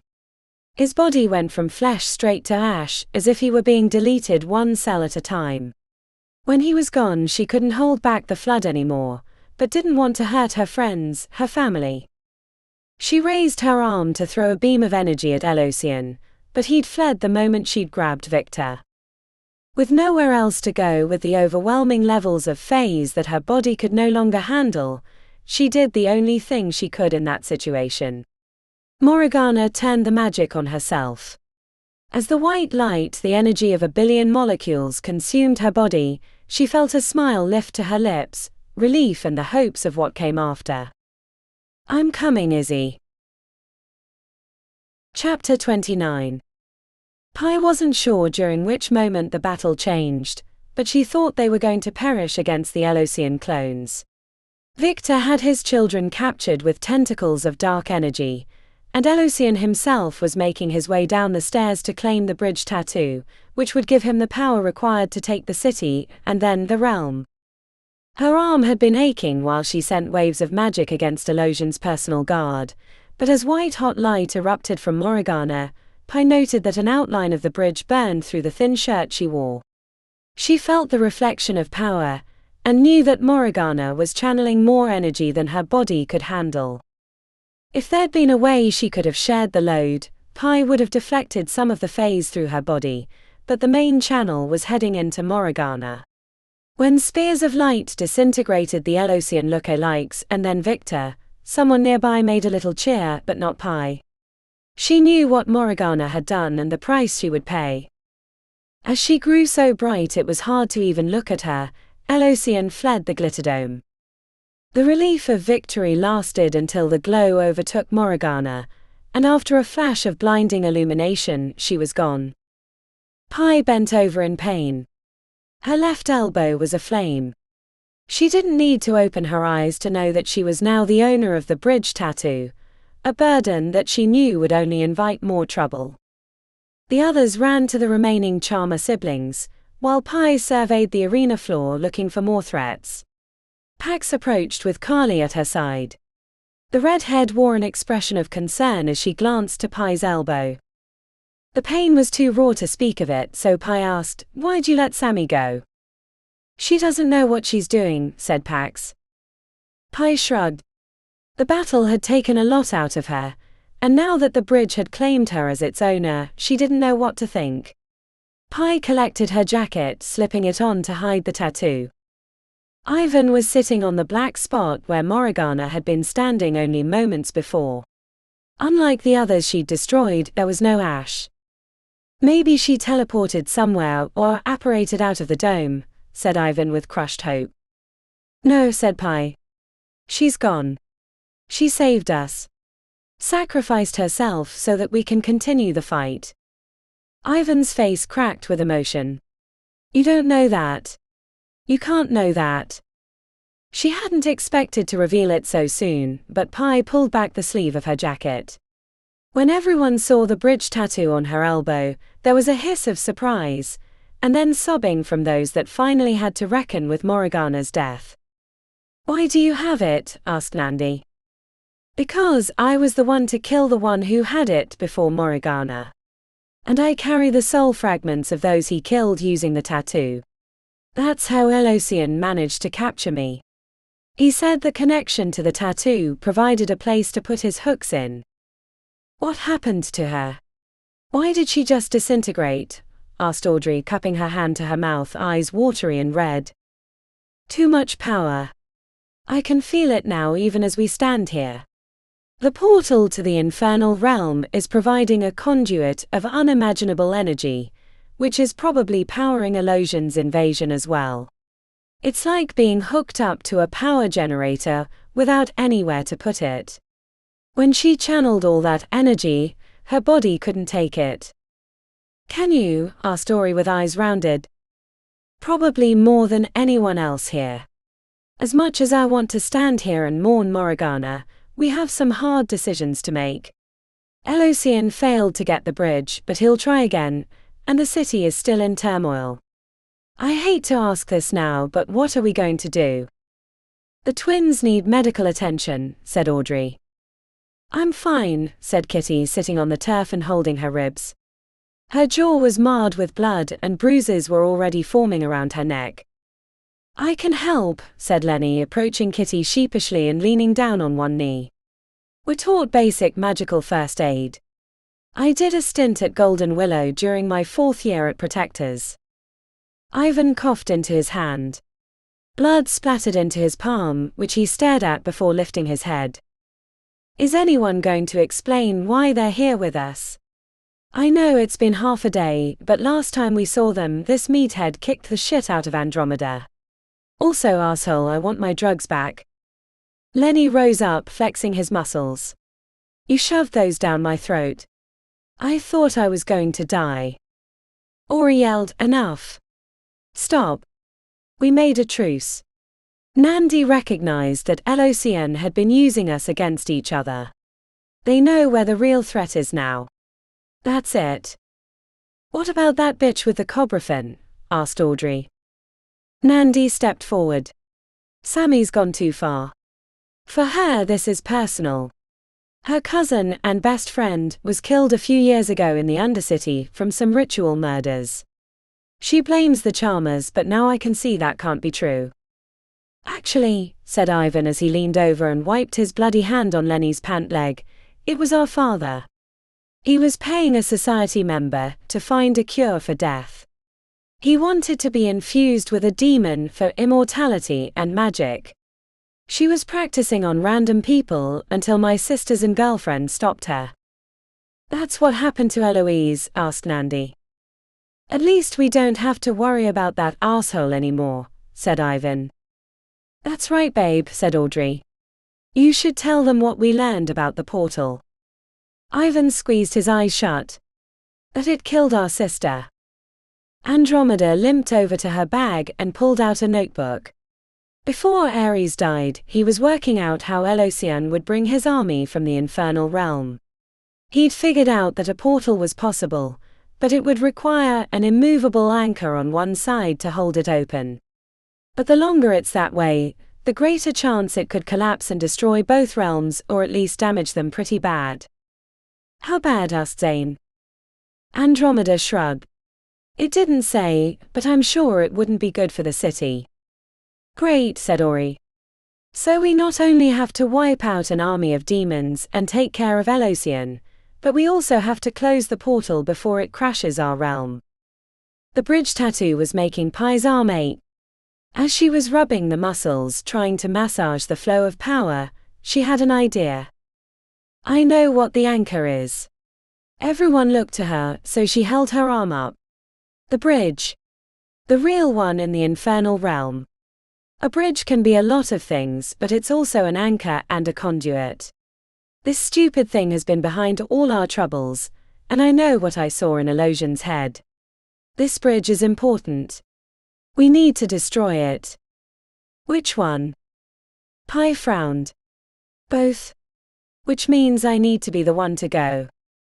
No, you can't. It's too dangerous, said Ori. Better than keeping it here in reach of Elosion. That bastard has wanted out of his realm forever. The last place he's going to want to go is back there. Even if he does follow, it gives us an opportunity, said Pi. No one spoke, which to her meant that they understood she was right.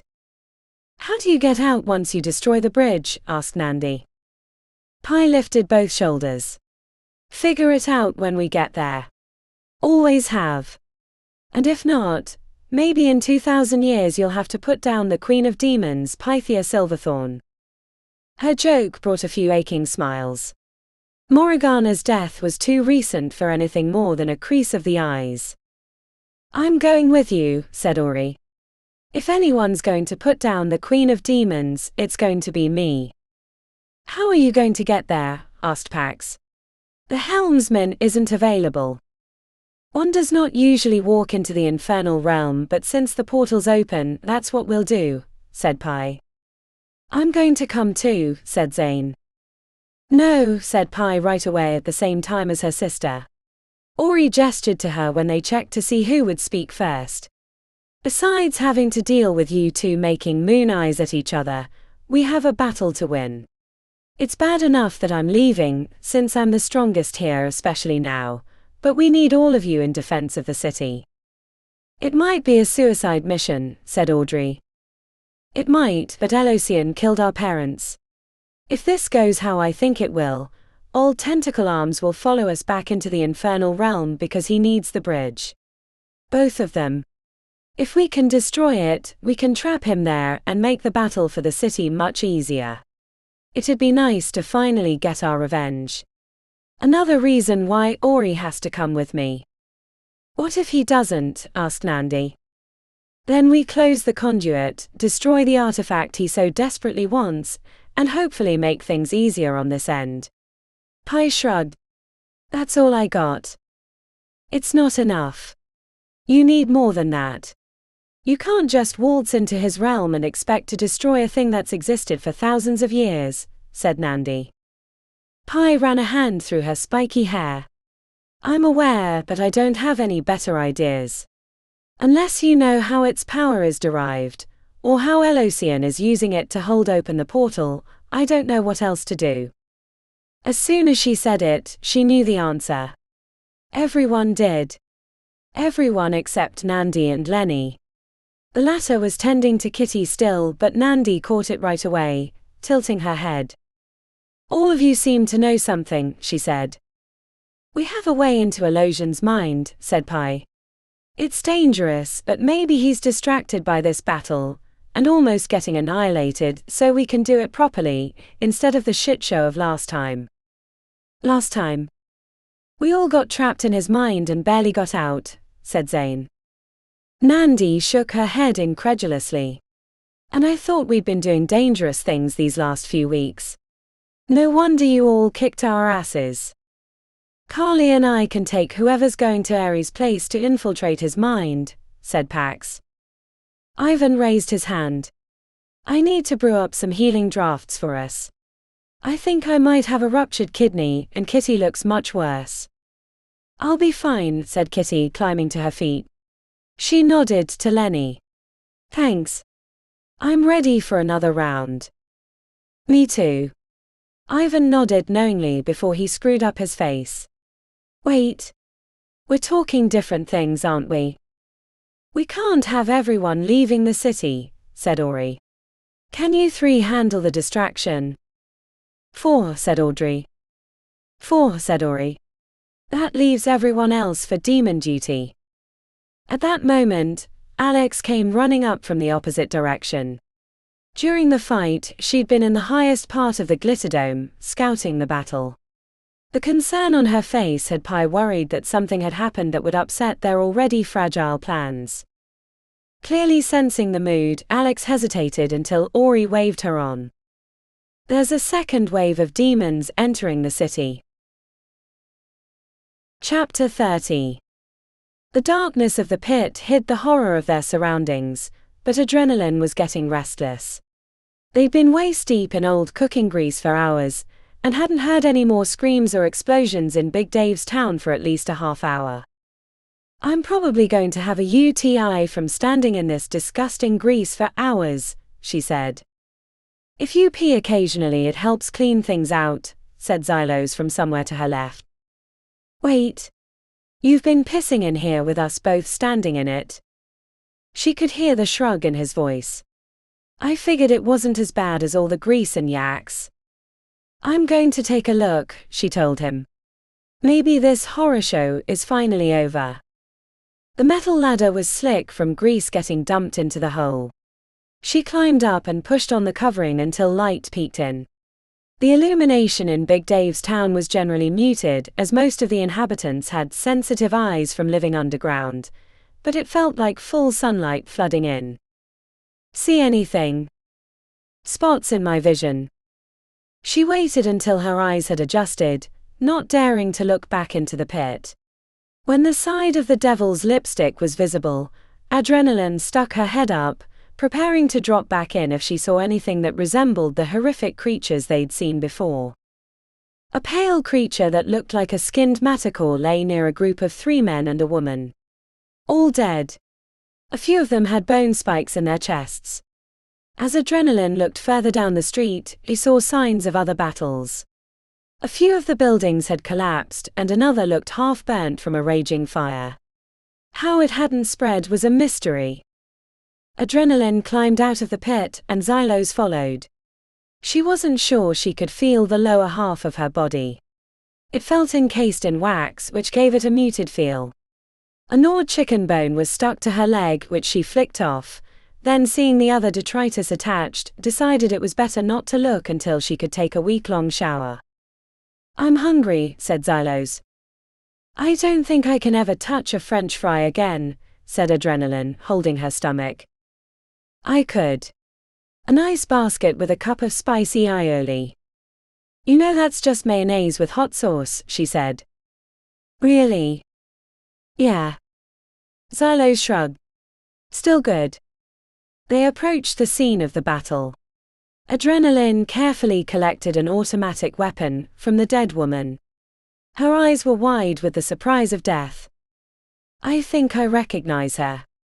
Owned the army supply store. These were a bunch of the preppers that frequented her place. Shame. Looks like they fought a hell of a battle. But they lost. What the fuck happened? Asked Adrenaline. Xylos scratched the back of his head and then examined his hand, shaking off something slimy that had adhered to it. Remember that crazy bastard that used to be in Razor? Ollie or something. He was always saying that the world would end because of a demonic invasion. Sort of looks like he was right. Maybe they should give him a medal. Too bad no one listened to him, said Adrenaline. What do we do now? Asked Xylos as he retrieved a weapon for himself. If all the demons went to the surface, that might actually make it safer down here. For now. Adrenaline nodded. For now. Probably the best place for us to go is Razor HQ. Hopefully Niran and the clan have weathered the storm. Yeah, be a real shame to have these tattoos for nothing, said Xylos. That's what you're concerned about. The tattoo. Xylos held up his goo-soaked arm where the neon RZR was displayed. I like tattoos, but I kinda wish it were a cooler design. Maybe add some dragon wings or funky flames. A cat with its tail wrapped around the Z or something. Adrenaline rolled her eyes and crept to the next line of buildings, the place they'd gotten to previously before having to retreat to the grease pit. I don't see anyone. Smart enough not to be wandering around, said Xylos from behind her. Can't stay in that grease pit forever. That breeze feels nice, he said. She wasn't paying attention to him, but the words wormed through her thoughts. Breeze? We don't have breezes down here, she said, glancing back. Sure enough, she could feel the flow of air across her greasy skin. Feels like it's coming from deeper in the Undercity, she said, holding her hand up. A single gunshot was the first sign that something was wrong. Again. You've got to be kidding me. Xylos clucked his tongue. Maybe it was accidental. She heard the voices before she saw them. The garbled language made no sense to her ears, but then a group of figures came around the corner. Tall big heads, stout bodies. The Undercity was filled with strange folk, but she didn't recognize them, and there were far too many to be a hidden settlement. More demons, whispered Xylos. I can see their horns. They carried pale weapons that looked like a cross between steel and bone. As the street filled with more of the big-headed demons, adrenaline backed away. Grease pit. Grease pit. I was afraid of that, said Xylos. They climbed back into the darkness, the return triggering her gag reflex. You know what, said Xylos once the lid had shut them back into the darkness. What's that? I really wish we'd taken up Delilah's offer. As the gurgles of the grease shifting and letting out bubbles of air released into the cramped space, Adrenaline said, Xylos. Yeah. Shut the fuck up. Chapter 31. Night had fallen in the city during their time in the Glitterdome.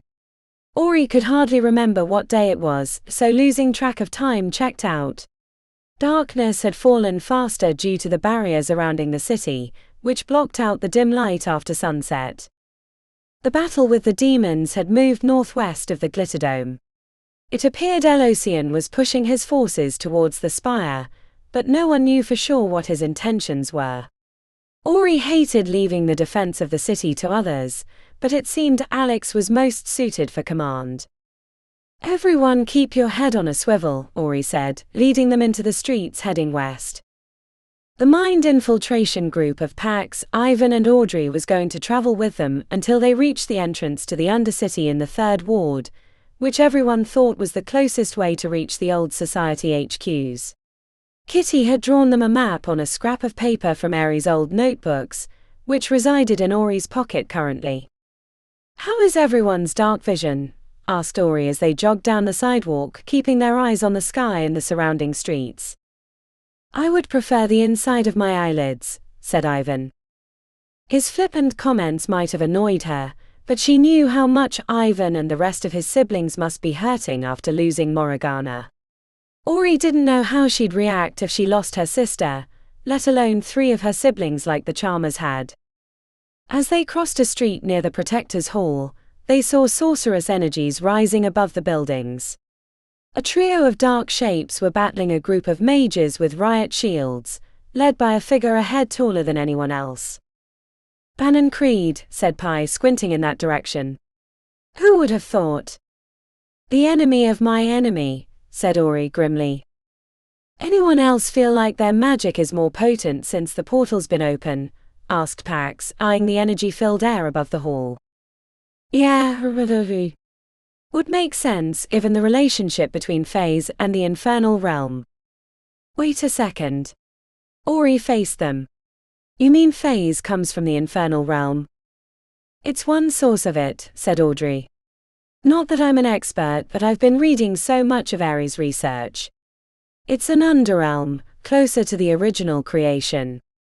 It's possible there are others, but this is the one we're stuck with battling. Ori thought about the time she'd accidentally channeled the fire well from the Enochian district, sending a jet of sorcery into the atmosphere. It made a lot of sense as she thought about it. Especially being a descendant of Invictus, which gave her a direct line to the demonic realm. When they reached the alleyway that led to the secret passage into the Undercity, they said their farewells to the other group. What are you planning to do once you're in Elosian's mind? Asked Ori. Haven't the slightest, said Ivan. Make it up as we go along. Pi smirked. My kind of plan. Pax frowned. We'll try to distract him, whatever that means. I wish we could stay in communication in case you learn something, said Ori. Probably no cell phone coverage, said Pax, laughing. Ori crouched down to Kali, who nudged her chest. Take care of them. Kali loves Ori. Thank you, she said, wondering how she'd gotten so lucky to have so many new friends. After they split up, Ori wished she would have given them hugs, or told them something inspiring. She hated the idea that she might die without telling everyone she knew how proud she was of them. Hey Pi. They were traveling down the spiral staircase that felt like it went on forever. Yeah. I love you. I love you too. What brought that on? Ori chuckled. We're headed into the infernal realm, the place that we saved Invictus from. I don't even know if we can survive there, let alone accomplish what we're planning to do. The heavy plodding of their endless steps rattled the metal structure. The air grew warmer as they descended. A bead of sweat formed on Ori's brow, which she wiped off with the back of her hand. When they reached the cavern floor, Ori pulled the note out of her pocket. It felt like forever ago when she first entered the Undercity. The darkness held so many secrets and dangers. The mysteries of the connected caverns were less frightening, but more ominous. Now that she understood the connection between their realm and the infernal one, she couldn't help but picture the place like a powder keg. The barrier wasn't just thin, it was porous, leaking Fays and the smaller demonic creatures into the Undercity. How's your arm? Pi held it up even though she wore her jacket. Hurts. Feels like I got the worst sunburn of my life right after a nasty elbow replacement. I have no idea how Morgana slept with this pain. If we somehow destroy the bridge and close the portal, what does that do to yours? That's a good question. Pi shuffled to a stop and turned her head. You remember how old Ironballs explained that the realms move in relation to each other? The Fae have been moving away for the past 2 centuries, but the Matri have been getting closer, that sort of thing. Yeah. The infernal realm has always been near ours. I wonder if that's because of all this. The bridge. The connection between Elocian and Invictus. Maybe it's been an anchor holding it here, but that's always why we have so much magic in our realm compared to the others. It never made sense to me why humans are the masters of magic compared to most other races. Minus the Matri. Right. But now it makes sense. Not only are some of us descendant from Invictus, who I guess was a demon lord a long time ago, but the barrier makes it easier for Fays to pass through, said Pi. The direction her sister was suggesting connected for Ori. Then if we close it, what happens to the 100 halls? What happens to magic? Exactly.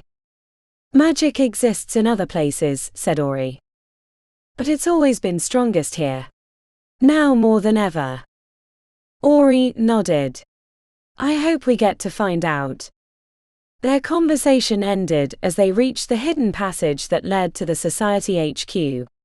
Ori went first as her truth magic was easier to deploy rapidly, or at least that's what she told herself. It wasn't hard to recognize that her sister's unfortunate acquisition of the tattoo, on top of the soul fragments, made her one of the most powerful mages ever. Ori wondered if she could rival the Dreadmarshes. In raw power probably, but not experience. The Society area had been destroyed in the explosion, but Ori still had a sense of the opulence from the broken, dusty remnants. She was reminded of the old smoking dens of cultured men. Even the light fixtures were tiny chandeliers or old-timey gas lamp designs. They reached the collapsed area just past the open elevator shaft. Ori peeked upward into the darkness where the fire hose hung. I can see light, said Pi, creeping ahead. The rocks and structural beams formed a barrier at the end of the hall, but a gap at the top allowed a strange luminescence to peek through. Pi climbed to the hole. I think we can fit if we shimmy, whispered Pi back at her. Nothing in there. No, said Pi, turning her head. There's a weird light. The portal, I guess. Her sister went first, lying on the rocks and worming her way forward. Thinner than her, Pi made it through the gap relatively easily. Ori had more trouble because her hips and rear were wider than her sister's, but with a little tugging she managed to make it past. They sat on the edge of a great pit about 70 feet across. She could see other parts of the old society room, including a snapped-in-half bar top with dispensing handles.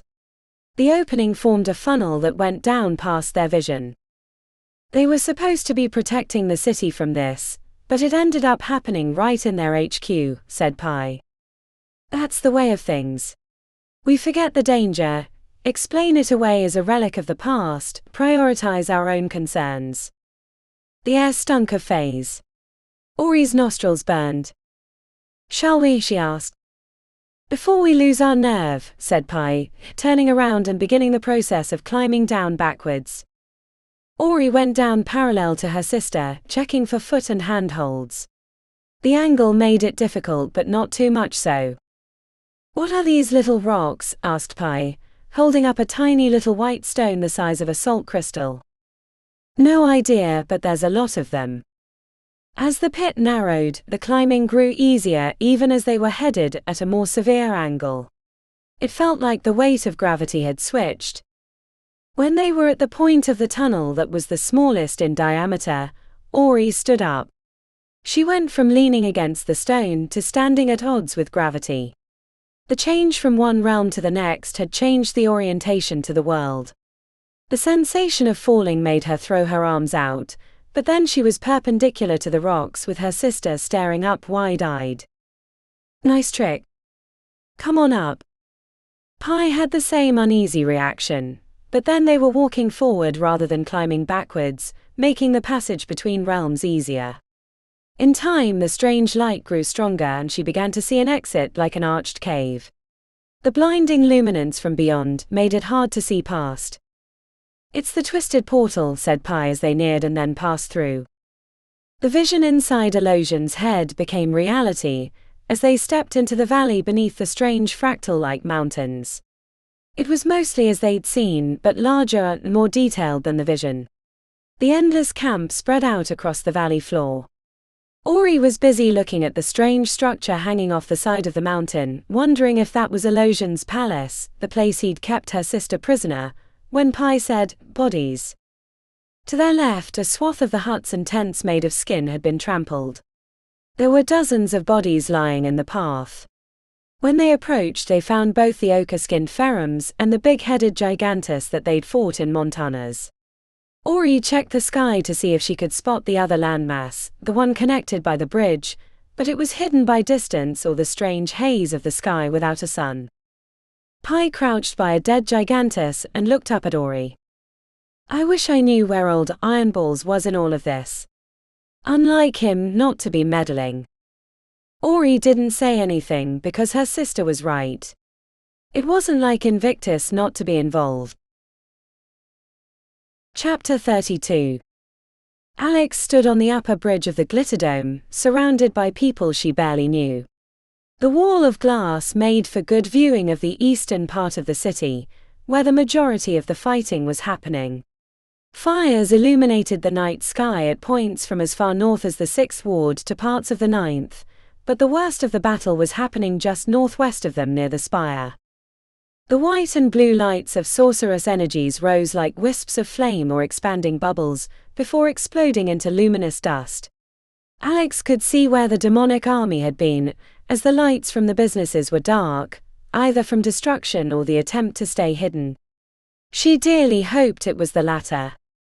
A secondary section of darkness was happening in the 8th Ward.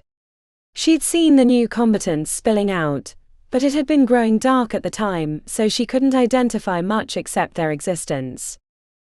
It somehow seems worse at night, even though I can't see them, said Zane, shaking his head with concern. Darkness hides movement, making it easier to obscure numbers and developments. Your mind is filling in the black space with more demons, said Alex. A blank look from Zane had her adding, sorry. Don't say sorry, tell us how we're going to get out of this. If it's possible. It's a war zone down there, especially with the new group of demons. We need to go help them before it's too late, said Nandi, heading back to the stairs where they'd come up. Lenny reluctantly followed, though he checked back to the group hopefully. We need a strategy first or we're just going to get ground to dust, said Alex. Nandi screwed up her face. I've already lost friends. I know more are dying even as we speak. We can't just stand up here and pretend it's not happening. I thought we were going to do something. We are. It doesn't look like it, said Nandi. Kitty, who'd been quiet since her sister's death and had been staring into the darkness with barely a twitch, turned suddenly. If someone's going to figure out how we survive this, it's Alex. Give her a chance. You can't win a war by rushing to failure. Nandi squeezed the bridge of her nose between forefinger and thumb. How? She asked after opening her eyes. No offense, but I didn't see you during the battle in the arena. You were up here hiding out. What hall are you even from? A tightness constricted Alex's chest. She knew how this would go. GAMEMAKERS. You're kidding me, right? Alex was about to speak, but Kitty stepped forward. Think about it. We need magic, right? But we need a strategy more. I've seen her mind work. She's good. Really good. She saw stuff in the heat of battle that I would have never noticed. Please, we need to work together. The big protector put his enormous hand on Nandi's shoulder. We need to stick together. Alex could see the pain in Nandi's eyes. They'd all lost so much. Some more than others. But also, the coterie mage was used to leading and having people follow. If you don't like my plan, then I'll defer leadership to you, said Alex. Nandi wrinkled her face. She hadn't expected the offer and seemed suspicious. Okay, what's your plan? Alex walked back to the window and let her mind take in the flashpoints of Sorcerous Battle. The others joined her at the window. Nandi kept glancing over, expecting further explanation. How many students are in the halls? Asked Alex. I've read somewhere between 2,000 and 3,000 at a time if we're talking current students, said Zane. Alex nodded. There's probably 2 or 3 times that in alumni that live in the city or work in administration. But most are like me with scant magical ability or are too afraid to fight. I'm guessing we might have 1,500 mages available, plus the general citizenry that own guns. What's your point? Asked Nandi. Alex pulled a black paint marker from her pocket. She drew a big circle on the window, put a small circle at the center, and then made outlines of the wards. This is the city. She took out a red marker and outlined the demonic army that was assaulting the Spire. This is Elosion's army. It's like a wedge pointed at the center building. Then she drew little circles of blue. These are the pockets of resistance. They're outnumbered and outgunned. Too spread out to be effective. In conventional battles you want a 3-to-1 advantage in numbers, but as we know, this isn't a conventional battle. But the point is that they're going to get ground down to nothing. By morning at the latest, but probably sooner. Which is why we need to get down there, said Nandi. Alex ignored her and continued drawing, this time taking out a green marker and circling the area in the 8th ward. This is the second group of demons, but it's not acting like the first. It came into the city, but has mostly stayed to the ward. There are no battles happening nearby and no new fires, said Alex. Maybe they're eating all the survivors or turning them into demon mutants, said Lenny. If they're under Elosion's command, he would want them with the others to overwhelm the defenders. He's a brilliant strategist and tactician. He wouldn't leave so many troops behind. The others looked from her map to the scene below them. Nandi tapped the glass in the direction of the 8th ward. It's a much smaller army. Yes, said Alex, pleased to have that confirmed for her.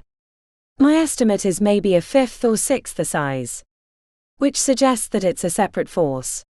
I don't know much about the infernal realm, but is it possible that this group back here isn't with the others? Not with Elosion. Everyone but Lenny said yes at the same time. My brother figured out in Montanas that the demons there were a different strain than the ones that we're used to in the city. They required different runes and wards to deal with, said Kitty. Zane made a gesture with his hand. I believe, based on a conversation, never mind where I heard it, there are different groups in the demonic realm. Most of the lords fled here, but they left Elocian because even amongst their awful kind they didn't trust him. Alex snapped the cap on her green paint marker. So for now, until we know otherwise, we'll assume this is a different force of demons. Not allied with Elocian, but we don't know if they're opposed either. I don't see where this is going, said Nandi, who looked like she was one step from hurrying down the stairs. Why is Elocian trying to get into the Spire? Right now the dome is protecting him from the military coming and flipping the odds against him. At least until he acquires the tattoo, and then all bets are off. Is there something else in the Spire that would be interesting to him? Invictus' private realm, said Zane. I've been inside. He has tons of artifacts lying around. There might be things there as powerful as the tattoo. Or it could be a diversion, said Kitty. We already know he can't get in, so it can't be that, said Alex. Then the answer hit her like a bolt of lightning. I should have seen it right away. She tapped on the circle representing the Spire on her glass map. It is the dome protecting the city. I thought you said he wouldn't want to take it down because of the military, asked Nandi. Exactly. He's protecting the dome. He doesn't want anyone to turn it off until he's done what he came here to do, which is capture the tattoo, said Alex. Why would Invictus make the dome then? Does that confirm that he's our enemy? That the Lost Prince is really a traitor, asked Lenny. I don't think so. Why go through all the trouble when he could have summoned Elocian himself? No, we have to assume Invictus is on our side. Alex turned to Kitty. Did you ever meet him, or more importantly, did Morgana? No, said Kitty. He wasn't around when we came back to the city. Alex snapped her fingers. That makes sense. The dome was to keep Elocian from reaching the tattoo, but the bastard was clever. He got us to bring it to him and trap it in the city. Kitty lowered her head and closed her eyes. Don't be sorry, Kitty. He's been 5 steps ahead of everyone, including Invictus, this whole time. We're only now starting to catch up. How can you be so sure? Asked Kitty in clear pain. Because he didn't get the tattoo. He didn't anticipate Morgana's sacrifice. That she would give up her life to stop Victor, and in effect Elocian. That's what saved us. Family. It was her love for you all that was the one thing he couldn't anticipate, because all he understands is lies and deceit. Not family. Kitty buried her face in her hands. Alex gave her a moment before she launched into her next line of thought, tapping on the glass at various points for emphasis. I think we can assume that Invictus is on our side, and if he is and came from the infernal realm a long time ago and gave up his power, it means that he might have brought his side over.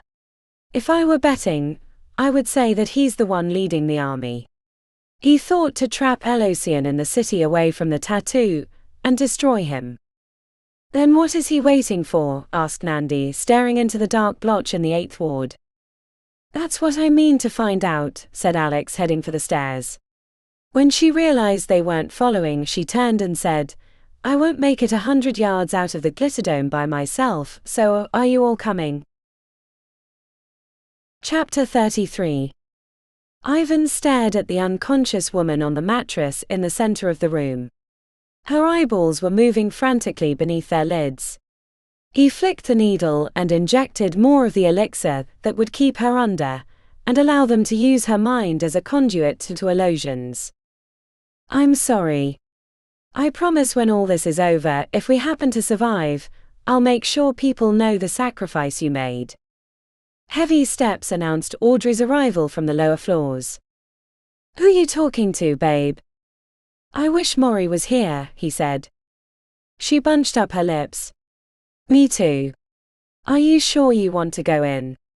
I'd be happy to go in your place. I know you would, but she sacrificed herself for us. It's the least I can do. Audrey turned her head slightly. You know what happened to them the last time? Elocian forced them to confront the worst moments of their lives. That could happen to you. I have a squeaky clean history. It won't be as bad for me. He exhaled, long and slow. I need to go. Even if it means seeing the worst parts of myself. The worst parts are the ones that Vic made you suffer, babe. But the real you, the one I know and love, you're as good as the rest of them. I bet Ares and Morgana and Solstice would be real proud of you right now. I know I am. Are they ready? He asked, nodding towards the stairs, trying to stay focused on the task. His hands were shaking, and he really wanted one of the emergency elixirs that he'd stashed in his brother's old boot in the closet. Audrey didn't have to answer because the click of claws approached. Is she good? Asked Pax when she and Carly crested the stairs. Ivan checked back to see the frantic motion of her eyes had calmed. The elixir was pushing her back into a deep sleep. I think so. Carly approached the unconscious woman and let out a small whine before looking back to them. She says we have to wake her up after this, no matter what. Pax frowned at the mattress. Pick your side. The mattress was firmer than Ivan liked. He preferred to sink into the embrace of his bed, like he was a sultan surrounded by hundreds of pillows and concubines. It was hard to get comfortable. He kept moving, which bounced the unconscious woman and Pax. You okay over there? Is there some sort of safe word if I want out? Mine is Excalibur, if you're wondering, he said. Close your eyes and keep your mind open. Carly will be our guide, said Pax. Ivan didn't know what to do with his hands, and then his feet had a case of the twitches. He kept his eyes squeezed shut, but the tension made it hard to relax. A soft touch across his forehead had him jump slightly, then he realized it was Audrey, soothing away his anxiety. She caressed his temple, making him feel like a young child being put to sleep after a trying day. He stopped fighting the need to relax, and before long he was drifting. He stood in a cramped apartment. Ivan checked his pockets before looking behind him to find Pax and Carly. The redhead appeared vibrant in the dream world, as if her freckled skin glowed within a light. The portal's in here, she said, heading through a door. The bedroom was tiny, barely big enough for the bed. How do people live like this? He asked. Pax blinked and tilted her head, the movement reminding him of Carly's curious pose. They do what they can to survive. She gestured towards the wall where a dark crack oozed mist. His mind is through there. Quite a Freudian design, said Ivan. Pax opened her mouth as if she were going to answer, and then shook her head as she squeezed through the gap, disappearing. Carly followed with barely a head glance backwards. Hey, wait for me. He was expecting it to be gooey or wet, but there was only a sense of buzzing energy as he entered the portal, as if a hive of bees was working in the walls. Ivan found himself in a vast, hazy space that he found hard to focus on. Oh, thank Merlin, he said, relieved. Pax was standing a few feet away, examining their surroundings, while Carly had gone further afield. What? Ivan scratched his neck even though it didn't itch. The unformedness of it all made him want to confirm his own personal reality. I was expecting to walk into one of my old memories, like the time I had sex with my tutor, or when one of Monique's friends gave me a handy behind the tennis courts. Pax closed her eyes and shook her head. He knew he shouldn't be saying these things, but his mouth sort of ran on its own when he got nervous. What is this place? He asked. That's what I'm trying to figure out. The world, if that's what it could be called, was bubbling and shifting. Not far in front of him, a long worm-like thing undulated through a field of spiky stalks that his mind wanted to call grass, but he wasn't sure they were plants. They looked like stone cactus with faint bioluminescence at the base of the prickles. This isn't one of my memories, so he must not know we're here. The question is, where are we? Asked Pax, craning her neck in all directions. I took a fistful of hallucinogens one time and tripped myself back to the Stone Age. This kinda feels like that. They found me naked in the back of a diner, hiding underneath the prep table, talking to a mixer that I thought was Buddha. When she raised an eyebrow, he added, I'm a nervous sharer. He could sense she wished it were Audrey inside Elosion's mind with her, but Ivan was glad he'd come. It was like taking a mind-altering drug without all the stigma that went along with it. Not many people can say they've walked around in a demon lord's mind. Let's hope we survive to tell someone. Ivan crouched by the worm thing moving through the spike field. The colors on the back of the creature shifted from purple beige to gray-blue. The black lumps on its back moved as if they were eyes, but he saw no pupils. Ivan watched as one of the lumps absorbed into the flesh. A little burst of mist exited the brief hole. If this is his memories, I wonder if this is Elosian in his early primordial state, he said. No, that's not him, said Pax, looking into the distance. How do you know? She extended her arm. A figure walked through the stalk field in long strides. Though there were differences, the head wasn't quite the same and the proportions were wrong. The being had tentacles for arms and backward-facing knees. It had to be Elosian. Following the Demon Lord made Ivan nervous. He kept expecting Elosian to turn around and perform some sort of weird game show gotcha before throwing them into jail. But this was his memory, not the real demon. What are we looking for? Asked Ivan. Pax lifted her shoulders. I don't know. A way to distract him. Some secret in his past that helps Orion Pie. Elosian moved through the spikes, taking care not to impale himself. Occasionally he stopped at a thick grouping and stared at the stony plant-like things until they withered away, letting him pass without danger. I don't think I'd do well here, said Ivan. What do you mean? Asked Pax as they strolled behind the oblivious Demon Lord. He just stared at those plants and they changed. That kind of limitless freedom would turn to pure chaos. I should know. I'd probably end up as weird and dangerous if I spent too much time here. This must be one of his earlier memories. I don't see any of the structures or creatures that the others described in their visit. We need to find another memory. I don't think this one is going to be useful, said Pax. After a short search, they found a crack in the ground that served as a makeshift portal.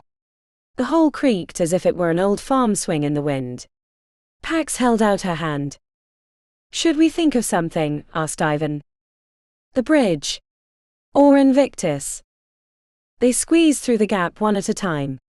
Gravity had little meaning as they climbed onto the new landscape, which to Ivan's brain was on the opposite side of previous one. He felt like he was supposed to be falling. Look. He held up his arm, pointing to the sky, where another landmass floated past. Before he could say another word, a massive black chain shot across the gap, which appeared narrow at first, but as the chain traveled, Ivan realized the two places were far, far apart. After a few minutes of the chain extending outward, it hit the opposite area, then the sound of chain links clinking filled the air. Mesmerized by the operation, Ivan watched the approach of the other landmass. I see someone. Ivan looked around until he spotted the figure walking down the chain links. The green skin made him think he was looking at Demon Invictus. Then a tsunami of bright blue and white sorcerous fire rose up and annihilated the figure, turning them into motes of golden dust. Elosian revealed himself from nearby. Eventually the two landmasses connected, the impact a disappointing kiss rather than the crash Ivan was expecting. This is the start of him conquering his realm, said Pax. We should check another. Agreed. Cracks in the ground were easy to find as the world changed constantly. A new one opened like an eye, making Ivan a little nervous as they stepped through. The new place was wild with lights and sounds as if they'd been thrown into the middle of a great battle. Ivan watched as a whole group of creatures that looked like buffalo encrusted with glittering geodes was turned to dust by an exploding ball of white heat. As a figure came striding through the mist, he was expecting all tentacle arms, but to Ivan's shock and surprise, it was his father, Victor. Chapter 34. The sparkling golden air soothed the burning and aching in Pai's arm like a nice warm bath.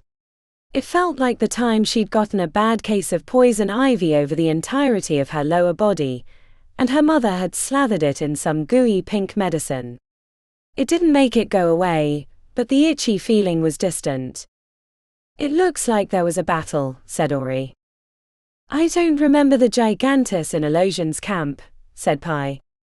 "But I remember them on the opposite side of the bridge when we saw him and Invictus talking."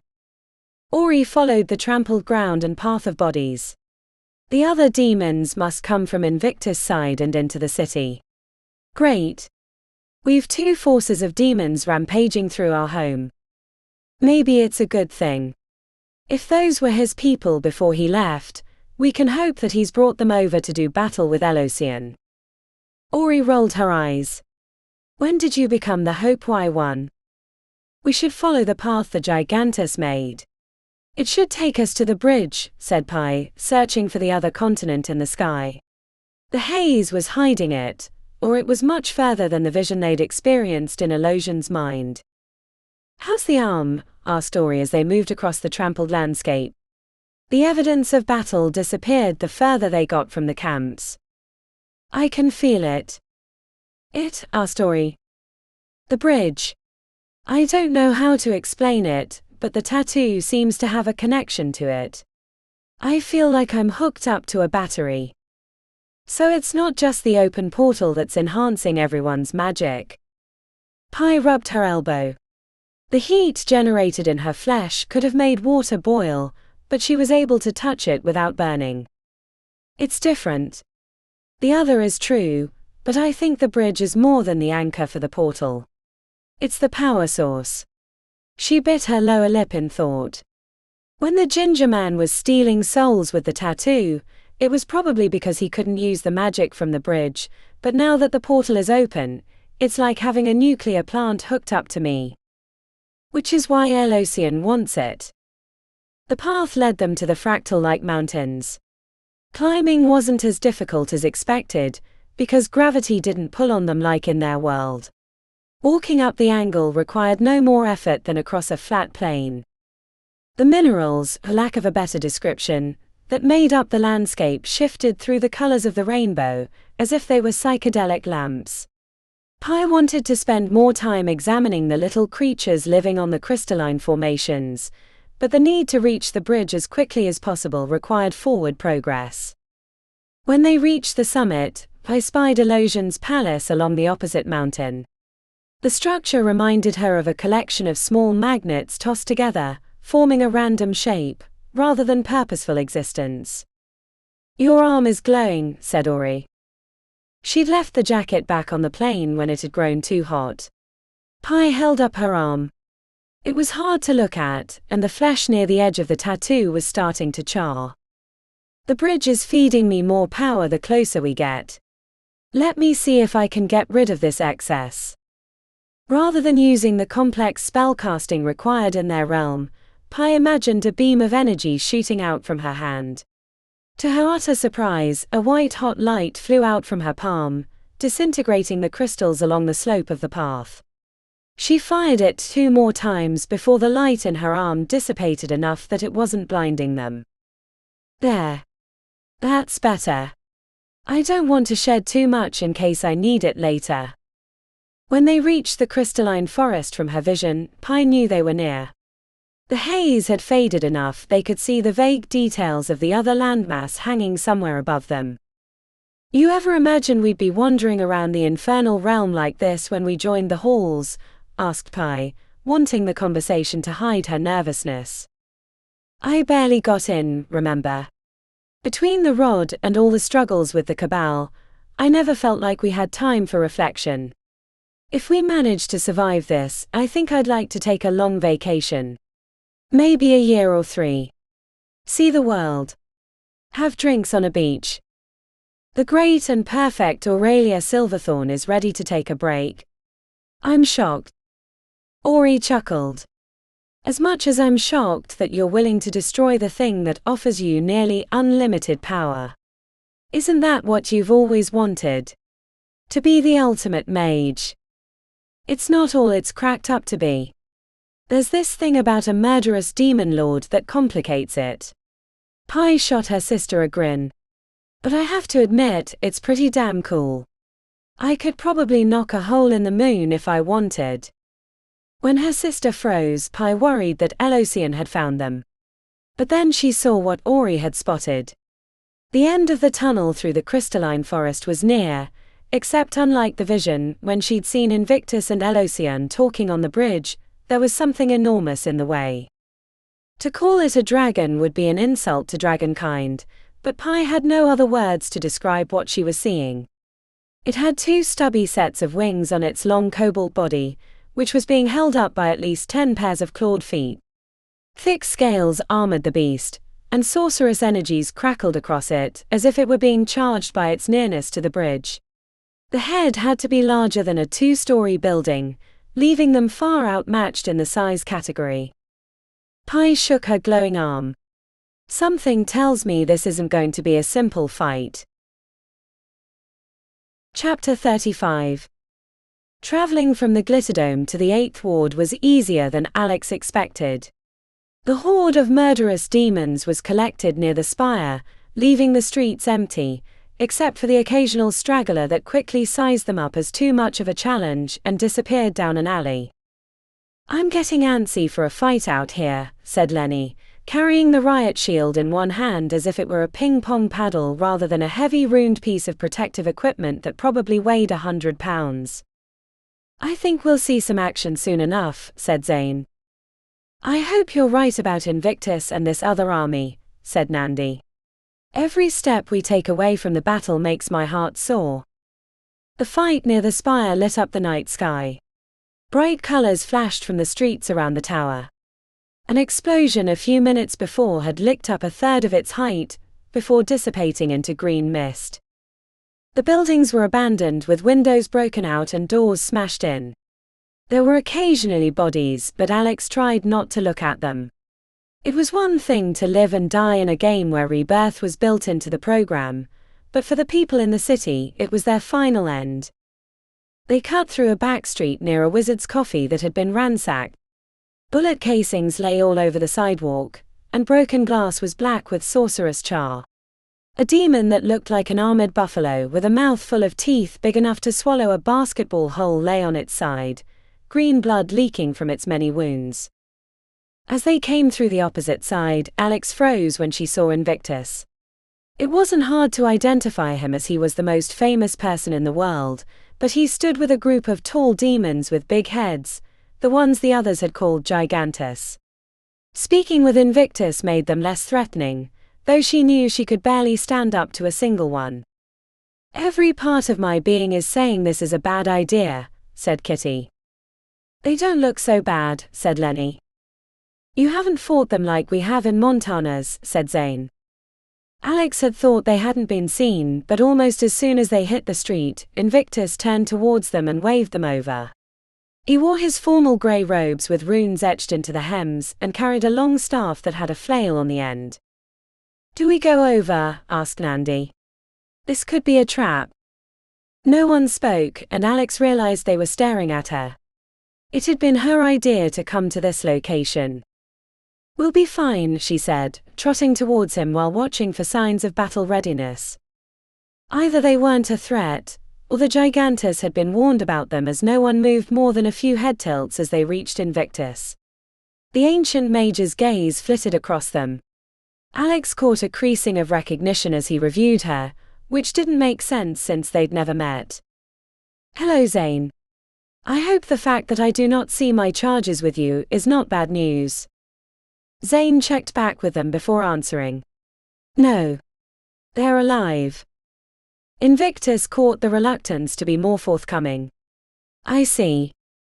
You're the lost prince," said Kitty with simmering anger. Invictus faced off with her.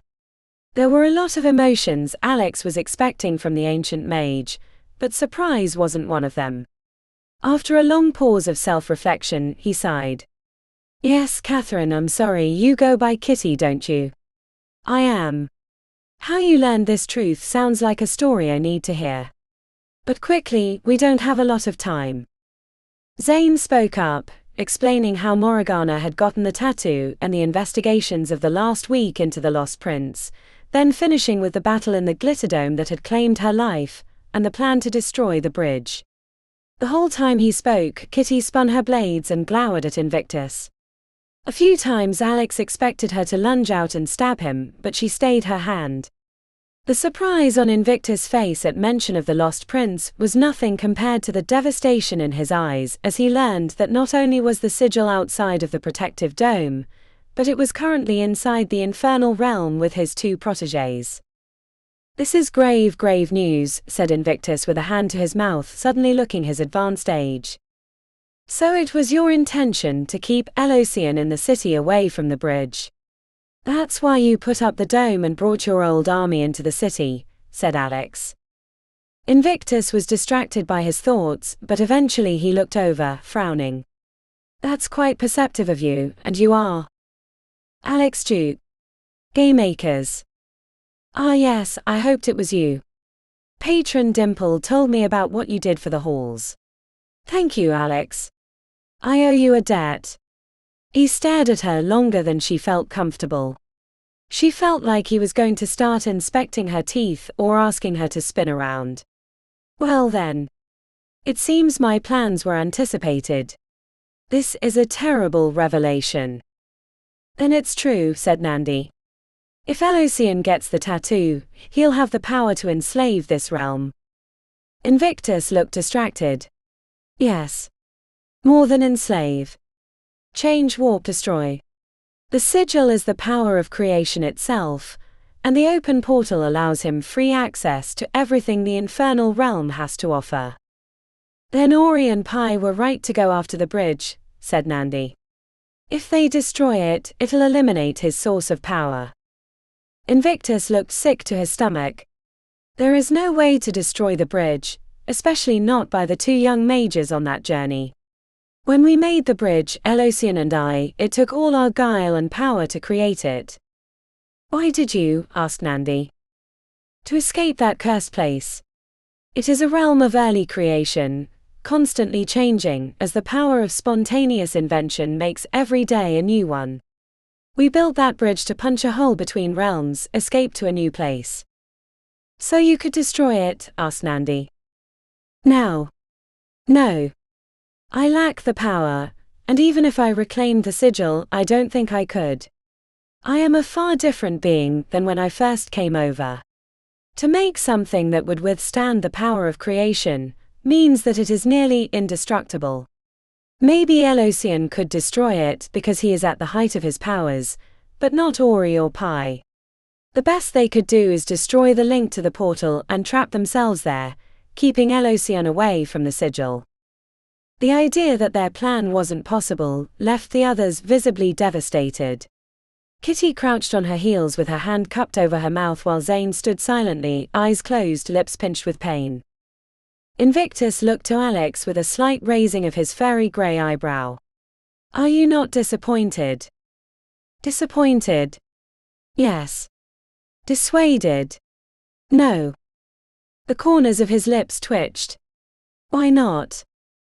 Alex thought back to all the challenges she'd faced in life and in GameMakers Online.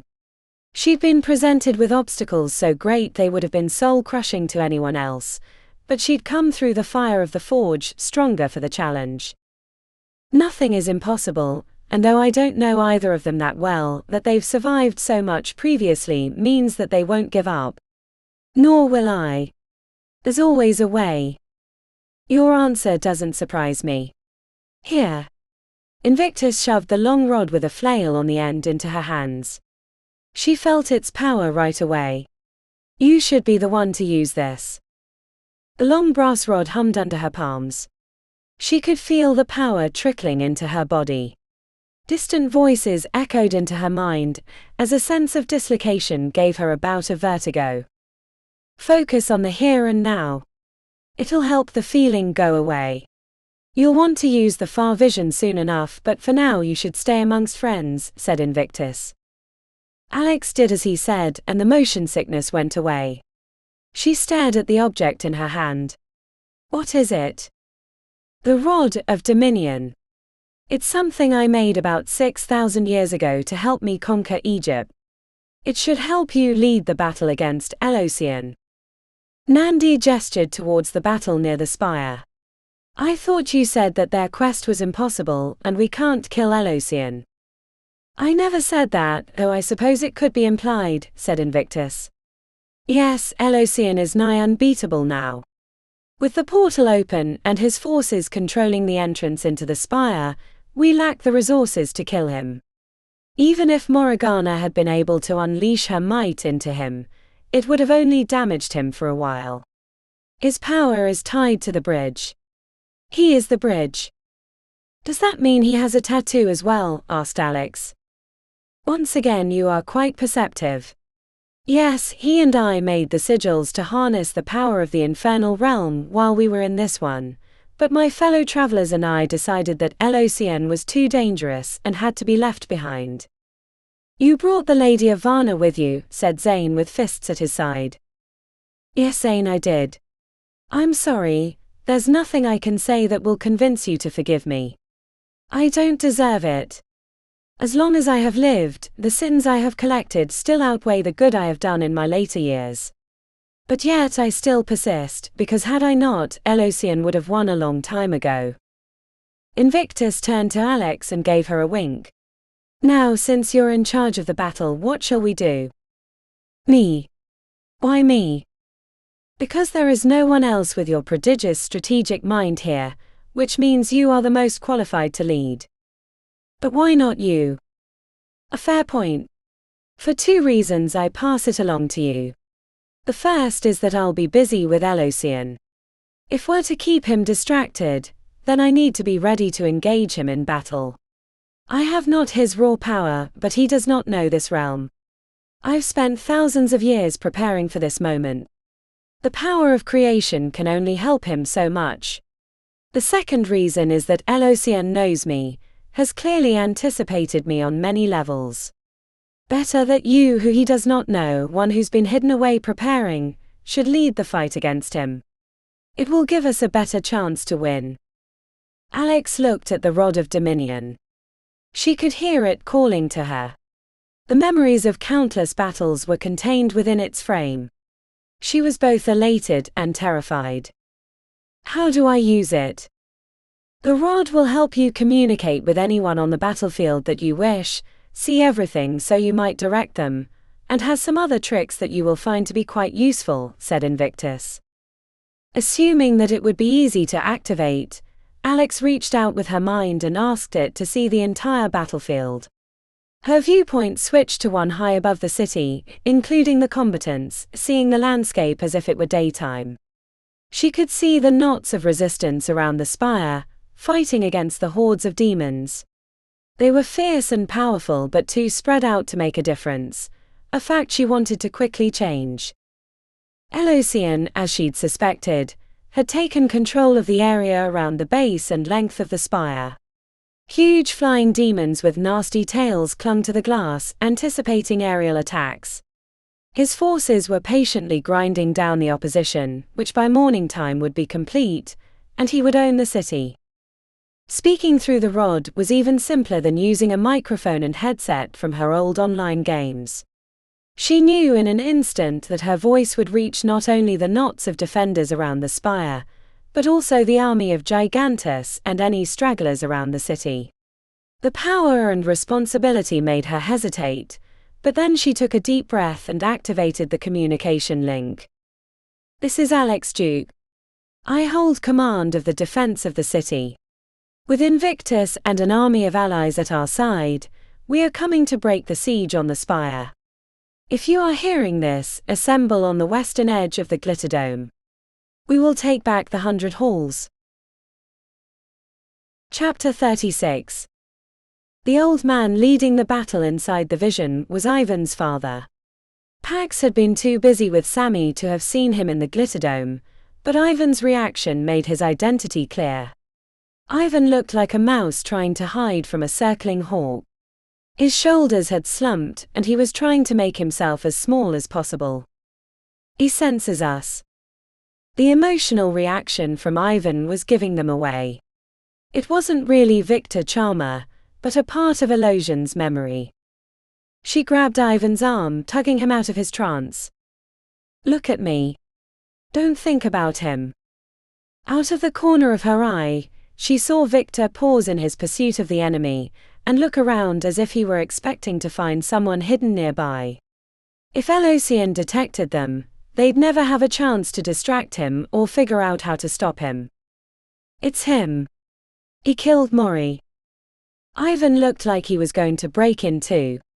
Pax placed her hands on his cheeks and pulled him close until their foreheads were touching. I'm here with you now. Think about me.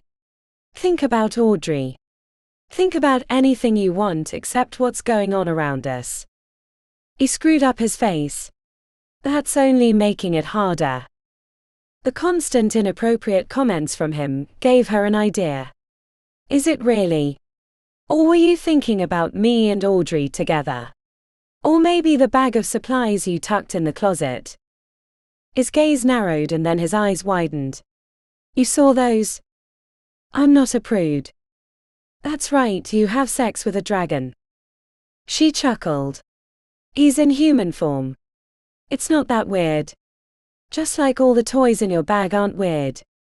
They look like fun, actually. The memory of Victor seemed to forget about them, and the battle moved on. Before long it was further away, and Carly gave them the all clear. Ivan pulled away, his eyes not resting on any one spot. You were saying that to distract me. Mostly, she said, winking. The memory was starting to notice us. We should move on. This one is too recent to be useful. A crack in a nearby cliff gave them an exit.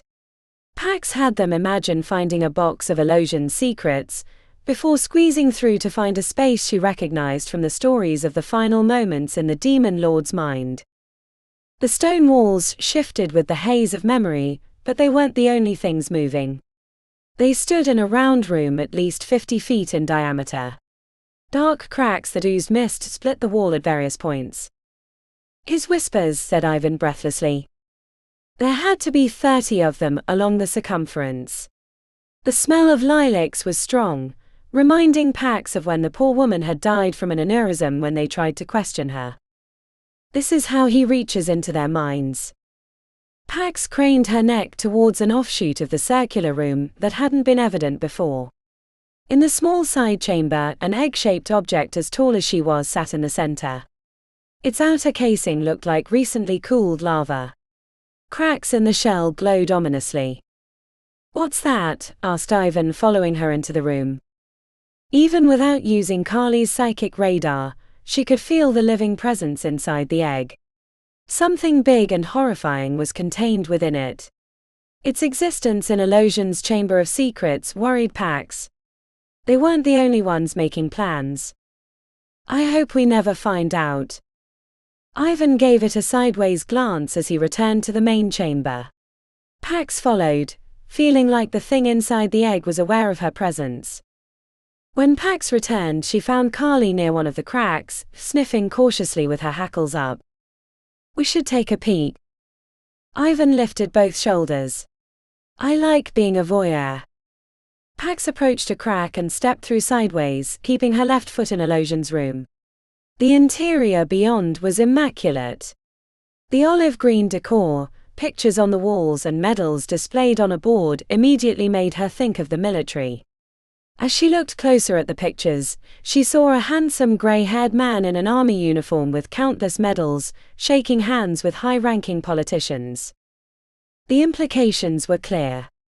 Pax slipped back into the other room, to find Ivan returning with an equally devastated expression. He jammed his thumb towards the crack. It's the Speaker of the House. He's got a direct fucking line to the government. And the military, said Pax. This is bigger than the city of Sorcery. He's poised to take control of the government, or at least make a deal. I thought if we opened the dome we'd have a chance to destroy him, but I bet he's already put his plan in their minds. The two of them checked a few more cracks, finding more people in positions of power. Media moguls. Well-respected actors. CEOs of major corporations. I shouldn't be surprised, said Ivan. After all, he got to my father. Those with big ambitions and few morals are easy to manipulate. That somehow seems contradictory, even as I agree, said Ivan. What's this one? Asked Pax as she realized Carly hadn't moved from the crack she'd been sniffing. Her companion whined. I'm afraid of what I'll see, but I'll take a look. As soon as she stepped through, she regretted it. The place smelled like death and all she could hear was sobbing. She was in a cave somewhere filled with the detritus of a homeless person, muddy tarps, trash bags, old food containers, etc. Curled into the corner was a figure shaking with tears, mumbling to himself. The other visions hadn't had their charges in them, but this one did, which was curious to her.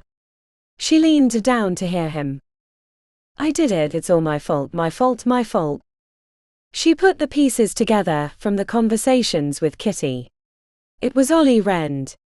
The mad mage who'd killed Ares and, as far as she could tell, opened the portal. He hadn't realized that he was being tricked. Until now. She almost felt sorry for him. Almost. When she stepped into the other room, Ivan was looking at her curiously. She wasn't sure she wanted to say who it was, but it was hard not to tell him. Ollie Rend. Ivan took a step towards the crack, but Pax put her hand out to stop him. He's mad as a hatter. Elocian tricked him. He killed my brother. We don't have time for revenge. We need to figure out what Elocian plans. After seeing the people he's whispering to, it makes me more worried than I was before. Ivan looked like he wanted to knock her hand out of the way and barge into Ollie's mind, but eventually he looked away and nodded. Let's go. When she passed through one of the cracks, she stepped into a familiar area, if only by the stories she'd heard. Ivan came in behind, whistling softly at their surroundings. They stood at the edge of a crystalline forest that scintillated with the hues of every color, including some it was hard to even fathom. The landmass they stood on was connected to another by dozens of black chains, and a great hum filled the air. On either side of the gap stood the demonic Invictus, green skin and all, and tentacled Elocian. Between them, sorcerous energy, too bright to look directly at, seethed like a newly formed sun. Pulses of heat cracked the crystals behind them, making it sound like someone was cooking popcorn. Pax approached slowly with Ivan and Carly behind. She saw the glowing tattoo, the one that Pi now bore, on Invictus' arm, matching the same intensity as the real bridge, which was being summoned into creation. As she turned to Elocian, she was surprised, quickly realizing she shouldn't have been, to find that he bore the same tattoo, except above his heart. If he had one. The force of their effort shone through their expressions.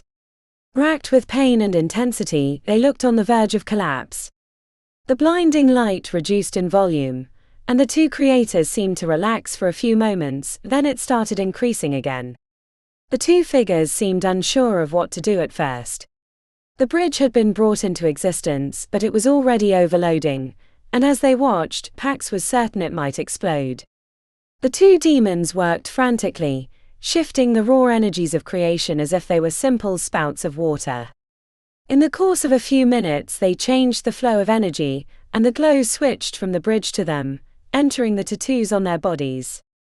As the energies cooled, the bridge was more visible and glowing hot. Pax could feel the vibrations of energy in the structure, but it had stabilized. The flow of power, visible at first, receded into the background until she could only sense it by the vibration in the air.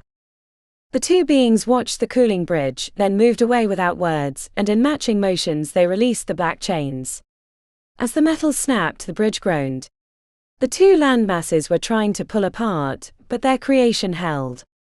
As fewer chains remained, the more the bridge screamed from the tension. When the final pair was released, Pax was certain the bridge would snap. Ivan put his hands over his ears, and Carly whined softly. The groaning slowly reduced until she could no longer hear it, but having been attuned to the change, she could feel the vibration in her feet. "It's like a capacitor," said Ivan. "It's collecting the energy of the two landmasses trying to move apart." The two beings, Invictus and Elosian, crossed the structure and clasped tentacle and arm. "Brothers of the bridge." The two spoke quietly, and Pax didn't need to be near to sense their bond. "He only has half its power, maybe less depending on how it works." She shook her head. "There's no way they can destroy it. It's a futile quest. Look how hard it was for them to make it." "Maybe," said Ivan. "Either way, I think this is what they need to know. That Elosian has the other tattoo, and how it was created. It might help them figure out a way to destroy the bridge. But we're here in his mind, and they're in the real infernal realm, probably near this very spot. We have no way to reach them." Ivan turned to her, pain racking his face. As soon as she saw it, she knew the answer that Ivan had already arrived at. "Are you sure?" she asked. "It's the only way." Chapter 37. The creature they'd started calling the dragon worm due to its many legs and dragon-like head wasn't going to move on its own. Ori crept near the crystalline plants, examining it from a distance. "I don't know what you're worried about. I'm pretty sure I can annihilate this thing with a few blasts." "I need to shed some energy," said Pi, rising to her feet. Ori pulled her sister back down. "If you do that, Elosian will know." "Are you sure?" Ori pursed her lips. "Mostly. We need to take it out without Elosian knowing that it was us and that it was the bridge." "Sounds dangerous." "Fighting Elosian would be worse," said Ori. Pi crouched on her heels. "Have an idea. I watched Alex throw a mountaintop at Elosian. I'm wondering if I can do the same sort of trick. But that was in his mind. The real infernal realm feels different. Still." Ori mused on the situation, rolling ideas through her head. She started with a trial. Using a bit of truth magic, she hardened the palms of her hands to protect them from the razor-sharp crystalline plants, then snapped off a stalk. The mineral crumbled easily, leaving her with a handful of colorful dust. "Stick together," she told the dust as she squeezed, using her Mendency liar magic to trick the material into doing what she wanted. When she opened her hand, the dust lay dormant on her palm. Not a single particle had stuck to another. "That's unusual. My truth magic worked fine." She tried again, focusing more phase into the Mendency, which inside the infernal realm felt more like she was using the raw magics floating in the air than channeling it through her body. An open palm once again revealed a non-reactive dust. "Mendency doesn't work here." "I would have thought the opposite, since this is a place of free-form creation," said Ori, as she dumped the dust onto the ground. "What is a lie if anything is possible?" asked her sister. "Good point. Are we back to the artillery cannon?" Ori cupped her chin. "Yes, but I still want to try and obscure our approach." "A dead dragonworm can't see," said Pi. Ori moved to a thick cluster of crystalline plants. "Be ready." Then to the colorful crystals she said, "Ashes to ashes, dust to dust, take this field and into the smallest crush." The imagined breeze rose into existence as a field of crystalline stalks exploded at the same time. A rainbow wind swirled, the particles shifting across the ground like snow in a blizzard. Round and round the dust flows, who approaches the dragonworm won't know. She sent the dust forward as a sky of colorful mist, and it quickly wrapped around the dragonworm. The ease of magic was delightful and dangerous, she quickly realized. The spells she was casting would have taken more preparation and detail in her world, but it seemed truth magic was well suited for a place that was near the font of creation. The dragonworm roared in frustration, stamping its many feet and snapping at the dust. Ori kept the dust swirling and nodded to her sister, who had stridden forward with a glowing left arm. Pi held it out like a howitzer, aiming down the length. The white beam of light hit dust and deflected slightly, hitting the dragonworm in the side, taking a chunk, but not killing it. The volume of sound that came forth brought Ori to her knees. It shot straight up and out of the cloud on its tiny wings. "Oh crap," said Pi.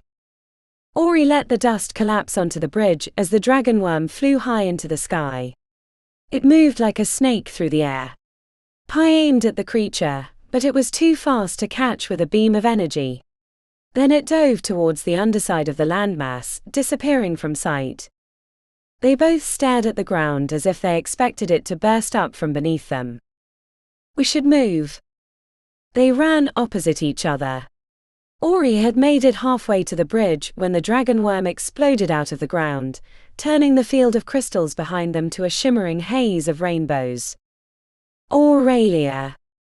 The true name shout deflected the dragonworm's jaw like a right hook, keeping it from snapping its teeth onto her, but it kept coming. The many legs beneath its long cobalt body surged forward like an undulating train. The creature was coming on fast, and if she backed up any further, she was going to fall off the edge. Ori slipped in the slick, crystalline dust. As the dragonworm rose up on the back half of its legs, Ori thought for sure she was dead.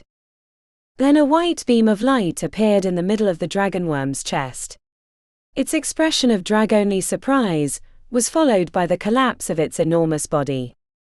To escape being crushed, Ori yelled, "Slick," at the dust in front of her, throwing herself onto her belly. She hit the crystalline particles and went sliding out of the way as the dragonworm's dead body collapsed. A cloud formed from the impact. Ori went flying through it and tumbled onto the path once the dust no longer formed a lubricant for her to slide. She coughed and sputtered as she knocked the particles off. "I should have let you kill the damn thing right away," said Ori, as she accepted her sister's help in standing.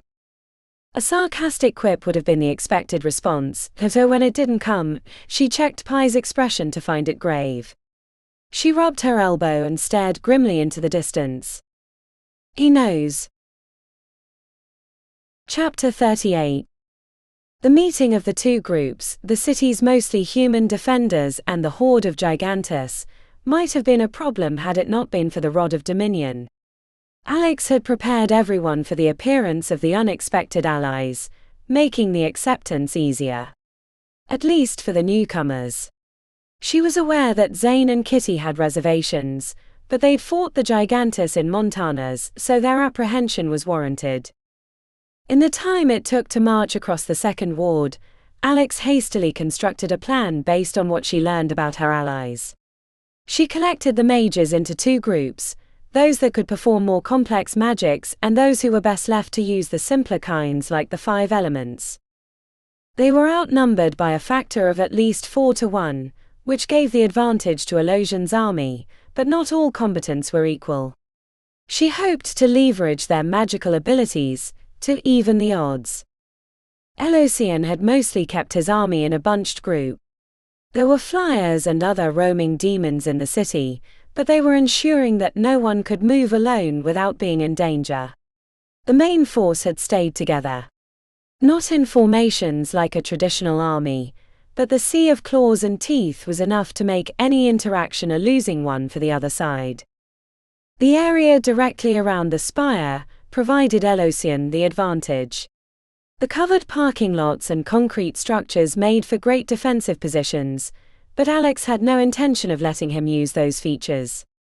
She kept her force in the street that went north of the Glitterdome, rather than expose them to a counterattack. Dim mage lights hovered nearby, exposing a sea of faces expecting direction from her.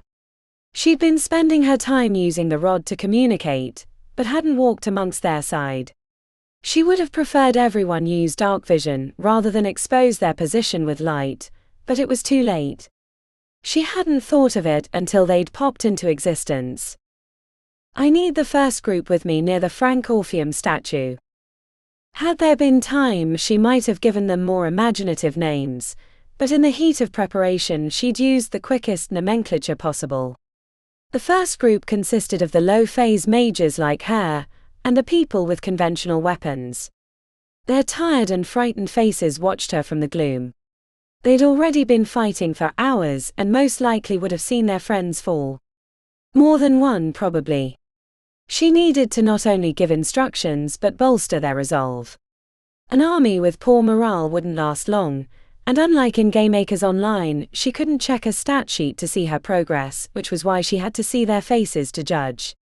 They were close to breaking. Most had probably rushed to the defense, thinking they'd win quickly, but were overwhelmed by the superior numbers. "We're going to win this fight. We have them trapped in the city and pinned against the spire," she told them. Her comment didn't get the reaction she hoped. They were skeptical of her assessment of the situation, which didn't bode well for following directions or fighting a difficult battle. She needed to improve on the shaky start or lose them irrevocably. Alex spoke into the rod again, so her voice carried more weight. "The demon lord Elosian has brought his army into the city." She paused as they reckoned with this new piece of information. Most probably didn't know the name of their enemy. "I'm not going to lie to you and tell you that it's going to be easy. You've already been fighting. We all have. You know that there are creatures here that defy what we might consider reality. Men made of blades, hounds as big as double-decker buses, those quick slit-nosed creatures that smell like the ass end of a sewer pipe." Alex paused, spotting a few bits of laughter amongst the group. "But I can tell you they're not leaving. Nor is the dome that surrounds the city coming down. We've been thrown into a cage with a dangerous enemy. One that wants to kill us and then subjugate the city, before continuing on to the rest of the world. This is a fight that is us or them. There is no place to retreat, no sanctuary, no quarter. If we don't win, then everything we've ever believed in, everyone we've ever known, will end today." By the time she was finished speaking, every set of eyes was upon her. The truth was frightening, but they couldn't avoid it. Couldn't sugarcoat it. She didn't have to bring up the little old ladies cowering in their houses because they knew. They all had friends or family or even just a favorite bodega. Fighting for home and hearth was a powerful motivator. "I'm preparing a special surprise for them, but we need a distraction. We need them to be focused on you, our vanguard. I want you to organize yourselves in groups based on the 5 elements. You all know which one you're strongest at using. Once you've segregated yourselves, I want you to position yourselves in those 5 groups on this side of the street, across from that forward line of demons. All those of you without magic should place yourselves between the mages. Your job will be to protect them. I'll see when you're in position, and then I'll let you know what's next. Go now." There was a bit of chaos at first as she hadn't given them a way to pick themselves out, but then the mages started holding up their hands with the dominate gesture for their element. Once she saw that they didn't need her help, Alex turned to the second and much smaller group, which included the friends she'd brought to the fight. Nandi, Zane, Kitty and Lenny stood in the front, arms crossed and waiting for direction. Their presence made it simpler to give direction to this group, since the social proof that she deserved their leadership was already present. "What do you want us to do?" asked Zane after a long pause. She didn't have the heart to tell them she hadn't gotten that far in her planning. It was an on-the-fly kind of day. She searched their faces for clues to her plan. Lenny was leaning on his riot shield, which had runes painted on the front. "What are those?" Lenny leaned over. "Demonic protections. Nandi made them." Alex smiled as she noticed at least a dozen of his halls standing amidst the high phase group. "What other halls do I have here? Shout it out." It was hard to pick out individual words in the cacophony of voices that followed, but she'd made a habit of deciphering chaotic information in the heat of battle. She couldn't repeat the exact numbers, but had a good idea of which halls she had available to use. Zane and Kitty. "I need you to go to the apartment building on the other side of the street and evacuate everyone there. Most of them have probably already escaped to other parts of the city, but we need to make sure." Kitty scoffed as she twirled her blades. "You want us on rescue duty?" Yes, said Alex, not giving an inch. The front windows are broken out, so I doubt there's anyone living in those, but the back apartments. They needed to be saved. Kitty looked like she wanted to disagree, but then she checked back to the sea of faces watching the interaction. Fine. Rescue duty. Where do I take them? Alex considered the map of the city she'd memorized earlier. To the east side of the Glitterdome. I'll send the aura healers and other medical professionals there for triage. Alex used the rod to relay the message across the entire channel, then she returned to the group of mages, minus the 2 assassins. Nandi. I need you to get all the protectors, and anyone else who has something they can convert into a shield, into a group. Then you and anyone else who knows these runes should splash them across the front. Make them as potent as possible. Nandi bit her lower lip. A few runes aren't going to stop that horde across the way. Might burn some skin or give them second thoughts about putting a 2-foot claw through your chest, but that's about it. Are you not capable? Should I find someone else? Nandi sputtered. Of course not. I can do it. Good. Get to work. I can't hold everyone's hand in the middle of a battle. Her shocked look was quickly replaced with a professional demeanor. Nandi started organizing her group as requested, leaving Alex to focus on the next group. As she gathered a group of 3 stone singers, a half-dozen alchemists, a pair of muscular metallum nocturne and mages from a smattering of other halls, including a trio of daring maids, one of the low-level mages appeared at her side. Mom, he said, looking like he wanted to salute. The 5 elements are in position. Good. Alex lifted the rod to her lips. I want the 5 elements to start firing at the demons across the street. First flame, then water, then earth, followed by air, and finally force. Repeat as soon as the cycle is finished. Each group should take a 2 count before firing. Focus on reaching your enemies with high arcing shots. You're our artillery, softening them up. The rest of you protect them with your lives. When she was finished giving directions to her artillery group, Alex turned back to the eclectic collection of minor halls. She grinned to let them know their contribution would be both unusual and effective. See that apartment building across the street? This is what we're going to do. Traveling across the open space so near the demonic army felt more perilous than it was. Zane skipped through the veil, not staying in the real world long enough just in case, until he made it to the apartment building. Kitty appeared once he stepped inside. She looked ready to spit. How should we split this up? She asked. It's a 10-story building. You take the evens, I'll take the odds. Kitty nodded and disappeared into the stairwell. Zane had his blades in his fists as he walked down the hallway, banging on the doors and yelling, Open up. You're being evacuated. He hated being so noisy. If there were demons on the prowl, they'd know exactly where to find him, but Alex had only given them 10 minutes, which meant there wasn't time for subtlety. A couple of apartment doors opened up. Zane jabbed his blade towards the door. Get out now while you can. Leave everything behind. Hell is about to rain down. Head to the Glitterdome. There's a group there to help you, he said. No one argued, but a few ran back in to grab their things. He didn't stay to argue, as he didn't have time.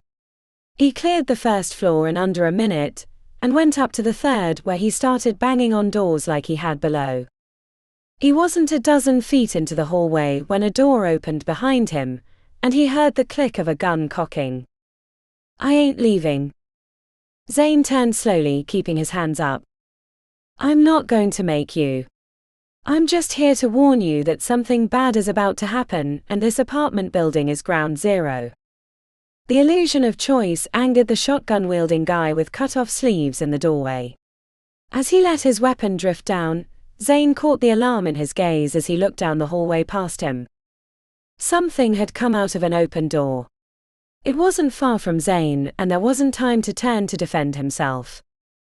Zane fired a force bolt at the wood floor, sending himself in the opposite direction.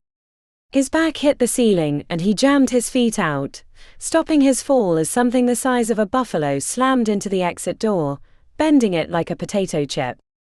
The guy in the doorway hastily discharged his weapon, nearly hitting Zane in the process, and then threw himself into his room. Before the demon could go after the guy, Zane dropped down and hit it with a force blast to disorient it, then ducking beneath its horns and stabbing into its exposed underbelly 3 times. The demon roared, revealing a mouthful of jagged teeth. The puncture wounds should have dealt major damage, but the demonic buffalo seemed more enraged than injured. Zane sped down the hallway as the creature pursued him. When he ran out of room, Zane ran up the wall, flipping over the stampeding creature, which hit the window, crashing outward and onto the street in a spray of broken glass. Zane paused, listening to the volleys of sorcery around the corner. He couldn't see them, but the reflections of colorful light danced across the nearby apartments, and the impacts amongst the demons brought cries of anger and pain. Back on his feet, Zane turned back to see a half-dozen residents, including the guy with the shotgun, hurrying down the opposite stairs with minimal belongings. Kitty crept onto the 6th floor, checking the hallway before daring to knock on doors. She almost missed a creature hovering on the ceiling, like a pool of darkness. A bloody arm fell out of the black goo, making her reticent about approaching. At the short distance, it didn't appear to have organs or any obvious places to stab. Taking care of it would require a different approach. A few heads poked out of their doorways. They were aware of the demonic pool of black goo, and weren't risking an escape. They'd probably heard the others being evacuated below, or had been calling each other. The sounds of footsteps on the floor above suggested the whole apartment building was in full escape. She waved them back in and brought forth an illusionary version of herself, to send towards the demon goo. The false Kitty approached, appearing oblivious to the danger on the ceiling. As she neared, the ground shifted, sending her into the wall. She checked her watch to find the time at 8 minutes, and had a good feeling Alex would only give them the full 10, no more. Dealing with the demon goo in an expedient manner would be highly necessary. "Come on," she whispered as the illusionary version walked beneath it. The goo rained down from the ceiling, slapping against the carpet along with an uneaten foot half covered by a leather shoe. Kitty raised both hands, making the gesture for flame and sending a wave down the hallway. The creature screamed and fled towards the opposite end on hundreds of tiny pseudopods. She chased after it, sending bolts of flame that charred parts of the goo to black dust. It punched through the window, but instead of falling out, it reached out and pulled itself upwards. Shit. Double shit.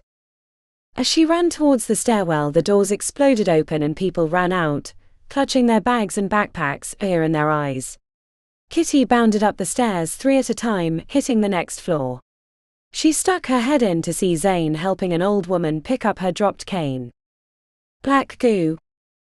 He shook his head, so she continued upward.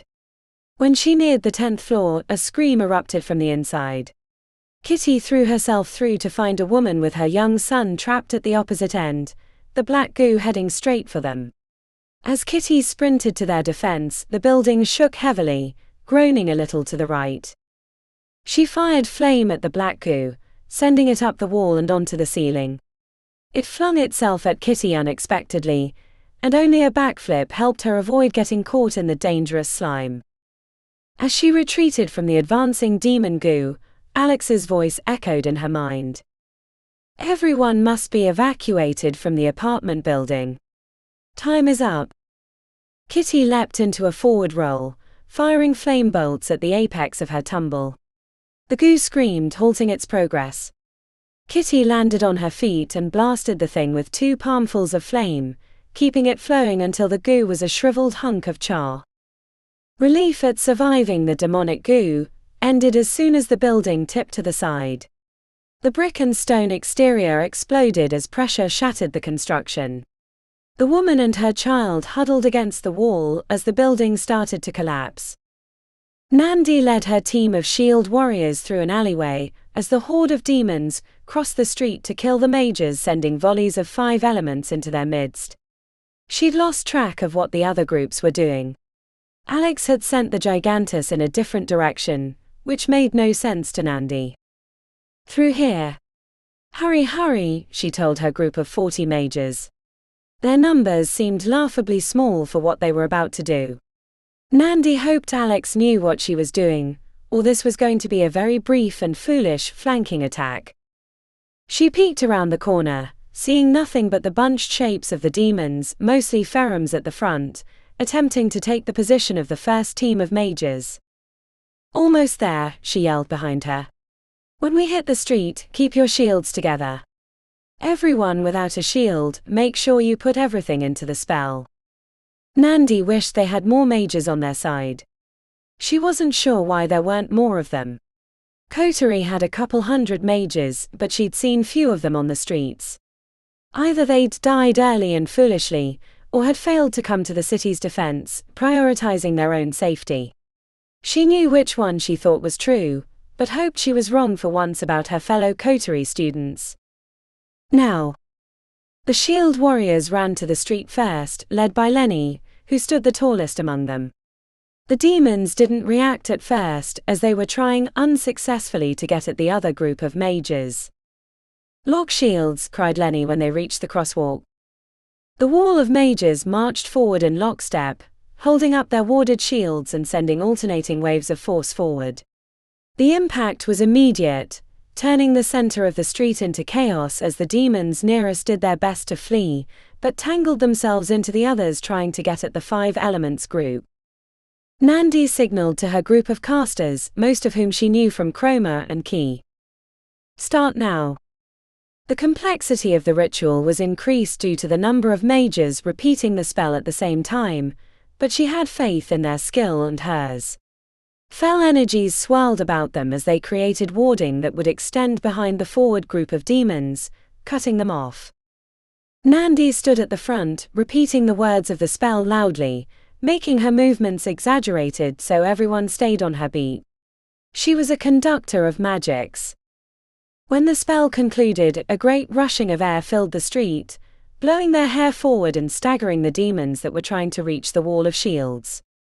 A ghostly barrier cut across the opposite side of the street, breaking the line of the forward group. Fire at will. With the spell finished, Nandi switched to a personal favorite spell of hers. She lifted her arms, making the gestures with her fingers and shapes in her mind that would help bring the spell into existence. Nandi felt more powerful than she'd ever felt before, pulling more phase through her body than with previous spells. The pleasurable flow of power had her gasping as a bolt of electricity shot out from her hands, impacting a hulking demon that looked like a minotaur without horns, then cascading out, spreading a web of lightning. As her powerful spell dissipated, having taken down dozens of Ferrums, leaving her pumping her fist in excitement, a great roar came from the opposite end of the street. The horde of Gigantus came rushing towards the demons trapped on all sides by wardings, 5 elements, or a powerful barrier. They tore through the demons as the others tried unsuccessfully to reach them. Nandi felt a grin rise to her lips at the successful implementation of Alex's plan. "Maybe we just might win this." Alex watched from behind her artillery as the Gigantus slammed into the demons, who had barely recovered from the shield wall. "Hold fire," she told the mages, giving them a rest until the next phase of the fight. The demonic army outnumbered them, which meant Alex had to change the field of battle to shift the odds in their favor. She'd managed to fool them once, but doubted Elocian would allow it to happen a second time. He'd thus far stayed in the back, directing his army much as she was. Invictus stood to the side, watching the battle keenly, giving no indication of his approval or disapproval. She'd explained what she'd wanted from him during the fight, and he'd accepted without comment. As the Gigantus cleaned up the demons that had overextended and gotten trapped behind their warded barrier, a great gonging impact sounded across the street. The trio of enormous giants approached the ghostly wall that was keeping the 2 sides separated. They sent their fists into the wall, which shouldn't have been a physical impact, but they held some infernal magics that gave them control over the magical barricade. Cracks formed in the hazy obstacle. Its fall was happening sooner than expected. Invictus turned his head towards her curiously, but she ignored his unspoken question. The giants hit again, shattering the barrier into nothingness. As it fell, a new wave rushed into the street, hitting the flank of the gigantus that hadn't yet finished with the trapped Ferums. This new group was much hardier: blade men, buffalo-looking creatures, other nasty forms of infernal life. Alex lifted the rod to speak into it. Group 1, fire your elements over the street into the throng beyond where the wall once was. Focus if you can on the giants. She had a good feeling they were going to be a problem, and was proved correct, as the sorcerous energies barely seemed to affect them. They'd been protected somehow, or the magics they were using weren't attuned correctly to damage them. The overwhelming victory in the street quickly turned against them. The bigger demons battered their defenses. The shield wall was having to pull back, as even the group of mages led by Nandi couldn't hurt the demons enough to keep them at a distance.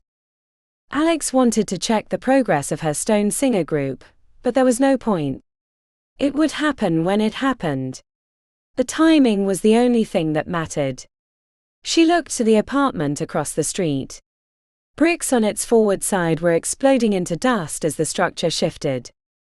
Pulling back quickly would be safest, but she wanted maximum damage. They couldn't win by chipping away at the enemy. Eventually Elosian would join the fight, and if he still had significant numbers, it would be a rout.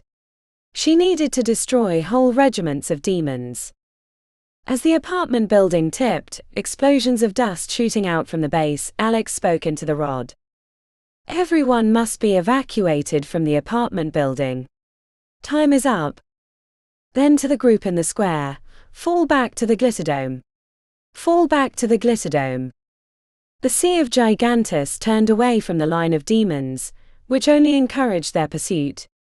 As they retreated, the other demons tore into them, taking down far too many of the Gigantus as they tried to get away. Without the protective volleys of her artillery, there was little to stop the advance of the demons, which were encouraged by the retreat. An ear-splitting crack had her ducking, even though it had come from a block and a half away. The apartment building that the group of Stone Singers and others had been sabotaging began to tip over and collapse. The building lurched to the side, throwing Kitty into the wall. The mother at the end of the hallway screamed, clutching her child. Kitty ran forward against the gravity, pulling her sideways. She scooped the child up and slammed into the woman's gut, bending her over and throwing her on her shoulder. A kick sent the window exploding outward. Kitty just had to hope no one got cut on their way through. As the building tilted to the side, Kitty leapt onto the side of the building, which was now at an angle. She landed on the brick facade, falling forward as she'd overestimated the speed of the collapse. Gravity tugged her off the side, which at 10 stories was far too high. She jammed a hand out, catching a crenellation, still holding on to the mother and child, who were both screaming. As the building collapsed, Kitty rode it down, then as it tilted far enough that she wouldn't fall, she released the stone protrusion and sprinted to the bottom of the building, which was rising towards them, bounding over the windows and being careful not to trip on the ledges. Dust rose in a cloud, obscuring her vision. As the building made its final descent, Kitty leapt high, traveling 30 feet in one go, landing at the edge of the enormous hole behind her. The apartment building crashed, sending up another blinding cloud and shaking the concrete. The place where she'd landed began to fall away as the earth pulled the rest of the street into the newly formed hole. With her weight shifted the wrong way, Kitty was certain they were going backwards, until a hand reached out and grabbed her arm. Zane appeared in the dust, squinting and coughing. He hauled her back from the edge and took the young girl, who'd mercifully passed out during the escape. Close one. Kitty jogged with the woman on her shoulder and Zane at her side. Too close. They brought them to the first responders who had set up at the Glitterdome, handing over the mother and child. The bright lights of magic continued behind them. They headed back to Alex's location with weapons in their fists. As the demon army surged forward, encouraged by the Gigantus retreat, the 10-story apartment building collapsed onto the street. The back edge of the Gigantus was caught beneath the brick structure, but so were the hundreds of blade men and pharaohs and other demonic creatures. The impact shook the ground, ensuring that nothing had survived beneath the collapse. It had caught one of the giants. The other two had managed to leap back to safety. She'd hoped to destroy all three, but not everything always went her way. "Well done, Alex," said Invictus. She looked through the swirling dust. The pause in the fight would be brief, that much she knew. Alex lifted the rod to her lips. "Assemble on my position." The announcement was mostly unnecessary, as she'd given instructions ahead of time, but keeping up communication was important to army adhesion. Alex knew that Elosian approached long before she saw him. It was Invictus' reaction that clued her to the arrival. The ancient mage seemed to gather himself. His wavy grey hair and long robes had not a speck of dust on them, unlike everyone and everything surrounding them. As the cloud settled, a tall tentacled figure of Elosian, Lord of Lies, stepped onto the rubble of the collapsed building. It was the second time she'd seen him, but he seemed angrier, more fell than inside the Glitterdome. He'd thought he was close to accomplishing his task, and now that he'd been thwarted, he was angry. "Be ready," said Invictus. Her first two tactical maneuvers had been largely successful, achieving significant losses on the demonic side with few on hers. The winds had encouraged Elosian to join the fight directly, which Invictus had promised would happen. Alex jogged back a ways as Invictus strode forward, pulling back the sleeves of his robe as if he were going to get into a fistfight. She didn't know what to expect, but when Invictus raised his arms and a massive section of the fallen building rose into the air as if gravity had reversed itself in that localized area, she knew that this would be a fight between heavyweights. The sea of rock flew at Elosian, who lifted his tentacles, the tips twitching. Every piece exploded into dust.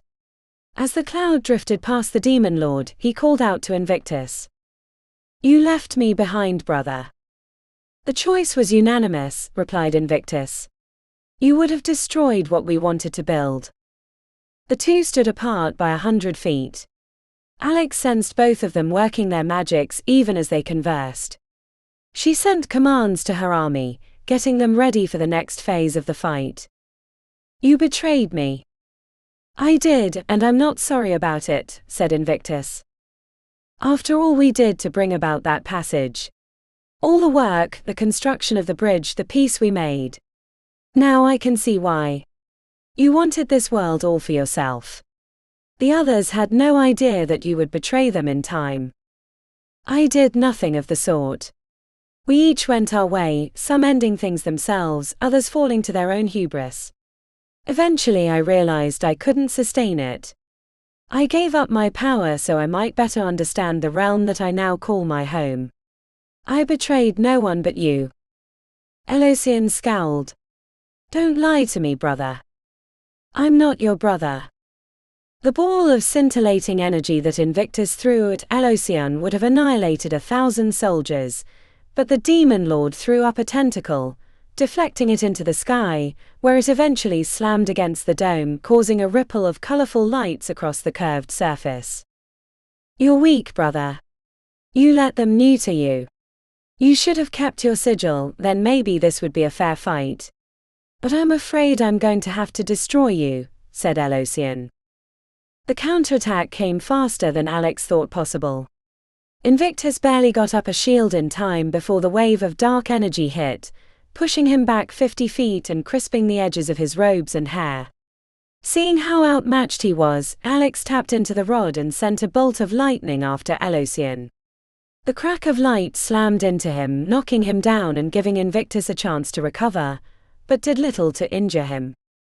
"I'll deal with you soon enough," said Elosian. This time Invictus was ready for the attack, and the two sent waves of battering magics towards each other. The concrete and broken glass between them were evaporated by the high magics. Alex fell back, sending her army around the collapsed building but not wanting to go too far. She needed to know how Invictus fared. If he was beaten, then she would have to shift into a retreat, hoping to stall until Ori and Pi could destroy the bridge, the source of his power. She could barely watch as the energies erupting from their battle turned the area as bright as day. Elosian clearly had the upper hand, knocking Invictus back step by step.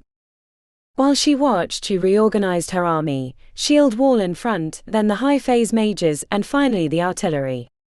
She sent them forward into the flank of the demonic army, hoping to distract Elosian. As she finished her instructions, Elosian caught Invictus with a potent punch of sorcery, throwing him across the street to crash through the glass walls of the Glitterdome. Alex used the rod to send multiple bolts of lightning after Elosian. The first two barely hit him, but the third knocked him backwards. The brief excitement at wielding such power quickly evaporated, as Elosian climbed back onto the pile of rocks and prepared to launch a new volley. Alex steeled herself for the reprisal, but then he seemed suddenly distracted, his head snapping to the side. No. His rage brought Alex to her knees. She thought he was going to unleash fury on her, but then he turned back to the two remaining giants. Release the Eater. A pit formed in her stomach. She was aware of the creature that the others had experienced in Montanas. This couldn't be that one, but something just like it. Elosian fled the battle, which left Alex worried about Ori and Pi. If he'd sensed their attack on the bridge, they wouldn't have much time. Alex ran to Invictus, who lay prone inside the Glitterdome. He was slowly regaining his feet, bright blood streaming down his forehead. His eyes were unfocused. Prepare a retreat. Alex was about to tell him that she would do no such thing when a fearsome roar filled the air, putting water in her knees and sending waves of revulsion through her body. Chapter 39. Are you sure you want to do it? Ivan stood before the crack in the wall which oozed with mist, the overwhelming smell of lilacs making him slightly ill. Pax had her arms crossed next to him. It's better if I go. I think. If you're not sure, I'll do it, said Pax. I'm not sure, but I still think I'm the one that should go. It sounds like he's in the throes of phase madness, on top of Elosian messing with him. If he's as crazy as you say, then it's probably best for me to be in his head. Pax frowned. This isn't about Ares, is it? Be a really bad time for revenge. I know from personal experience that you can't injure a crazy person any more than they hurt themselves. At this point, he's probably praying for release from his mistakes. I'm surprised he hasn't done it himself already. Pax screwed up her face. What did your father do to you? He didn't make us brush our teeth. She seemed almost disappointed by his mundane answer, so he threw in, or murder vagrants in the back alleyway before bedtime. Ivan. You sound like my sisters, he said, smirking. You're stalling now. He exhaled. I am. Wish me luck. Pax looked at him in that way that people did when they saw how broken he was. A mixture of pity and confusion. It was one of the reasons he was so smitten with Audrey.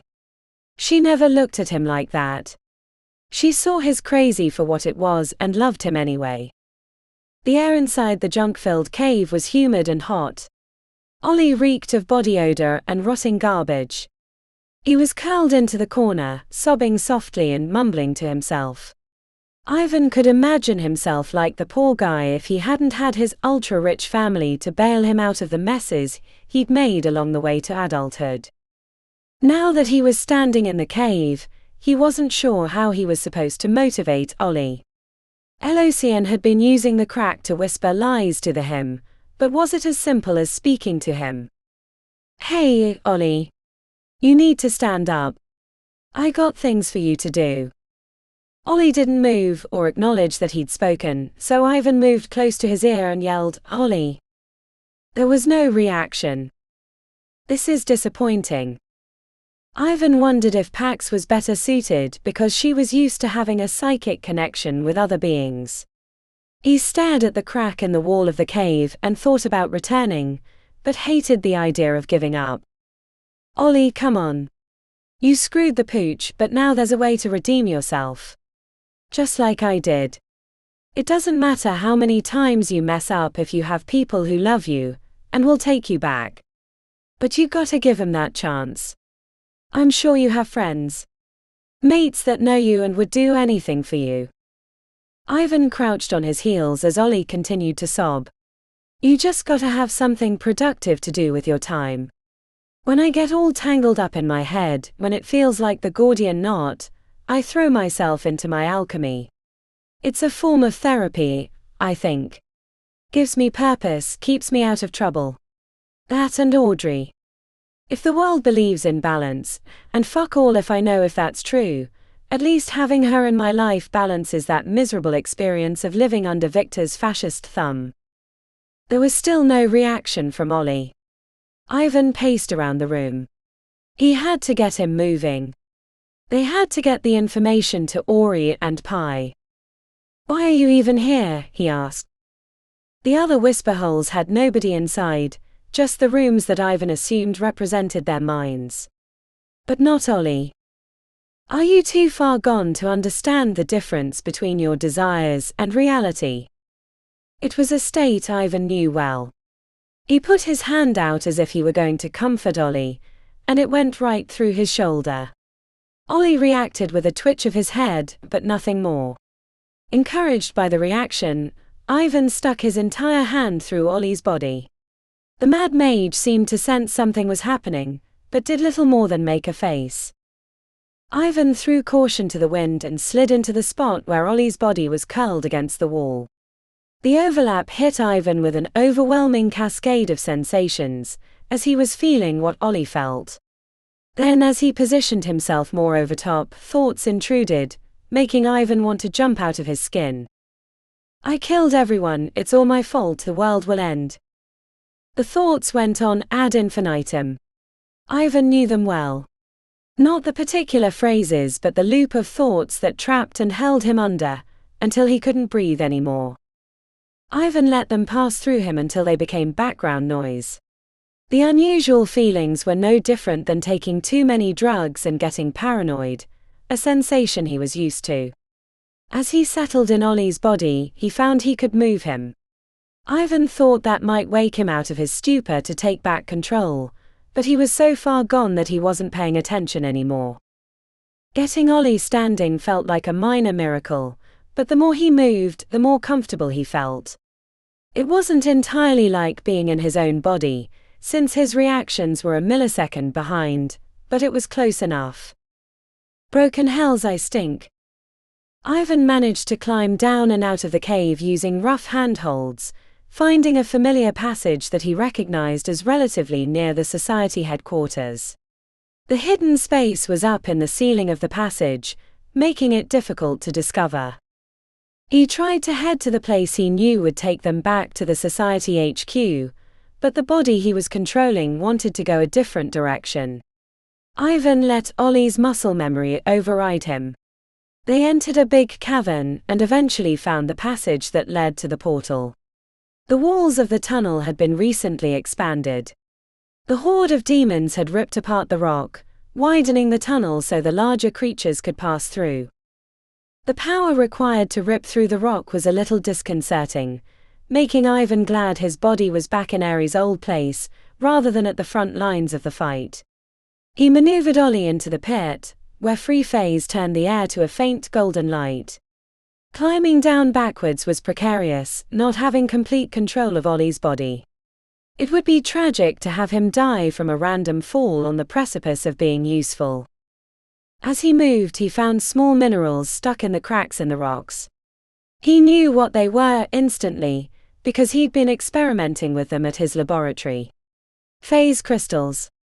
Their appearance at the site of the portal wasn't a surprise. He resisted the urge to grab some since it wasn't his body, but made a note to come back later should they survive. Ivan wasn't sure when gravity switched on him, but he went from climbing down to standing up without really thinking about it. He felt like he was standing on the wall as he looked back up the tunnel. Eventually he came out beneath a twisted silvery archway surrounded by the huts of an encamped army, though he saw no creatures moving amongst the housing. The nearby bodies of Gigantus and other creatures confirmed where he was standing. Ivan craned his neck, taking in the strange and wondrous landscape. The ridge of mountains to his right reminded him of fractals. At some of his raves he'd projected videos of the mathematical constructs on a wall, but this felt like standing inside one of those moving pictures. Wicked. Ivan wasn't sure which way to go, until he saw a beam of white-hot light fired from a distant mountaintop. There was a vague sense of movement, a battle perhaps. He watched until he saw a second beam, and decided it had to be Ori and Pi. He set off in that direction, piloting Ollie, who had thus far declined to surface from his inner delusions. I feel ya, buddy. I feel ya. Chapter 40. The bridge burned with the heat of 1,000 suns. Pi could hardly look near her arm, but she feared to dissipate the energy because Elocian was headed their way. She felt it the moment they killed the Guardian. How do we destroy the bridge? Asked Ori, staring at the structure spanning two landmasses. The bridge had looked mundane from a distance, almost something that could exist in their world, but up close Pi saw the differences. She'd imagined that it was made of steel or other building materials, but it wasn't anything like that. It wasn't quite matte black, nor was it colorless. It swirled with grays and dark colors as if it were a black hole made real. The bridge is made of phase, she announced to her sister. Raw condensed phase. It collects the raw magics in the air, converts them. It's like a giant battery connected to an unlimited power source. Can it be destroyed? Asked Ori, shielding her eyes from the illumination of Pi's arm. It was made to withstand unimaginable energies. Pi shook her head. I don't know if it's possible. Then we've trapped ourselves and given him the final piece he needs to conquer our realm, said Ori grimly. A sharp stab of pain had Pi bending over. He's here. The twisted portal, a hazy shiny spot in the valley below, was barely visible from their vantage. Pi spotted a figure moving through the air towards them. Elocian. Stay behind me, she told Ori. The demon lord landed in the field where the colorful crystals had existed before the battle with his guardian. Dust swirled about in an unseen breeze. Elocian appeared relaxed, pleased about the circumstances. Thank you, Pythia. It fills me with joy to see the seeds I planted long ago come to fruit, and now it's time to harvest that sweetness. Pi opened her mouth as if she were going to deliver a pithy response, but fired a beam of pure energy at Elocian, which he easily knocked away. The arrogance to think you could best me. Here in the place that forged me into this perfect form. You know nothing about the infernal realm. Elocian raised a tentacle, and an equally bright beam of light flashed towards her. Pi sent a shield of energy out, stopping the ray at first, but then it slowly pushed her backwards. I'm not even trying. He scoffed. Your friend, the one that's leading your side out there, she might give me an interesting challenge, but you not so much. Maybe if I left you here for a few thousand years, you might make the fight interesting. Elocian let the beam of energy dissipate, leaving Pi breathing heavily. Blocking it had taken a lot out of her. The tattoo wasn't glowing so brightly. She checked back to Ori to see her worried expression. Pi reviewed her options, hoping one of the soul fragments had ideas, but they were outclassed by the raw power of Elocian. None of the spells they knew were useful in the infernal realm. Are you drawing from the bridge? Asked her sister. Pi reached out through the tattoo, much in the same way she tapped into the phase at the base of her skull, to find the bridge waiting for her. It was a little frightening to feel the connection. Like standing in the middle of a field of unprotected power lines, humming with bone-charring electricity. The next beam of energy she sent at Elocian caught him off guard. Rather than deflect it, he had to block it, much as she had his. The excitement she felt evaporated as he slowly moved the point of conflict towards her. Eventually she gave up, letting the flow of energy end. Pay your arm. The tattoo was run through with embers, the fleshy areas nearby charred. Like Morgana, her body wasn't capable of holding up to the intense energies that the bridge could supply. You're beginning to see why you are fated to lose. Long before you could channel enough energy to destroy me, it would vaporize you into the mists of creation. This is not a fight you can win. Best you hand over that which I desire, rather than enrage me further. If you force me to take it from you, I will take it out on your precious world. On your friends. Elocian tilted his head, revealing his serial killer's smile. On your sister. He's telling the truth, said Ori from behind her. He believes it anyway. Her sister knew truth better than anyone she knew. If Ori said someone wasn't lying, even the Prince of Lies, Pi believed her. Pi looked at her elbow covered in embers, then at Elocian. She turned her head towards her sister. What happens to the tattoo if I overchannel it? Pi. Don't. It might be the only way. Chapter 41. It's the thing in the box. The one they brought with them, said Zane, appearing at Alex's side from out of nowhere. She'd been helping Invictus to stand. The blast from Elocian had hurt him. I'll be fine, he said, dusting himself off, then looked to the sky where something dark moved above the buildings. For now. What is it? Invictus cracked his neck with a practiced tilt of the head. Not everything in the infernal realm wanted to rule. Some things just want to destroy. They're pure chaos. Is it like the thing in Montana's? They called that an eater too, said Zane. Invictus stepped over the broken glass to stare at the night sky. The constant battles of potent sorcery had made it appear to be day, but now that the fighting had paused, darkness had returned. Alex had a sense of movement near the spire, but the size of the creature had to be enormous, dwarfing even their biggest commercial airplanes. It is, said the ancient mage with a sigh. What can we do against it? Asked Alex. Avoid getting eaten, said Invictus. She returned to her army, which was waiting patiently in the position she'd set up for them. The Gigantus lingered in the next street over, licking their wounds from the last fight. They'd been able fighters, but probably no match for the Eater. The demonic army climbed over the fallen apartment building, led by the two giants, their crimson eyes glaring through the darkness. Hulking four-legged forms joined them, creatures the size of buses with furnace mouths and other larger combatants. Thus far they'd battled the smaller demons, Ferrum's blade men and other cannon fodder. They'd bloodied them, but hardly impacted the strength of the army. And with the Eater in the sky, along with other flying demons, the battlefield was fraught. An explosion from many blocks over, as electrical lines shot sparks in a high arc, momentarily revealed the Eater crouched over an apartment building. The enormous demonic beast was ripping away the roof, as if it were a piece of foil covering. The brief light revealed that the Eater was crouched on multiple buildings, its size even bigger than she first thought. It had two sets of black wings and multiple barbed tails wrapped around the structure beneath it. Prepare to fire. All at once, no rotation, she yelled into the rod, her eyes not leaving the area she had seen the Eater. As the demonic giants led the army over the rubble, she marked the range in her head. As the first one stepped off the pile of broken rock, she yelled, "For fire!" Bright lights exploded from her army, as they were nestled between the Glitterdome and the buildings on the opposite side of the street. The illumination revealed the line of shield warriors in front, followed by the high phase mages.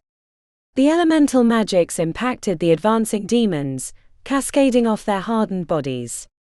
The giants raised their fists and sent a blast of dark energy at the front of her army. They raised their shields and countered with ghostly magics that attempted to block the arcing attack. Some of the eldritch magics slipped through the defense, and some of the mages in the front line fell. Back up slowly. One step every second. Alex didn't mind giving ground, as it gave them more opportunity for ranged attacks. The army moved relatively together. Considering they'd never practiced the movement, it could have been worse. As the demonic army marched forward, sorceress attacks were traded. The ones from her side were constant and colorful, while the return fire was focused and powerful. If they had to trade artillery fire, her side was going to lose. "Can you drop another building on them?" asked Zane. "Not likely." She lifted the rod.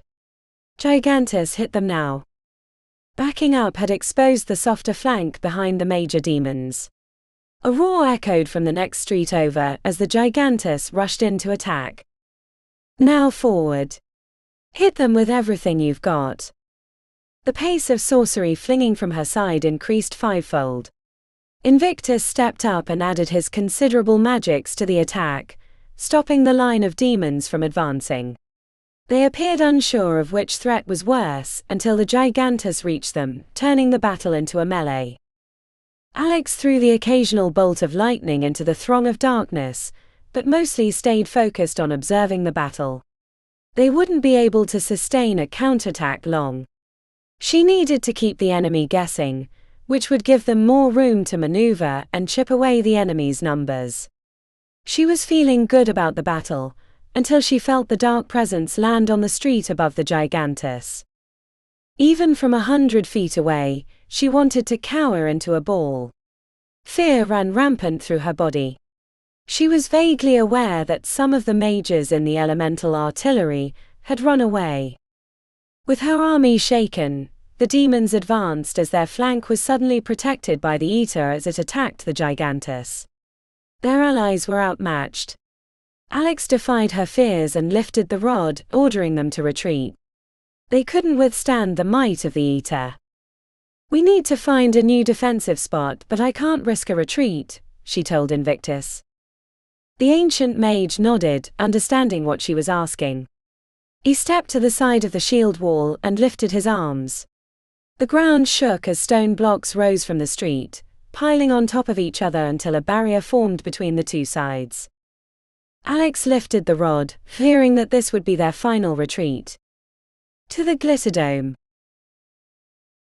Chapter 42. Stand back. There was nothing Ori could do to help her sister.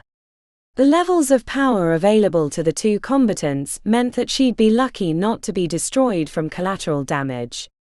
She backed up as waves of energy crashed against each other, exploding into spectacular colors. Ori felt like she was watching the spawning of the universe. It was a fireworks show like no other in the history of her world. But Pi was fated to fail. Elocian was a being of creation, meant to handle the levels of power flowing through him. But not her sister. Even the soul fragments and her experiences with the Matri had not prepared her for a fight of this magnitude. Pi might have the tattoo and access to the bridge's power, but she could never draw enough without destroying herself first. Ori studied the battle to find an advantage. Elocian seemed to be able to draw as much power as Pi, which made keeping the bridge from him even more important. If he was able to get access, his power would be infinite as far as her realm was concerned. She stood amid shattered crystals that swirled in the winds created from the blinding battle ahead. Elocian was pushing Pi backwards. He didn't even have to win, only keep the energy flowing through her until it destroyed her. Her left arm glowed both orange, red and white. "Ori." The voice from behind drained her body cold. No one should be there, nor should they know her name. She turned to find a disheveled figure, a human male no less, staring at her in the battle with slack-jawed wonder. He stunk to high heaven and looked like a vagrant that lived under a bridge. "Who are you?"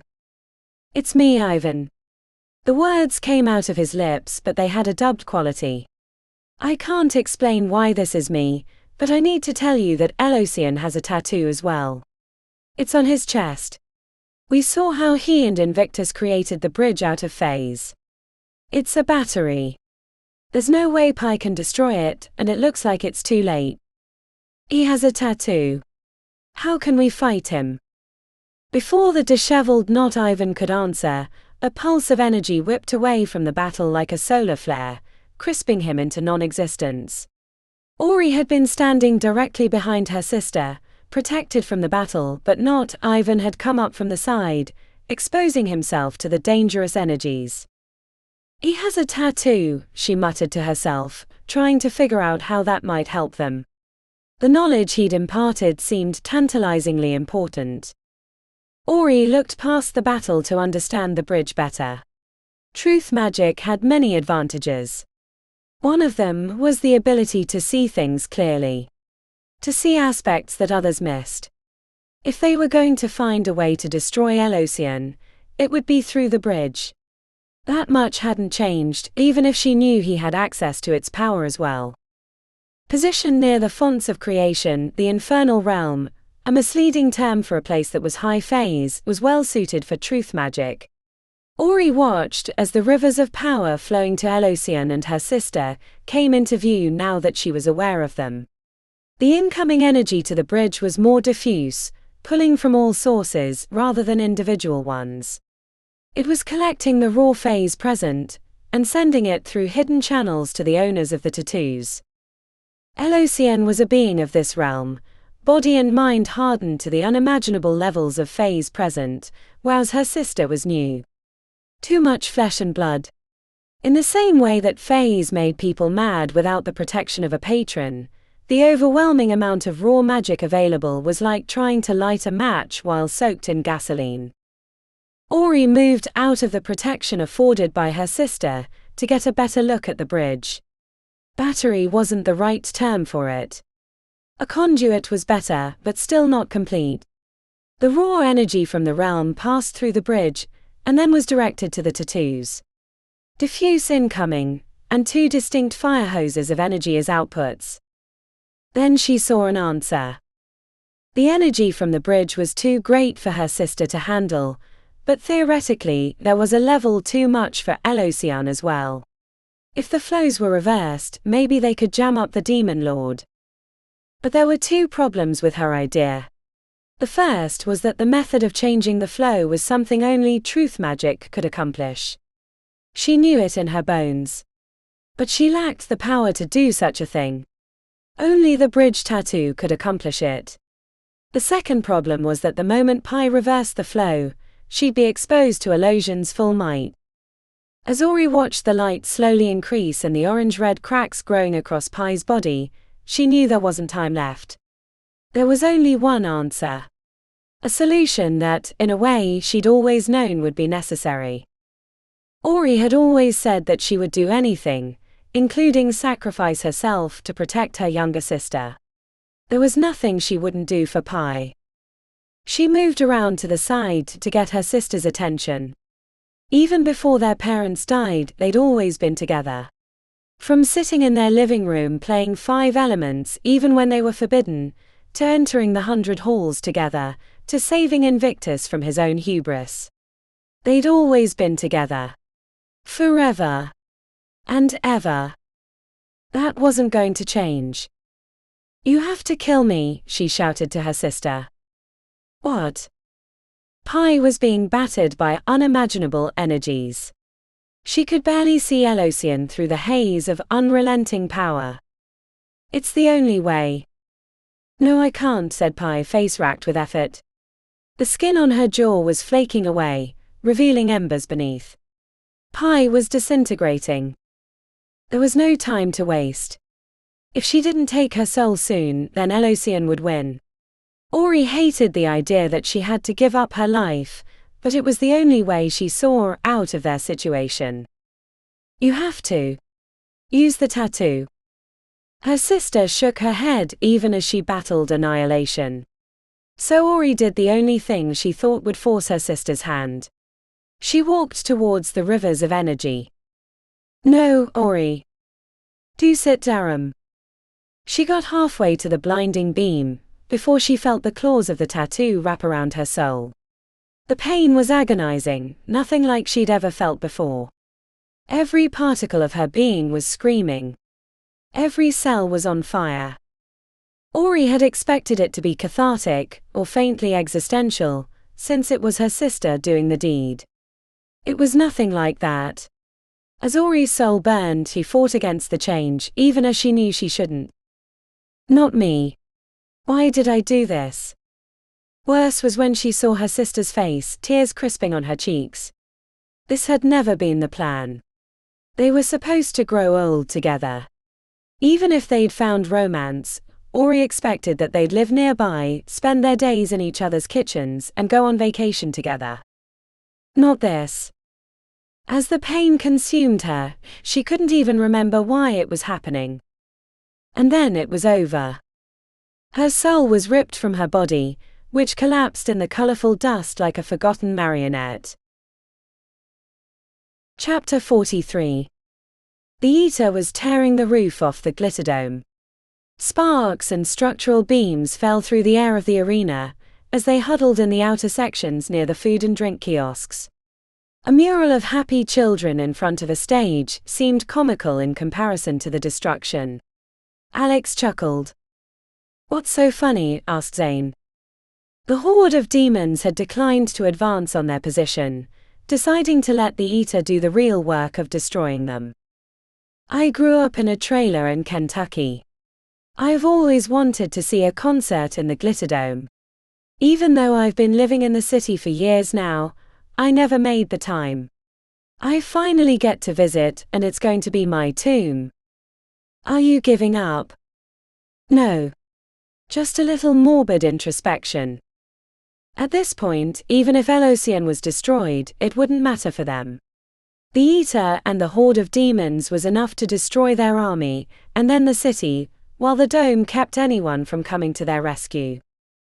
"What's the dome made of?" she asked Invictus, who looked pale and thin from his overextension of magic to protect their retreat. His gaze flitted in the direction of the Eater. Huge booms and minor explosions echoed through the concrete hallways. "Nothing that can hurt that. It was made to contain, not destroy, and with the portal between realms open, it has limitless power to draw from."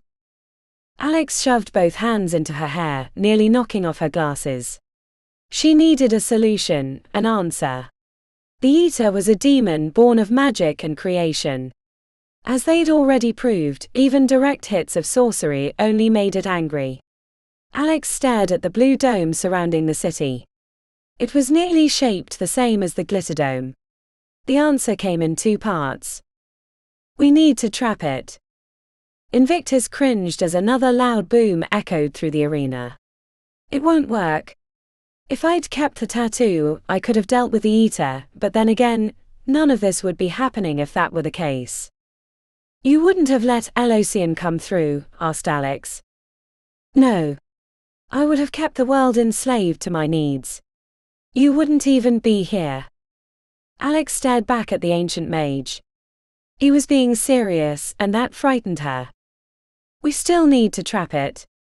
Collapse the dome, do whatever we can to keep it here. It'll climb out."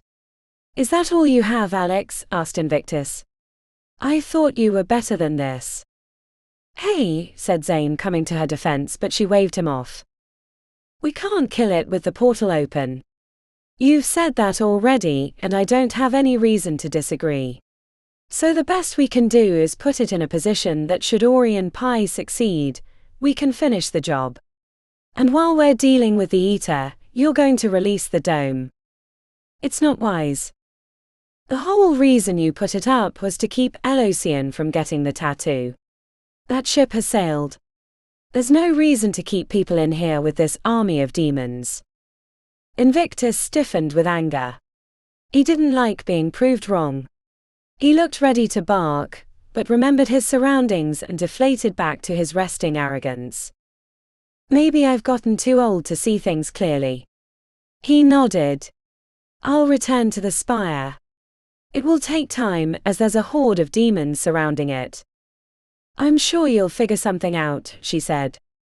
"This is quite a narrow path you're asking us to travel upon," said Invictus. "I'm playing to our outs. We have one shot to make this happen. There's no reason to do anything else at this point. If we win, we survive, and if not, thanks for playing. Either way, we need to give the rest of the city a chance to escape." His wrinkled face creased with something akin to sadness. A wise course. He moved towards an exit. Good luck with your demon. Hopefully we shall all see each other soon, but if not, it was a pleasure to be your head patron. We're really going to trap the Eater here? Asked Nandi. Another loud explosion inside the arena had them all ducking.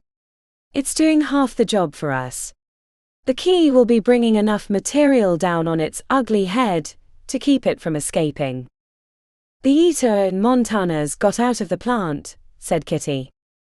Like I said, we're playing to our outs. None of it matters if Ori and Pi don't take care of the bridge and the portal. But if the Eater gets shut off from its power, I want to be ready for the killing blow.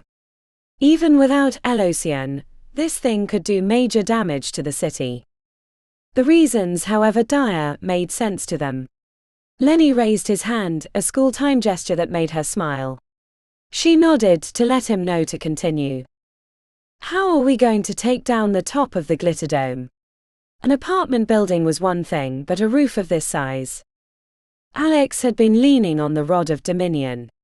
She'd only used its abilities sparingly, and mostly for communication. I have some power to spare. Chapter 44. Do sit Darum. Her sister's words cut a hole in Pi's heart. It was taking all her ability to withstand the onslaught from Elocian, and in this case, a tie would mean her eventual end. Already her body was flaking to pieces, the energies passing through destroying every cell along the way. She asked me to kill her. If it were anyone else, she might think it despair. A last-second effort to escape a world ruled by the Lord of Lies. But this was her sister, who despite everything that had happened to her, had never given up. Ori walked towards the beam of energy. Use the tattoo. It hadn't made sense in the moment, but then Pi understood. Use the tattoo. Take her soul. Was this an attempt to bolster the defense? Or had her sister seen a solution, a way out? Pi couldn't divert any more energy away from the defense. The air between her and Elocian was in a constant state of explosion and creation. The amount of phase passing through her dwarfed what came through the wells of power in the Undercity. At the point of contact, elemental forms appeared out of the nothingness, only to be destroyed again, but having passed through the forge of creation. Pi felt like she was standing at the dawn of the universe. To do as her sister had asked would only put more pressure on her weakening body. Pi watched with muted horror as the fingernails from her left hand disintegrated into dust. The end was approaching. Pi reached out with the tattoo, drawing more energy and speeding up her collapse, to rip the soul from her sister's body. It was easier than expected, but also much harder. She was destroying her last bit of family. Ending her sister's life. The soul came free. Ori had given it up. The impact as their two souls came together should have given her a burst of energy, but the soul was minuscule compared to the energies being traded across the battlefield. The fingernails from her right hand disintegrated, followed by the tip of her pinky. It turned to dust before her eyes. In other circumstances, she would have wanted to revel in the connection between them, but as Ori's soul impacted hers, she felt all the raw emotions contained within her sister. Fear. Anger. Regrets. Love. The bridge. It's a conduit. Reverse the flow. We'll die. It's the only way. Use my truth magic. Pi could see what her sister was talking about. The flows of energy were rivers in the air. She could never destroy the bridge, but it could destroy itself, and maybe Elocian with it. But she had to get away. The method of Alex's battle with Elocian came to mind, but this wasn't the dream world. She needed more concrete tools to achieve flight. Pi focused on the flesh on her back, imagining wings growing from her shoulder blades. At first, fleshy nubs poked out, causing immense pain, but then as she continued her visualization, two beautiful glossy black wings unfolded. The ease frightened her and gave Pi a taste of what life was like in the infernal realm. A pump of the wings brought her above the ground. She made 2 more testing beats before pushing back against Elocian as hard as she could and then exploding away. The beam of energy passed behind, nearly crisping her to dust before she'd made it 50 feet. Elocian hadn't been expecting the sudden change. Pi flew as if she'd been shot out like a cannon. She headed to the landmass hovering overhead, the one that had once been in Victor's home. She landed before Elocian could catch up, now standing upside down in relation to the Demon Lord, and reached out to the bridge. With her body still humming, Pi used her sister's truth magic to increase the intake of phase for the bridge. It was easier than expected and would give Elocian more access to power, but hopefully if they could survive long enough, would eventually overload and destroy the bridge, trapping both Tatus in the infernal realm. It wasn't the best of solutions, but at least their friends could live. The 100 halls would be saved. Elocian spotted her from the other landmass. A chunk of rock the size of a building came flying at her. She winged out of the way, barely avoiding getting crushed. Her body sizzled. Her arms had cracks revealing embers. At least the pain was distant now, as if she'd burned out the nerve endings that might have left her in agony. After throwing more rocks, Elocian seemed to sense something was wrong with the bridge. Pi didn't want him to know what they'd done in case he could reverse it, so she drew from it again, sending a beam of power at him. The levels made her choke and sped up the process of her body's disintegration. Elocian countered her attack, pushing back on her as if he sensed that he needed to eliminate her sooner. They were running out of time. Pi reached out to the bridge and removed the limits that governed the intake. As soon as she did, the bridge gained a slight glow as if the structure were overheating. Come on. She put everything she could into the fight. Their only chance was for Elocian to be too distracted with the battle, and not stop the bridge's eventual overload. A wing broke off from her back, drifting away like ash in the winds created by their battle, but she managed to stay aloft. Her hair crisped away. Eyebrows too. Pi pushed. She felt Ori lending her strength, holding her body together for the last hurrah. As the bridge glowed brighter, Elocian's efforts increased. He pushed and pushed and pushed. Pi knew she was at a point of no return. She stood at the edge of a vast abyss, and one more shove would turn her back into the raw bits of creation. Let go. Don't fight it. She thought her sister was suggesting to let him win, but then she felt her muscles relax. Rather than fight to keep in position, she let the beam of energy push her away. It was enough deflection to keep her from that final annihilation. Pi was sailing backwards, one wing hanging awkwardly from her back, no more hair, her flesh cracked with embers and bright light. It was as bright as a supernova when it happened. One moment the beam of energy was flowing between them. She could no longer see Elocian. Then the world turned to white. She felt the winds of oblivion expanding outward, and used her final moment to say one last thing. Dusit Darum. Chapter 45. The Eater had torn the roof off the Glitterdome. Broken structural beams and wire trays hung down beneath the opening like a nest turned upside down. As it perched on the edge, the demon dragon roared, sending waves of fear through Alex, but she held on to her thoughts. Hit the rim with everything you've got, she shouted into the rod. The mages remaining had arrayed themselves in the upper structure. She hadn't known how many still lived, but as the magics erupted from the under rim, she was pleased by how few had fled. There was automatic fire too. Even those without magic knew how important this moment was, or at least Alex hoped it was. This might be a last Pyrrhic stand, and then Elocian would come crashing through the portal to end them, but at least they would go down fighting. The sounds of battle rose up from outside the Glitterdome as well. The demon army had moved to trap them, and only the fighting of the Gigantus was keeping them outside. Alex lifted the rod. Bolts of lightning leapt from its tip, snaking across the open air and hitting the structural beams holding up the damaged roof. The Eater smashed its claw into a nearby section, and the bright sorceries erupting from that region disappeared. She tried not to think of the souls lost and poured the remaining energies inside the rod into destroying the glitterdome. A second claw erased another section of the rim, and with it dozens more mages.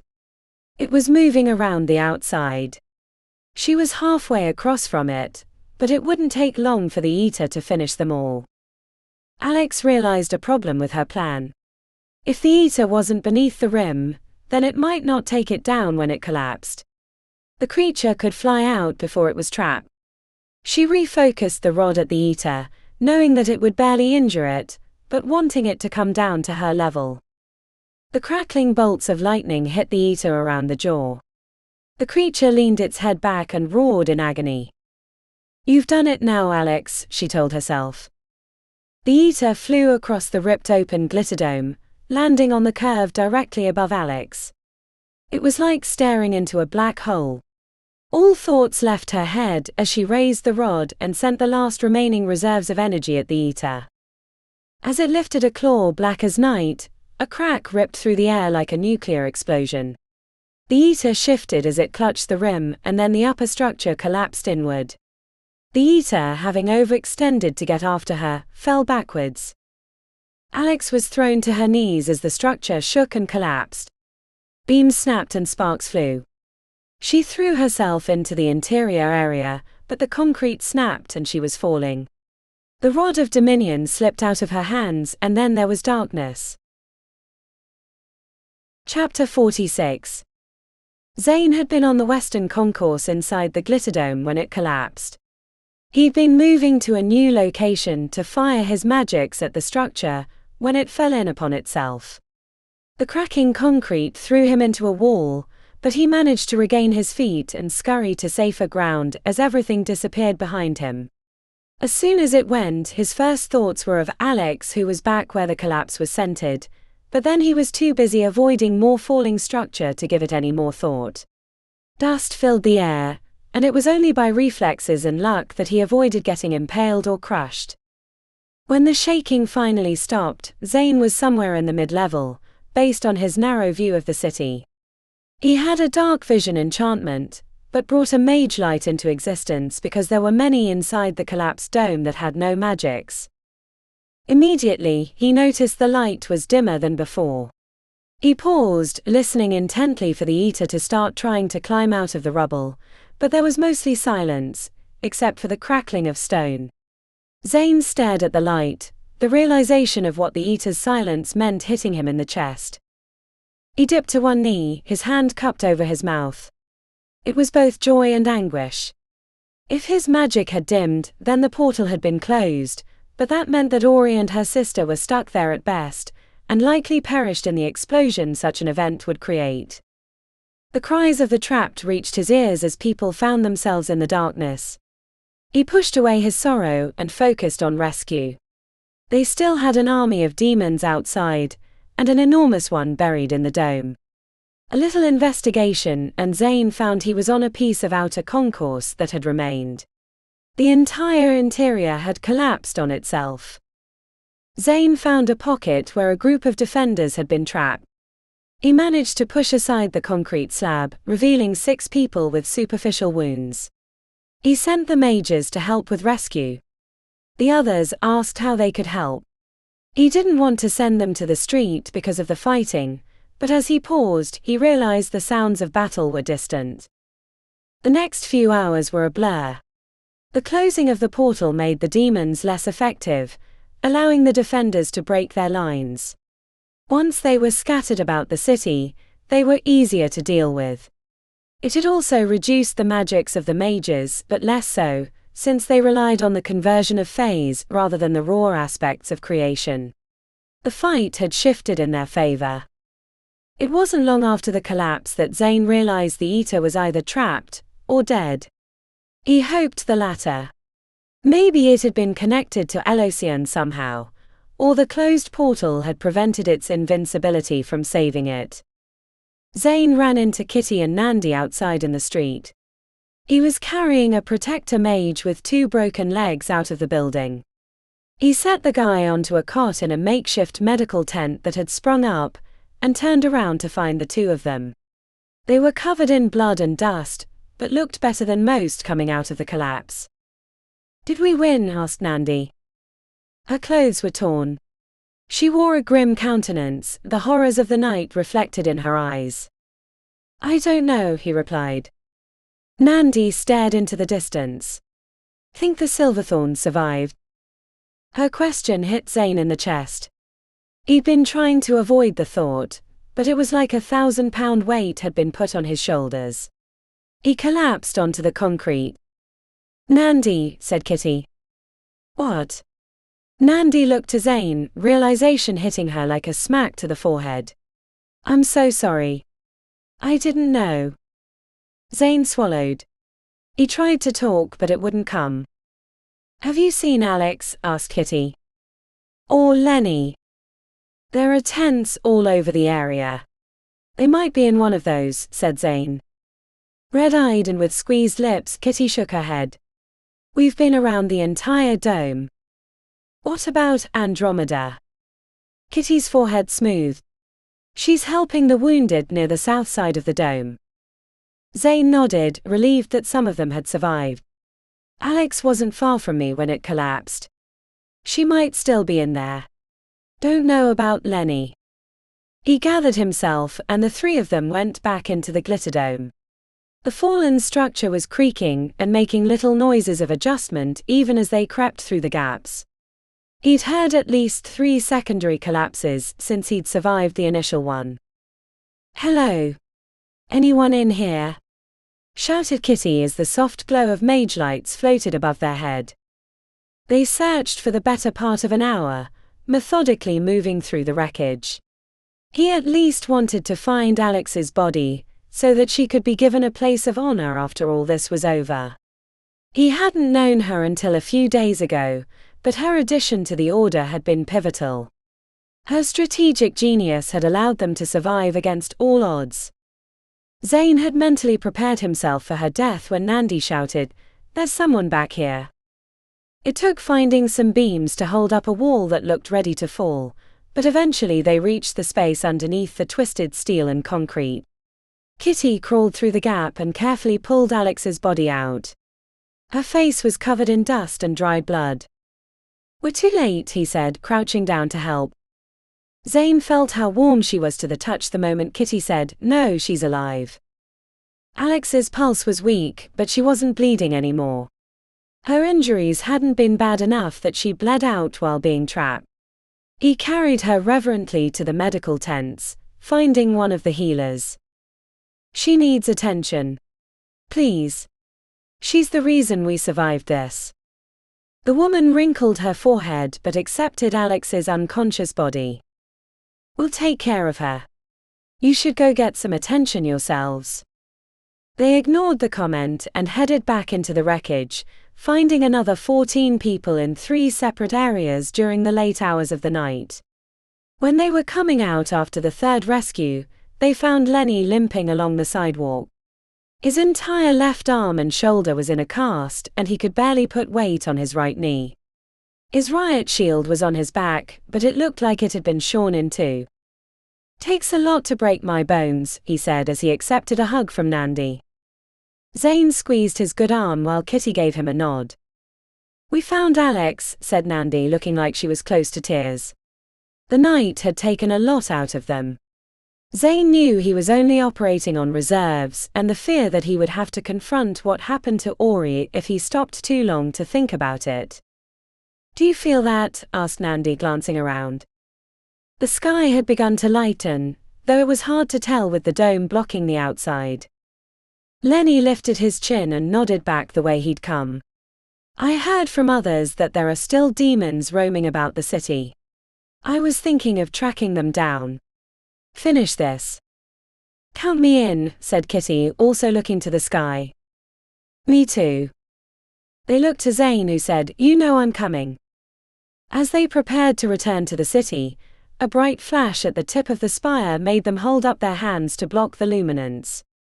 When it was over, the sky shifted and swirled. It took a moment for Zane to realize the dome was evaporating. As it disappeared, the light from the dawn streamed over the buildings, revealing the wreckage. Smoke swirled from dozens of locations on the eastern side of the city. Most of the buildings in the 2nd and 8th wards had been damaged during the battle. The loss of life was heartbreaking, but Zane knew it could have been much worse had it not been for Ori and Pai's sacrifice. "Come on," said Zane, marching towards the sounds of distant fighting. "I want payback." Chapter 47. Ivan stared out the shattered window at the morning light cascading over the city. His brain was foggy from being inside Elosion's mind, but at least they'd gotten out before the Demon Lord had been destroyed. Footsteps approached from the 1st floor. A bottle of amber liquid dangled in Pax's hand, along with a couple of glasses in the other. "How's she doing?" He nodded towards the 3rd floor. "Audrey's helping her. She's pretty out of it. Been asleep for days, and now she's trying to understand what happened while she was out. Pretty messed up thing to wake up to." "She missed the worst of it at least," said Pax, handing him a glass and pouring him 2 fingers. They clinked glasses and threw them back. The bitter warmth flowed up from his stomach. "I usually don't drink this early," said Ivan, staring into the empty glass. "Figured we needed something to knock the edge off. I feel like I need a month-long shower to wash off being inside his mind." Ivan shrugged. "I said usually. What ended up happening with Ollie?" "Once you delivered the message?" asked Pax. Ivan made explosion noises. "It was painless at least. Scared the lights out of me though. Thought I was dead along with him until I woke up outside Ollie's crack." He chuckled. "Poor bastard. Fucking mad as a hatter. He was so far gone he let me do what I wanted with him." "You feel sorry for him? He killed your brother and started this whole thing," said Pax. Ivan gripped the glass tightly. "I know a thing or two about madness. Danced with it on a number of occasions. You go there because it's an escape from the shitshow of your life. If you think about it, he never got into the halls as he'd hoped, and then as FaZe started messing with his mind, he thought the invasion was going to happen and he was the only one to stop it. Only to find out that he was the one that did it. With a helping hand from Elosian, of course.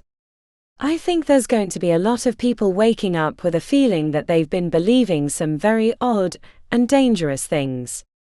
Hopefully with Elosian gone, they'll see their mistakes." "Hopefully," said Pax, waving the empty whiskey glass randomly, clearly not believing herself. A cheer came from the nearby industrial park. They looked through the broken window in time to see the afterglow of a magical attack, taking down one of the Sucretas that had been terrorizing the city. The vagrants that lived there were raising their arms and dancing around as if they'd won some sporting event. "There are benefits to madness," said Ivan, raising his glass in their direction. "Ivan!" The shout came from upstairs. "It's that woman with the cobra thing. She's outside the gate."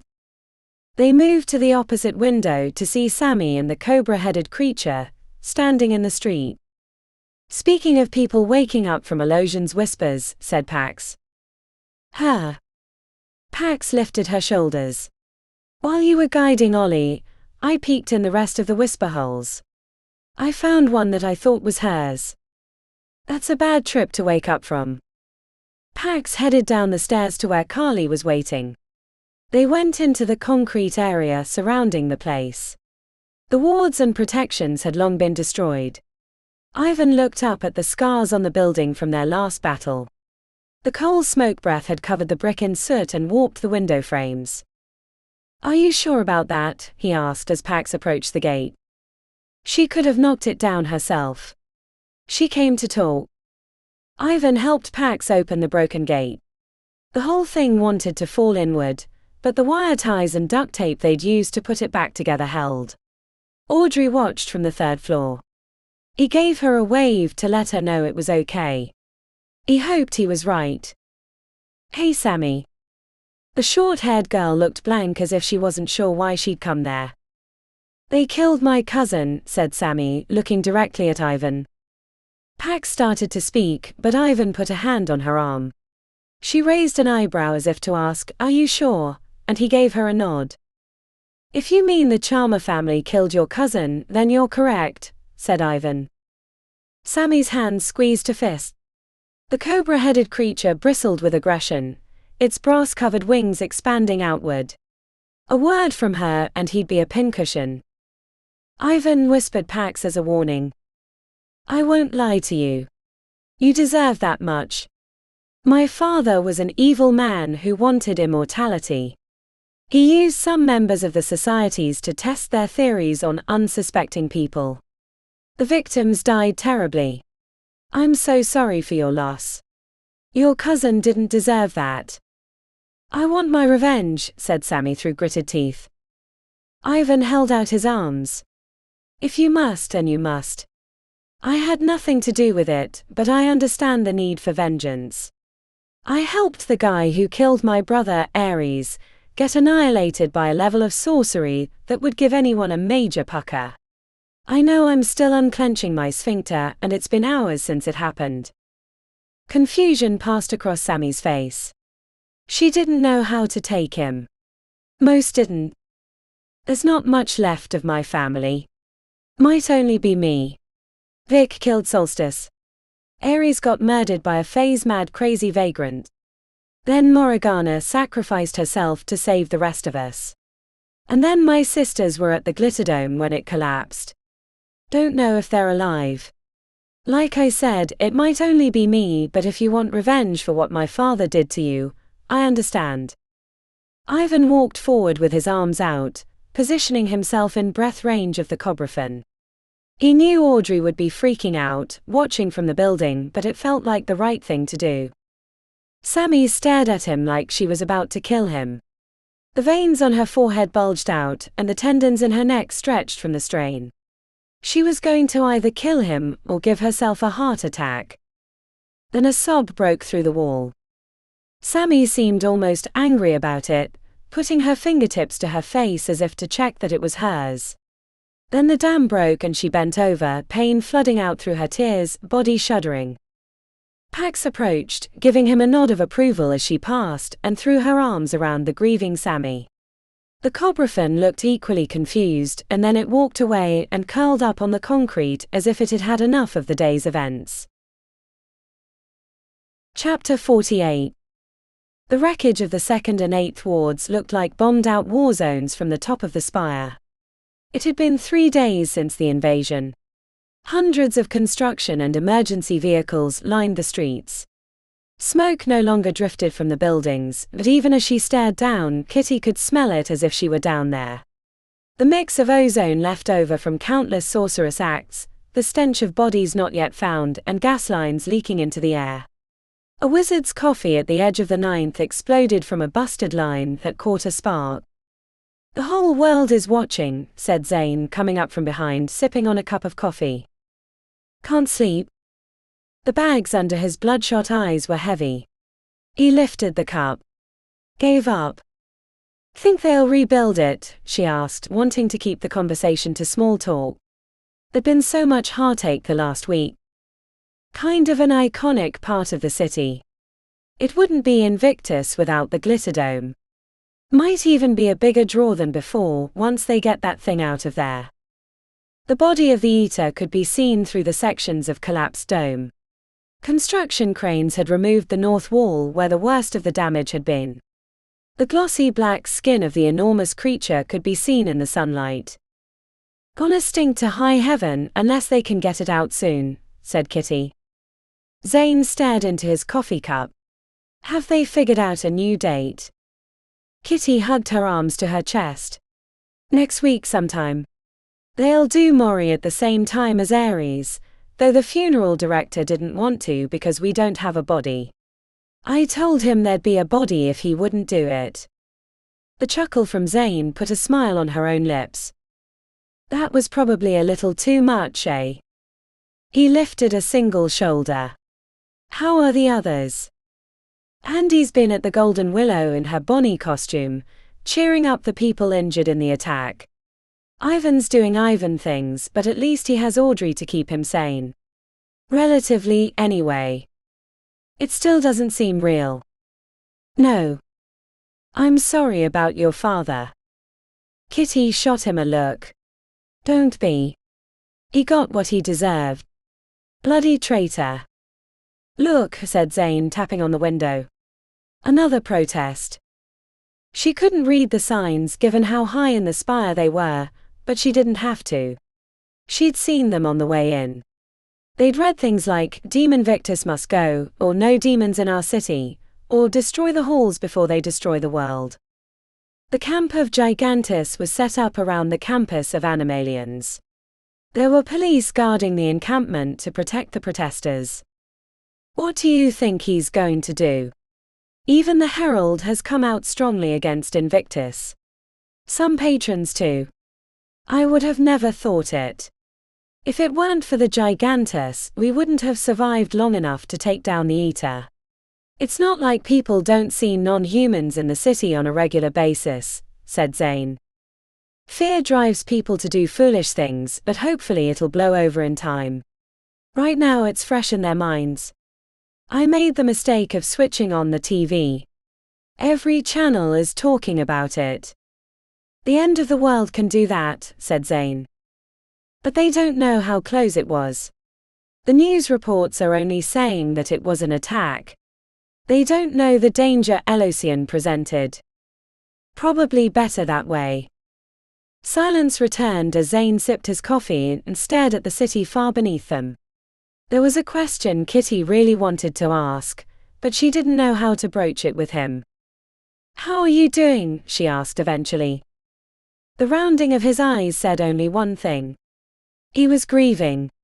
He kept his lips squeezed shut and swallowed, looking down into his cup. Zane looked like he was going to say something when footsteps approached. They both turned to see Invictus in his formal grey robes. Do you have a few hours, Zane? Asked the ancient mage. The wounds from the battle were gone. He looked healthy, as if nothing significant had happened. However, an exhaustion deep in his eyes betrayed the fragility of his position. Heads of state across the world were weighing in on what they thought should happen after the invasion. What do you need? The oldest and most famous mage in the world looked apprehensive, an expression she'd never thought she'd see on his face. I need to make a trip, and I could use some companionship. Kitty shared a glance with Zane. Sure. When? Right now. Sorry for the late notice, but my schedule's been a bit upended. Kitty stepped forward. Do you need me? I do, but not this errand. He held out an envelope which she accepted. It had a red wax seal on the back. Would you take that to Priyanka? She's in her usual place at the hall. She lifted the envelope. I'll go right away. Invictus seemed like he wanted to say something else, but it ended up as, thank you, Kitty. The two left for another part of the living area. Kitty assumed it was the helmsman, and if he wanted to take Zane, there was probably only one place they were going to go. The Infernal Realm. Chapter 49. The solemn procession towards the room where the helmsman was kept left a tightness in Zane's chest. A million questions were perched on his lips, but he feared to utter a single one as he wasn't sure he wanted to know the answer. It was easier to go along than know the truth that was in his heart. Invictus collected a bracelet in the room where the artifact was kept, and slipped it over his wrist. Then he opened the big tome near the machine, and after finding the appropriate page, put the coordinates in. Would you do the honors? He asked, gesturing towards the lever. Zane pulled it, and a great hum rose up. The stone wall beneath the archway wavered with the suggestion of another place. As Invictus strode towards the portal, motioning for Zane to join him, he said, "The last time I entered the Infernal Realm, I barely left with my life. Getting stuck in stasis made a mess of things in the halls. You'd think I'd get better at this with age, but I think I'm getting worse." He wagged his bushy eyebrows. The rest of the world thinks that I am. You did what you had to do. It's only fear that's keeping them from seeing how you saved the city. Invictus faced Zane, putting a bony finger in his chest. You saved the city. You and your friends. The Gigantus helped, but truth be told, I missed what Elosian was doing. He outmaneuvered me at every turn. It nearly cost us. The your friends part was ringing in Zane's ears. He'd feared sleeping because every time he closed his eyes, he could see Ori's face staring back at him. They talked about finally getting away from their responsibilities and exploring the world once all this was over. But for her and her sister, it was over permanently. Invictus held out his hand. Zane took it. The ancient mage's palms were cut with calluses. They walked through the portal together, arriving in a familiar valley. The stink of ozone made him want to sneeze, and his eyes watered. Don't worry, we won't be here long, said Invictus. Why are we? Asked Zane, but the ancient mage had moved ahead. They walked through the encampment where Elosian's army had been, before they headed through the portal.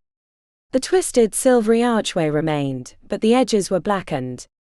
Invictus stopped near a flesh-colored hut with bones as scaffolding, and pointed to the threads on the hem.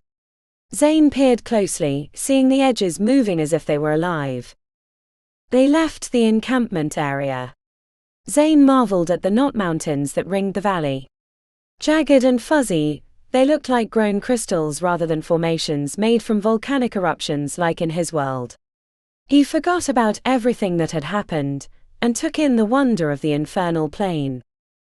It's not what I expected, even after seeing it from Elosian's mind. I thought the real version was being filtered somehow. Chaos can be beautiful.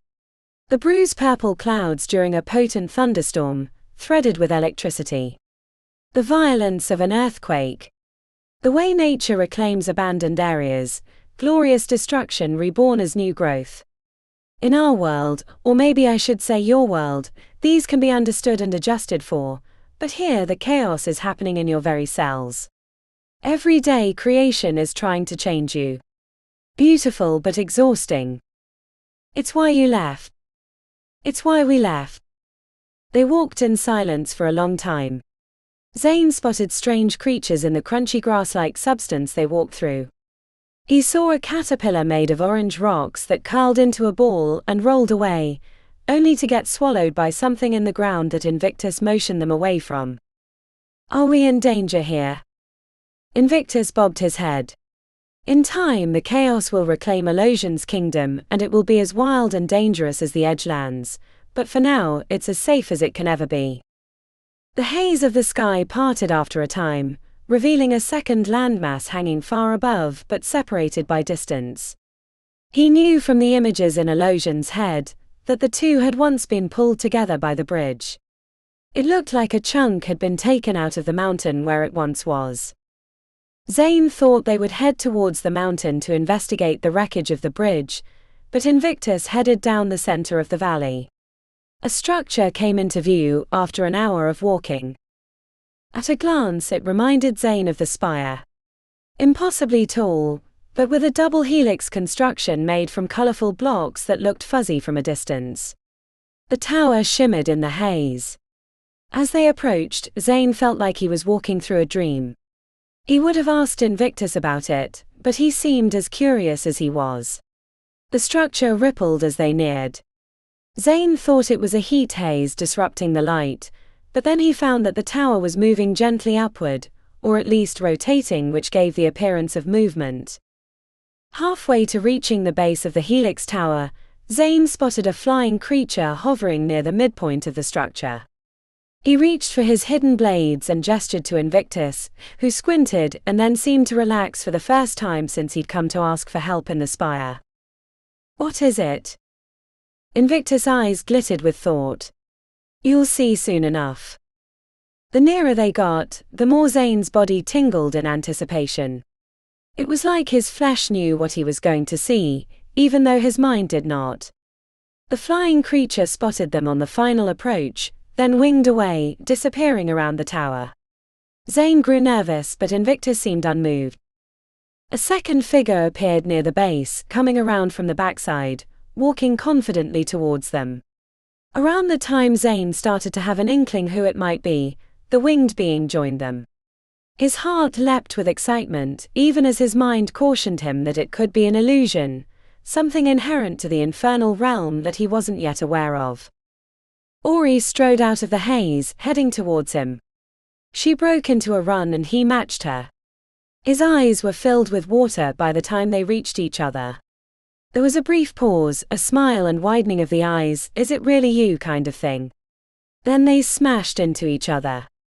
Zane had never felt so much relief in his life. "What are you doing here?" he choked out after a long rocking hug. He was aware of Pi landing near Invictus, who was watching from the side with a tearful grin. The younger Silverthorn had glossy black wings and glowed with an inner light. "That's what your first question is?" asked Ori, laughing and wiping away tears. "I thought you were dead." He turned to Invictus. "Did you know?" "No. No. Hope. Yes." Pi jogged toward the ancient mage, and to Zane's surprise, he fell into his arms for a hug. Invictus touched her on the forehead. "I knew you could do it." "Nice try, you cantankerous old sack of balls," said Pi, grinning. He grunted under his breath. "I'm afraid you're going to be even more insufferable now. The apple doesn't fall far from the tree." Invictus' gaze fell upon the bridge tattoo on her arm. He made a motion, and she offered it for inspection. "This was really yours?" asked a wide-eyed Pi. "It was," said Invictus, frowning. "A terrible thing. I should have found a way to destroy it." "Does it still do anything?" asked Zane with his arms around Ori's waist. He wasn't sure he ever wanted to let go. "The source of power is gone, but it's a conduit for mine." Pi traced her fingers along the outline. "Some things are beyond my ability, thankfully, but at least it was good for one last demonstration." She smiled at her sister, who returned the grin. Invictus tapped on his own chin. "I sense there's a story here that bears repeating." Pi looked back the way they'd come, to where the chunk out of the mountain was missing. "To destroy the bridge we had to reverse the flow of phase. To overload it. But I couldn't do it alone. It was Ori's idea, really. I didn't want to do it." "What?" asked Zane, turning his head towards Ori. She spoke matter-of-factly, as if it were a simple task. "She had to kill me. Take my soul so I could help her use truth magic to reverse it. My knowledge, her power, it was the only way." "Broken hells," said Zane, and a knot caught in his throat at the thought. He couldn't imagine having to do that to his sister Nevaeh, or one of his other siblings. "Thankfully I had enough juice in the tattoo to put her back after everything was done. Healed us up just fine too." Pi rose in the air at the beat of her wings with a smirk on her lips. "I'm beginning to like this place. I don't know why you left. I could do quite well here." Invictus crossed his arms. "Creation works both ways. Elocian wasn't so bad in the beginning, when we first encountered each other." "Or you were awful like him," said Ori flatly. The ancient mage blinked, the rebuke faintly registering on his wrinkled face. For a moment Zane thought he was going to say something biting, but he sighed instead. "You're right." He turned toward Pi and jabbed his knobby finger at her. "But you, Miss Pythia, should be wary of this realm. Very wary." She let herself drift to the ground. "I don't really want to stay, but I thought it'd get a rise out of you." Invictus squinted at her. "If you hadn't just saved the world." He glanced up at the double helix structure. "This is quite remarkable, especially given the time you've been here." "Oh, it wasn't me. It was Ori.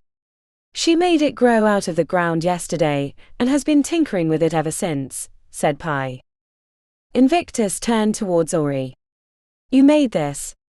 I thought your sister was the one I had to worry about." "Truth magic is quite suited to this realm." Ori lifted her shoulders and gazed at Zane. Locking eyes with her made his insides warm. But I want to get back to ours. See the world. Take a break. Said Invictus, frowning again. That complicates things. It does, he said at the same time as Ori. Invictus put his arms behind his back and started pacing. A simple majority of patrons have asked me to step down as head patron. They believe that my presence there, after everything that transpired, will only hurt the school. Already governments across the world are passing laws that revoke the special position we've had for over a century. You can't be serious, Ori said. You made the school. You did everything you could to save it. You risked your life. The old man faced them. There's a validity to their argument. It's not a democracy, said Ori, then squinting she added, right? He chuckled as he moved to face Ori. Zane stepped away from her as he sensed a momentous question approaching. Correct, said Invictus. It is not. But I don't want to rule the halls, I want it to flourish. To grow. Magic is too important to let run wild as it did here in this realm. There must be structure. Rules. Which is why I am resigning and would like you to take the position of head patron, Aurelia Maximus Silverthorn. The words put a spear in Zane's chest.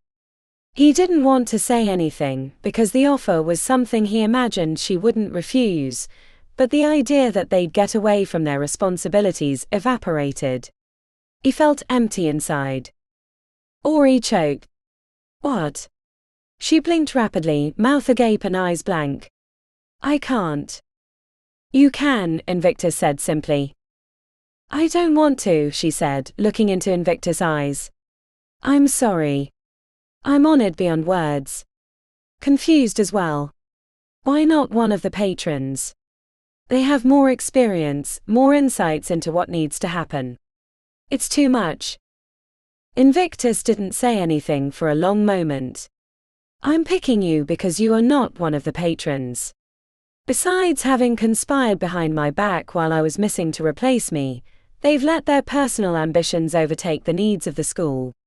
They've forgotten the very reasons we started it. Besides, all of them, and myself for that matter, have troubled pasts.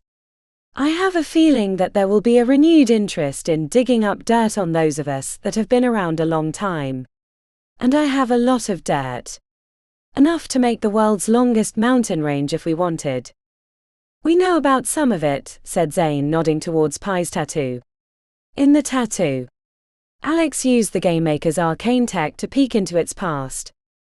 See, said Invictus, gesturing towards him. It will get out. I was already seen leading an army of demons into the city, where I had trapped everyone with the dome. To save us, said Ori.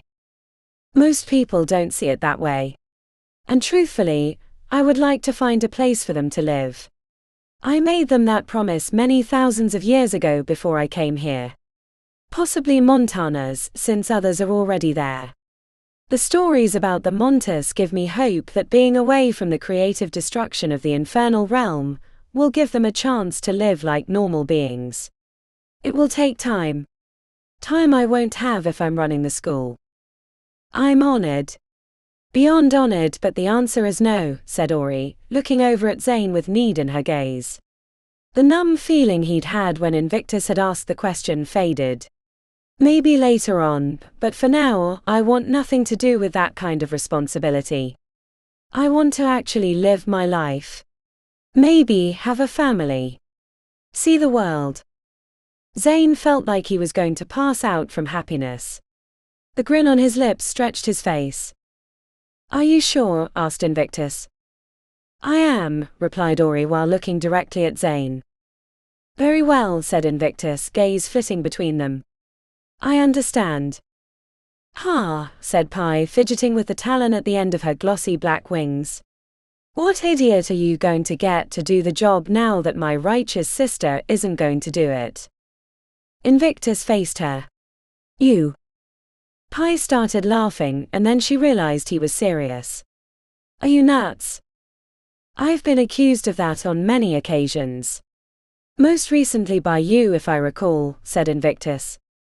Why me? For the same reason as your sister. You care deeply about the halls and have put yourself at great personal risk for them. Pi squinted. I didn't always have the best intentions. I did summon a demon lord to get into the halls. A fact that isn't exactly hidden as it's been thrown in my face a few times. Invictus tilted his head. Given your role in saving the halls, I think that little transgression can be overlooked, and I can ask our good friend Malden to confirm that it was actually Professor Trebleton. After all, he was the one to trick you. Not even my first day and we're already lying about it, said Pi with an arched eyebrow. We can tell the truth if you want, said Invictus. Pi furrowed her forehead. No, I like your story better. Good. Does that mean you're taking the job? Pi bent over laughing, the volume growing as she clutched her sides. Eventually, after wiping away tears, she managed to stand erect. The thing I wanted all my life was power, because I didn't want anyone to do to me what they did to my parents. I craved it more than anything. To be honest, when you weren't around, I imagined myself as the head patron.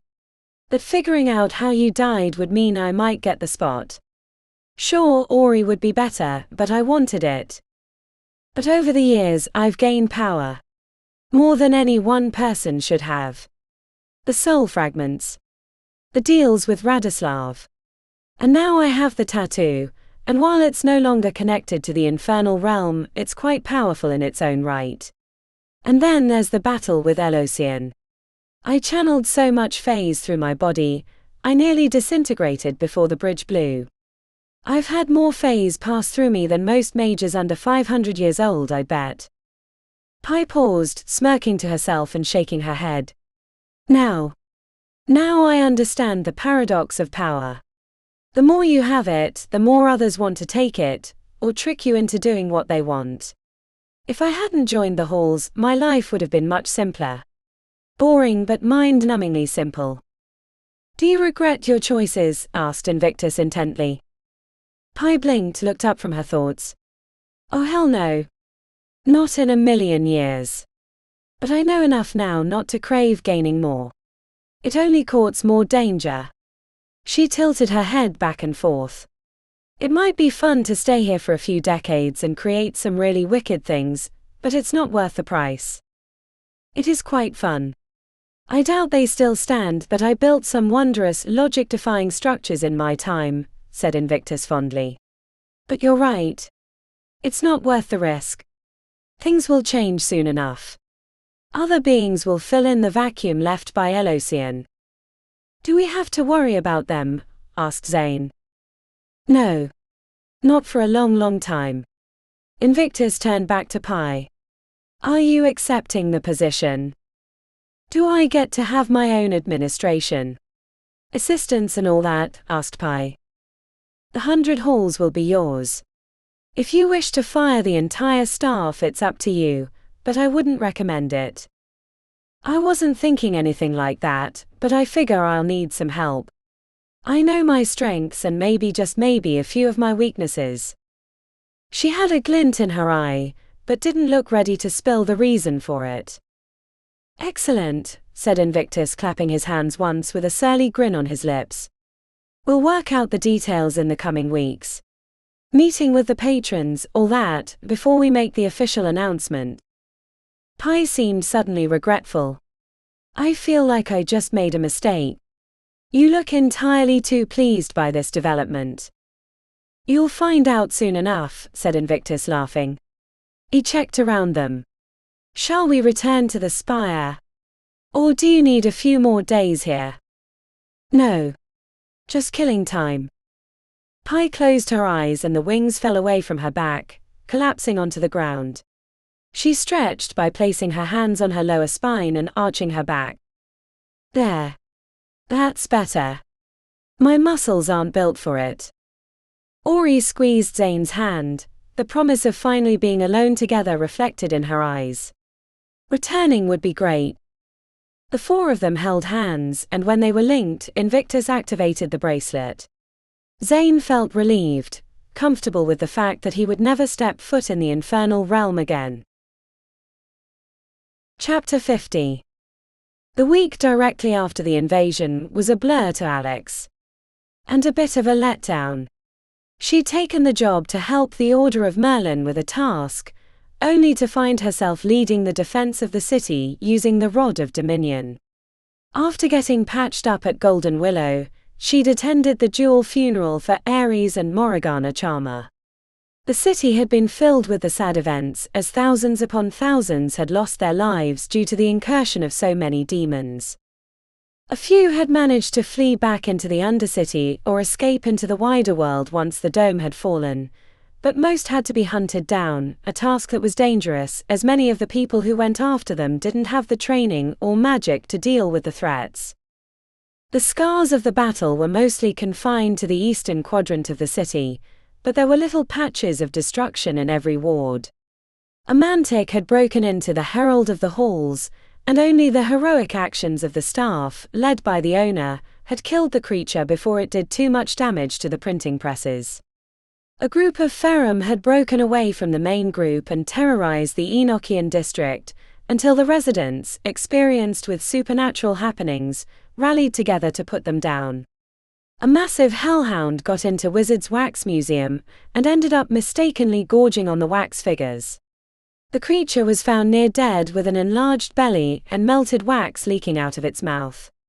It was quickly killed without further incident. In a corner of the 7th ward, a pile of bodies, demonic ones, were found outside a jazz bar.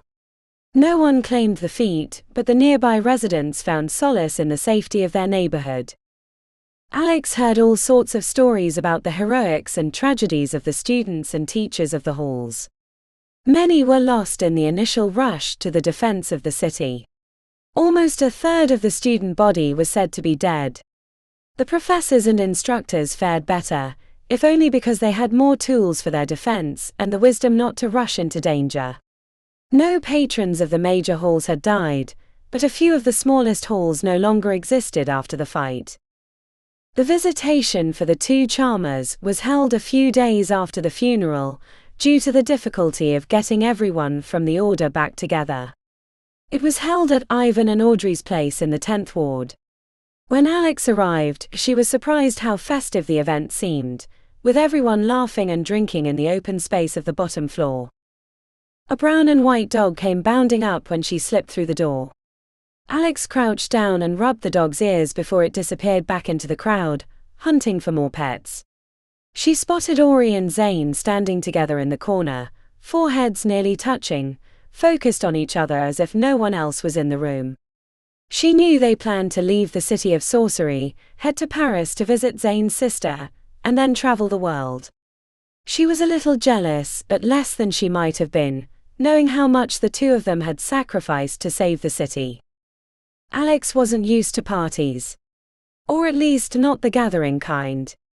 She kneaded her hands together, overwhelmed by the number of people in the space, trying to push away the anxiety that had risen up in her throat.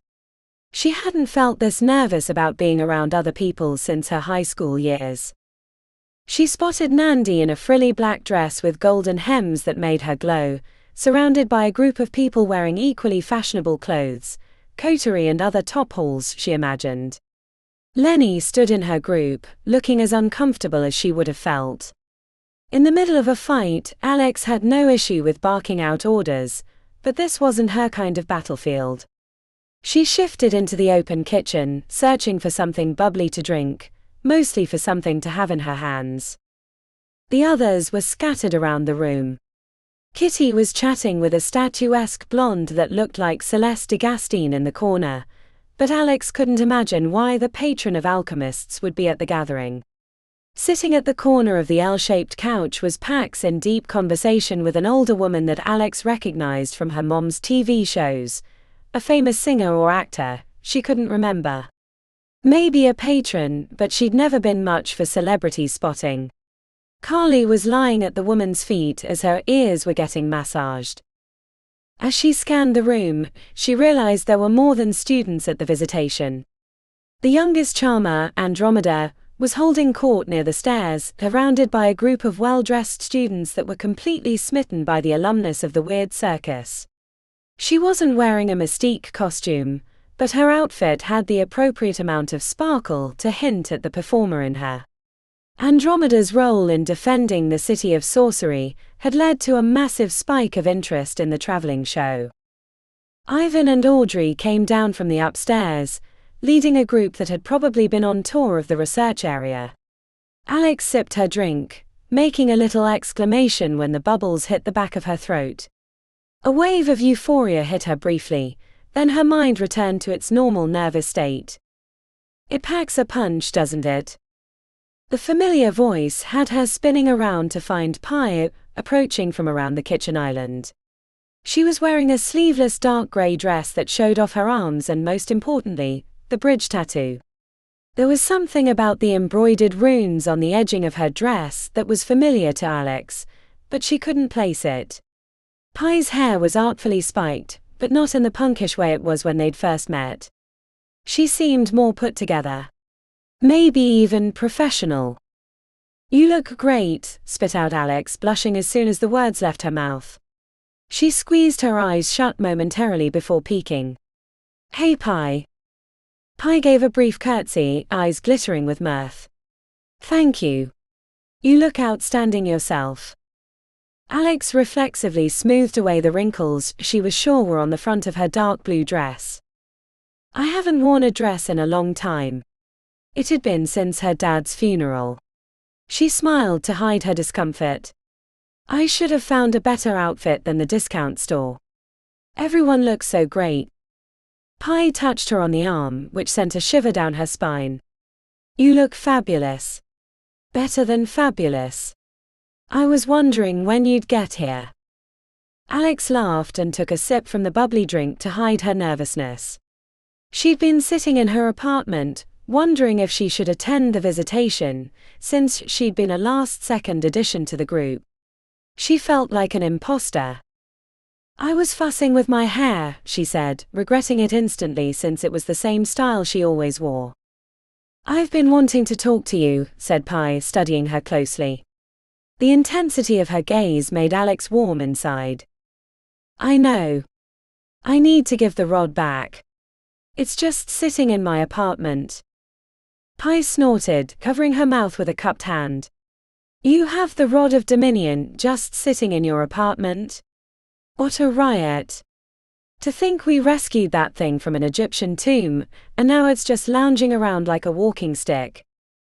"You got that out of an Egyptian tomb?" asked Alex, a little mystified. "My sister and I did our first year. Before you're too impressed, the heavy lifting was done by our parents before they died. We just finished what they started." Pi rolled her eyes. "Sorry, I'm not trying to brag." While nearly everyone else at the party had visible markings from the battle, Pi and her sister looked transcendent, as if the visit to the infernal realm had been invigorating. Alex had to remind herself not to let her jaw dangle open. "I'd love to hear that story," said Alex, hearing her own voice crack. Pi quirked a smile that shone from her eyes as well. "I would love to tell it to you sometime and hear about your adventures in GAMEMAKERS. I heard a little preview from Invictus that made me want to hear the whole story. But I was actually wanting to talk to you about something else." She looked around. "But not here." Curious and a little apprehensive, Pi led her upstairs and onto a balcony that overlooked the backyard, which had a chicken coop and a big metal shed. The chickens picked idly at bugs in the grass. The balcony had a good view of the Spire, which reflected the afternoon sun like a beacon. A plane was flying over the western half of the city, with a banner pulled behind it saying, "Magic is the enemy." They stared at the plane until it circled around the Spire, so they could no longer see it. "The invasion is going to change a lot," said Pi with a heaviness that surprised Alex. "It will," she said, thinking about chaos theory and how small things had big effect. "But at least that won't be your problem." Pi nearly spit out her drink as she burst out laughing. "What? Did I say something funny?" Pi turned with a strange expression on her face. It was the kind of weird nervousness one saw on engagement videos, right before the proposal. Alex leaned away. "You're kind of freaking me out." You can't tell anyone, but I'm going to be the next head patron. We're working out the final details. It'll be announced next week. What? How? That's awesome, said Alex, hating the way the last part had come out as a question. I know, said Pi, pinching the muscles on her knotted forehead. I might regret accepting his offer. She tilted her head and chuckled. You sounded surprised. Alex lifted her shoulders. Sorry. I mean Invictus as head patron. That's like the sun coming up and the eastern water is wet kind of stuff. After the dome and the demons and everything else, he thought it was time to step aside. He wanted Ori, and I don't blame him, but she's kind of done with it. I saw her and Zane. They haven't been out of each other's sight since the Infernal Realm. Alex bit her lower lip. Congratulations. I didn't mean to sound surprised earlier. Pi widened her eyes. You should be. I'm still in shock about it. Which is why I wanted to talk to you. Yes. I need a partner. I'm impulsive and can be a little paranoid. I've always had my sister at my side keeping me from going too far afield, but now that she and Zane are leaving for who knows where, I'm scared shitless. She gestured towards her mouth. See? I need to clean up my language. I'm not sure I'm ready for talking to the press and all the other bullshit that goes with the position. The words slowly seeped into Alex's brain. You're asking me? I don't understand. Figures you'd be humble on top of all that brilliance. I don't know anything about running a school, said Alex. Neither do I, but I know you're a whiz at organization and can juggle 1,000 things in your mind without breaking a sweat. Look, here's the thing about my position. There are few people that can be head patron because of the phase requirements. Due to a few lucky, or unlucky depending on how you look at it, aspects of my life, I'm equivalent to a mage that's been alive for hundreds of years. My mind can handle having so many people connected to me through the patron link. But having the qualifications for that doesn't make me suitable to run the school. That's where I need the help, and after everything that happened, I know I can count on you. Alex laughed aloud. You know, when we came out here, I thought you were going to ask me out. Pi shifted her mouth to the side, looking slightly pained. I'd like that too, but I thought I'd start with the easy question first. Do you want to help me run the 100 halls? Was the easy question. Alex felt a little dizzy. What did Ivan put in these drinks? You haven't answered the question. Which one? Replied Alex. Either. Alex blushed. It was a little overwhelming. On the other hand, having too much to think about was exactly the kind of problem she liked to solve. The school was in the midst of a crisis that it hadn't seen since its founding, and if she was being honest with herself, she had a major crush on the younger Silverthorn. The answer is yes to both questions. But I'm not ready for the second one yet. I'd like to put anything on hold until we've got things straightened out. Adding a relationship on top of running a school sounds like a dangerous combination. As she spoke, Pi glowed with excitement, clapping her hands and grinning with a face-splitting smile. Then she stepped forward, and to Alex's surprise and relief, Pi kissed her. It was short, hungry, and left her wanting when she pulled away. Yes, of course. Business first, said Pi with a glint in her eyes that suggested the time frame of the second question would be much shorter if she had anything to do with it. They stared at each other for a long minute until Pi twitched and checked back through the glass doors. A new group of partygoers was getting a tour from Ivan and Audrey. We should get back to the party, said Pi, reaching out and tugging her towards the door. I'll introduce you to the people you're going to need to know. Their fingers briefly entangled, before Pi looked down with an unapologetic smile. Sorry. Their hands released, and Alex followed the future head patron into the party. The rest of the afternoon was a blur as she met hundreds of alumni, patrons, and students. The whole time she knew she should have been thinking about all the future responsibilities she was going to have, but her mind only had room for a single thought: how long should she wait before getting romantically involved with Pythia Silverthorn? Chapter 51.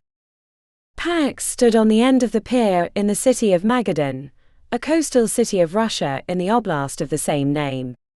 A huge transport ship holding mounds of coal was leaving the commercial docks a few hundred yards away. Waves crashed against the pylons in a sleepy rhythm. Carly lay on her belly, basking in the warm sun. It was July. A few months since she'd left the tundra Spire to return to the city of Invictus. The world was a completely different place since the invasion. Pax held out her hand, conjuring a flame.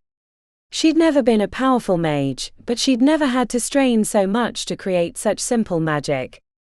Closing the portal had changed the way the two realms interacted, as if the bridge was the thing holding them together.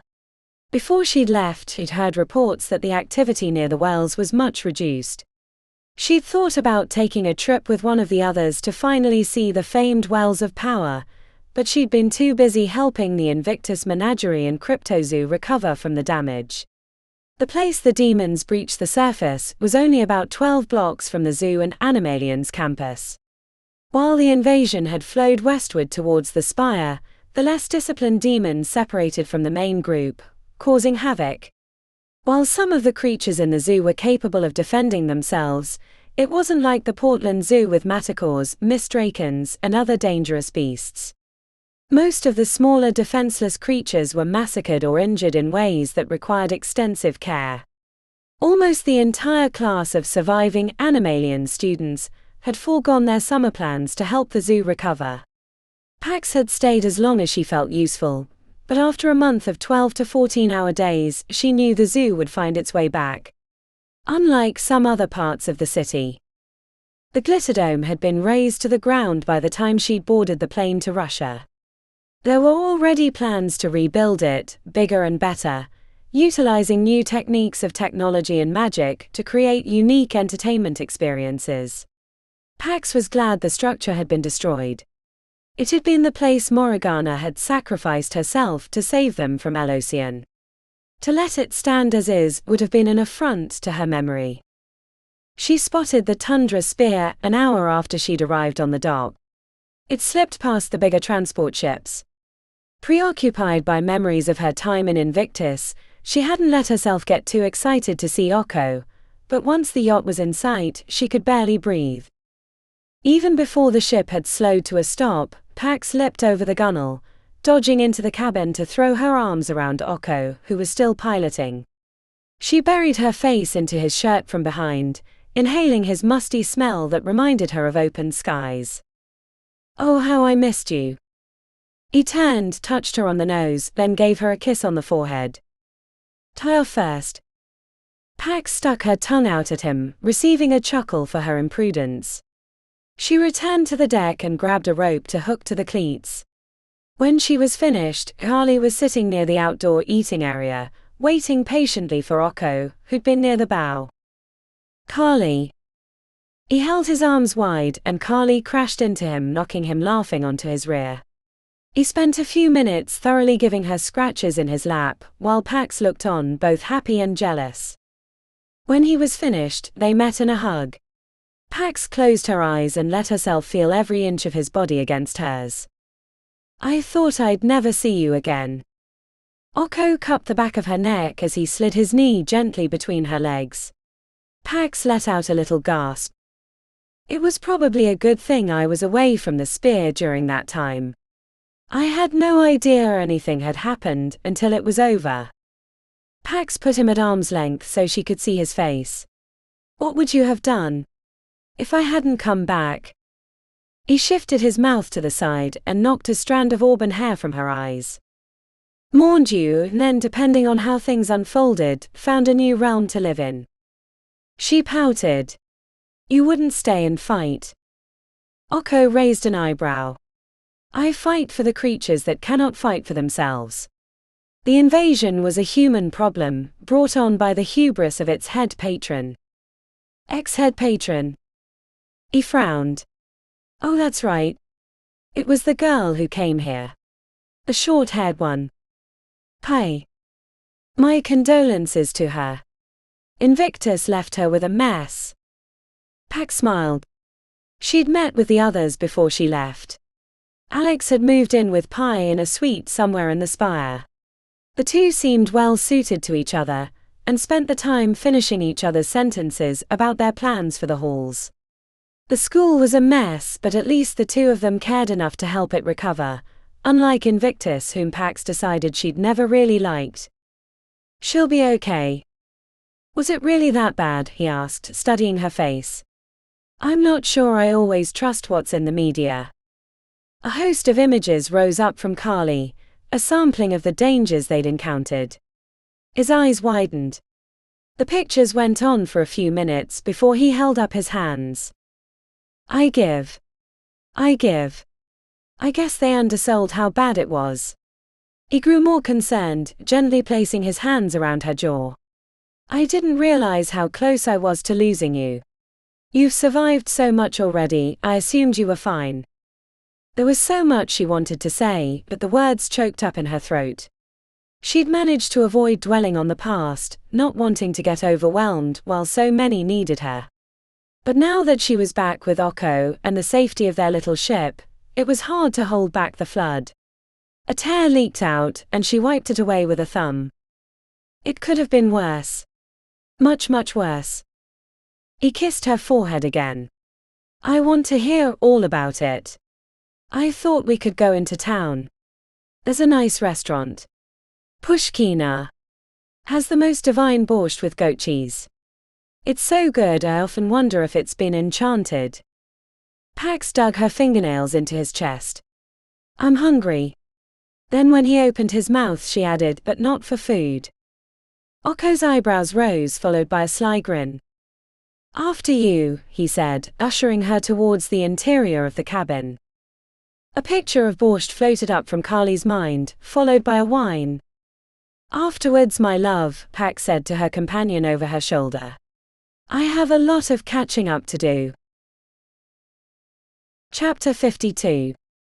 A tap on the shoulder had Kitty pulling away her earbuds, leaving the heavy guitars to echo softly into air. She found the stewardess leaning over the outer seat, where the urn was buckled into position. Are you sure you don't want anything to drink or eat? The stewardess was concerned that she hadn't taken anything during the long flight. Kitty was vaguely aware that she was hungry and thirsty. You can bring me something, said Kitty, sensing that she wouldn't leave her alone unless she'd eaten. She looked down after the stewardess left and checked the fit of the seatbelt around the urn. Kitty placed the flat of her palm on the top. The hum of the plane vibrated into her hand. She pushed back into the seat and stared out the window at the floor of clouds beneath. Her eyes flitted to the documents stuffed into the pouch in the back of the seat, tucked in front of the safety materials. Kitty pulled them out and read through the key points. She shook her head, not believing it, even though Celeste had made a verbal offer before she'd left. The papers were the legal request to become an assistant to the head of her global security team. Most people had to work their way up the ranks for a position as high as the one that was offered, but it wasn't like she hadn't known Celeste since she was a child. The head of alchemists had been a close friend of her family, though Kitty hadn't lost sight of Celeste's interest in the Charmer Company before it tanked. The salary and benefits were considerably more than she thought the position should entail. Kitty couldn't decide if it was a thank you for her role in saving the city, the old family ties, or an actual offer based on her worth. Since most of her financial wealth had been lost when the family company went under, it wasn't like Kitty could turn her nose up at the offer, but she wasn't sure she was ready to work for someone else. Or to be put in a position like that, where the temptations of abusing her power might lead her back to the path that her father had set her on. I am a monster, she mouthed, tasting the words and deciding if they still held true. Morgana hadn't thought so. But she'd had an optimistic view of people. The stewardess brought a tray of food and a glass of champagne. Kitty picked at the chicken and vegetables to make it look like she'd eaten more than she had, but ate the hard rolls slathered with butter. The champagne felt dangerous, so she left it untouched and stuck to the water in her personal bottle. She caught a glance of concern from the stewardess when she took the tray and glass back to the front. Kitty wondered if she should be concerned as well. The last months had been traumatic. The others of the Order, those that had survived, each had someone else to return to, while she had no one. The 2 years in Chiang Mai with Morgana had been the best of her life. While she couldn't teach the kids how to sing, she'd been there to help them when they had questions about their English, and sometimes she showed them how to defend themselves. It had been a peaceful life in the mountains. While they'd never talked about burial sites, Kitty was certain that Morgana would have wanted her ashes to rest at the old house. The rest of the flight passed in a haze. Kitty didn't remember sleeping, but she wasn't tired. The security and immigration lines snaked around the area. "How long are you here for?" asked the woman behind the glass as she studied her passport. 3 days. "What are you here for?" Kitty held up the urn. The woman's intense gaze rounded with softness. She nodded her through after handing her passport back. 3 days would be enough to visit their old house and collect some things before returning to Invictus to work for Celeste. It wasn't like she had anything else to do. Before long she was sitting on the back of a bus, rumbling down the road towards the northern part of the city. She got off at the stop and grabbed a coffee and bagel at a cafe that catered to tourists before heading out on foot. There were much faster ways to reach the house, but it felt good to stretch her legs. It was early morning when she'd arrived in Chiang Mai. Mists haunted the mountains, streaks of white covering the middle of the lush green slopes. Somewhere along the way, Kitty found herself crying. She wasn't sure why. She hadn't been thinking about anything, just enjoying the peaceful valley. As she looked back, she saw the glittering roofs of the temples sticking up amid the rolling hills at the center of the valley. A quivering exhale had her wondering what had become of her life. From the penthouse suite in the first ward of the most important city in all the realms, to a dirt road heading up into the mountains. Yet it didn't feel wrong. She just wasn't used to the lack of tension. Even the gang that had tried to extort them when they first arrived 3 years ago had hardly been a threat. They'd quickly realized how outclassed they were and left the music school and the students alone. She saw a few kids on bikes from a distance. Workers in broad-brimmed hats worked the rice fields, though more than a few of them catered to tourists looking for a unique experience. She climbed the road that led to the old school, hoping that 2 months away hadn't caused any issues. The building looked the same as they'd left it. Kitty had expected the front porch to be covered in mud. Sometimes when the pipes that carried water past the house overflowed, mud leaked onto the front porch and had to be squeegeed away. But it was clean and dry, even though it had clearly been raining recently going by the mist in the mountains. Kitty took off her shoes and left them by the sliding door and went inside. The interior was equally clean. A twitch formed on her lips as she realized why. She went to set the urn down on the wooden floor, but paused with it in her hands, tracing the 2 names engraved into the ring around the top. Minerva Sune and Morgana Charma. Sawadee-ka. A young boy was sticking his head through the gap in the door. Kitty recognized his brown, chubby face immediately. Pravat. His gaze found her. Kitty. Pravat ran into the room and gave her a hug, forcing her to maneuver the urn away so he didn't bump his head. "You came back." "I tell the others," said Pravat, eyes glittering with excitement. A stone formed in her chest. She'd halfway hoped that the students had moved on, forgotten about them, but clearly they'd been waiting for their return. "Where is Ajahn?" he asked, using the Thai word for honored teacher. Kitty tried to speak, but the words wouldn't come. As tears collected in her eyes, Pravat noticed the urn. His eyes widened. She nodded, squeezing her lips together to hold back her grief. Pravat stayed with her until she stopped sobbing. He gently collected the urn from her shaking hands, and set it next to the statue of Buddha that was in the corner on a small altar. Neither she nor Mori had been religious, but having it there had made the parents more comfortable when the school first opened. When Pravat went into the kitchen to make her tea, she realized that the students had been coming up to the school to keep it neat and tidy, hoping they would come back. Kitty sat by the urn and sipped her tea as other students, who'd probably seen her walking up the road, poked their heads through the sliding door. Pravat became her spokesperson as she couldn't find the words. The kids brought flowers, which they laid near the urn. Kitty felt like she was supposed to do something, but whenever she tried to get up, they motioned for her to stay seated. The visitation lasted all morning, but by lunch the kids returned to their homes. Kitty didn't remember falling asleep, but she woke in the evening, lying near the urn and the carpet of bright flowers surrounding it.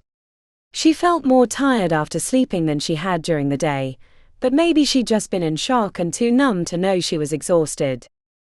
Kitty made a fresh pot of tea and sat on the front porch, watching the glow of the nearby city, which she couldn't see directly, but as an ambience that lifted over the hills. She could hear music playing from somewhere on the mountain. A child was singing. One of Mori's students, she imagined.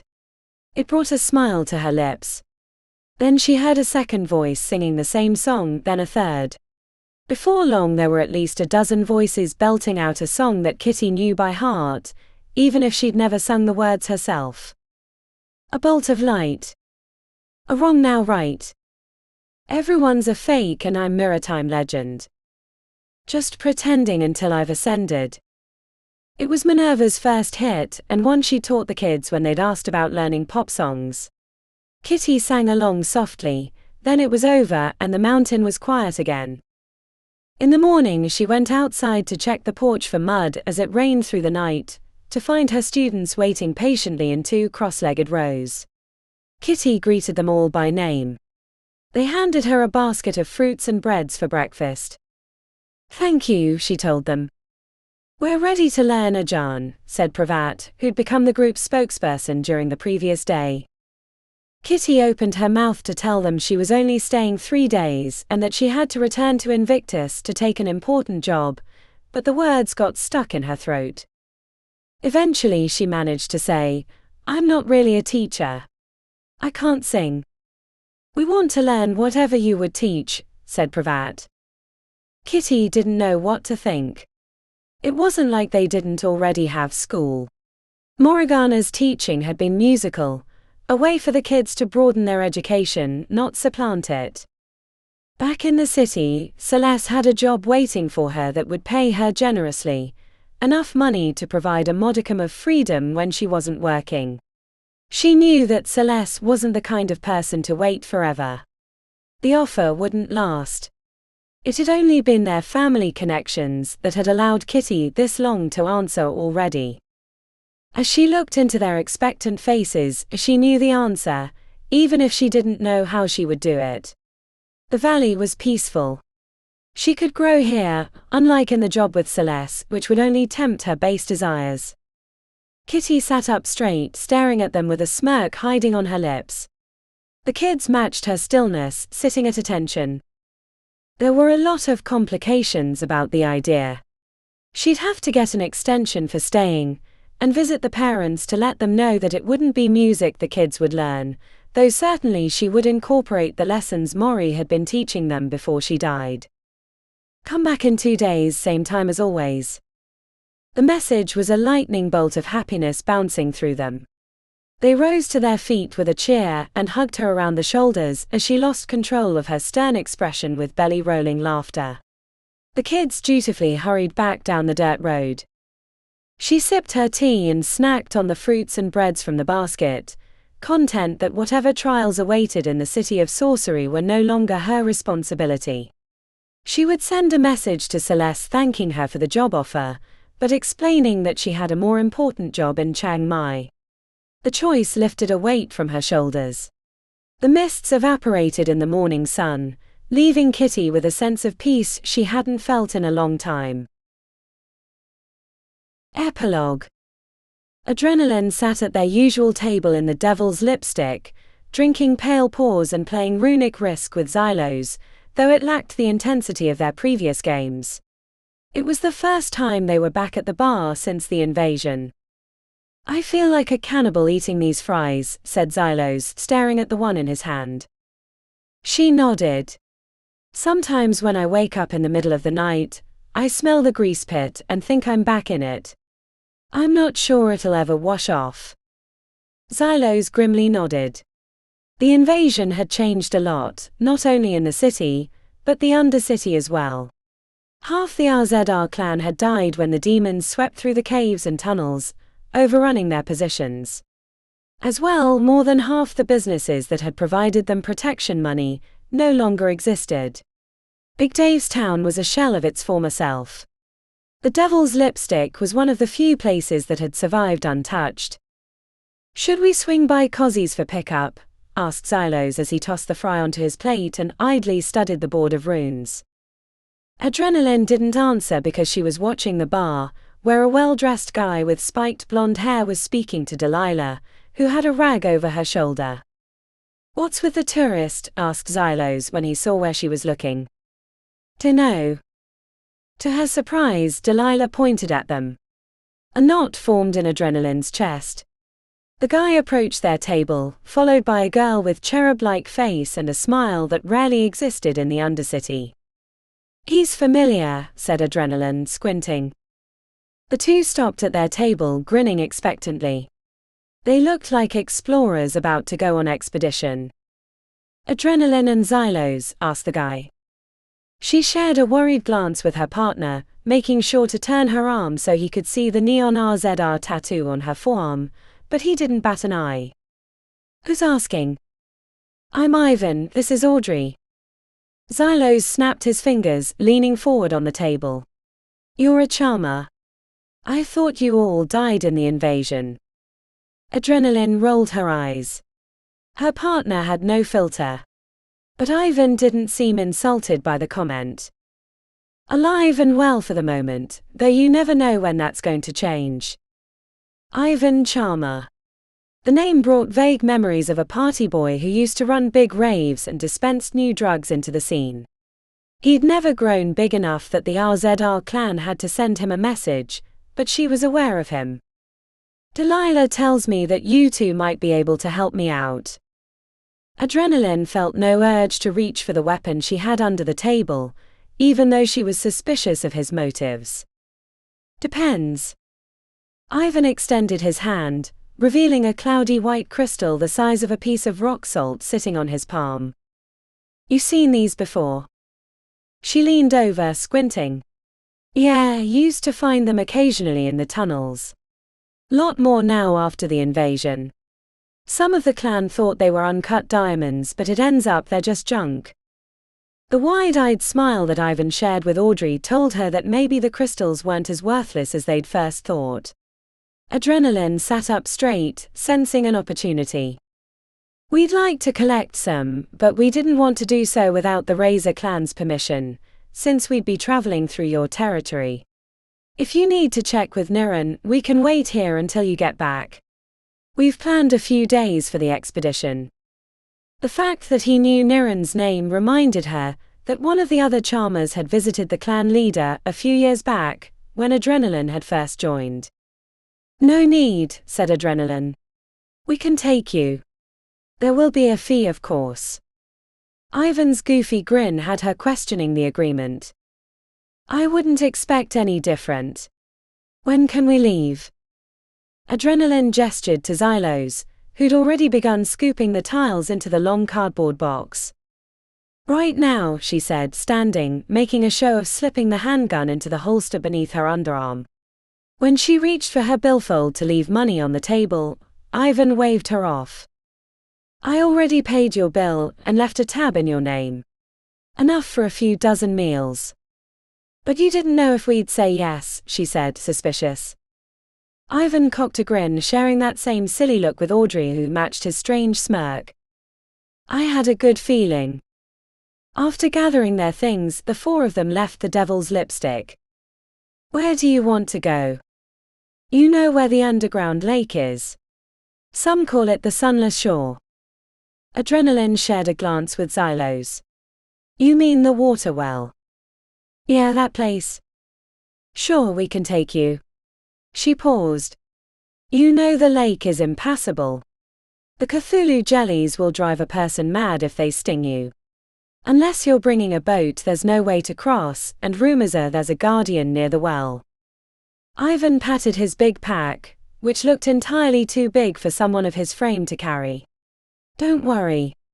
We've got it covered. We just need passage through Razor territory and the extra eyes for security. Adrenaline lifted her shoulders. Fine with me. But if we have to carry anything, our fees are tripled. No worries, said Ivan, pulling a vial from an inside pocket. He threw it down with the practiced ease of someone who drank them frequently. Then he shouldered into the pack, which had to weigh at least 100 pounds. Audrey had an equally big pack that she slipped into after consuming a similar elixir. Shall we? He asked. Adrenaline walked beside Ivan as they headed towards the southern exits of Big Dave's town. They entered the tunnels that would wind through the earth, eventually bringing them to the well of water. What's the interest with those crystals anyway? Are they valuable? She asked. Ivan said nothing for many paces until a light shone from his eyes and he answered. Not yet. But they will be when I'm done with them.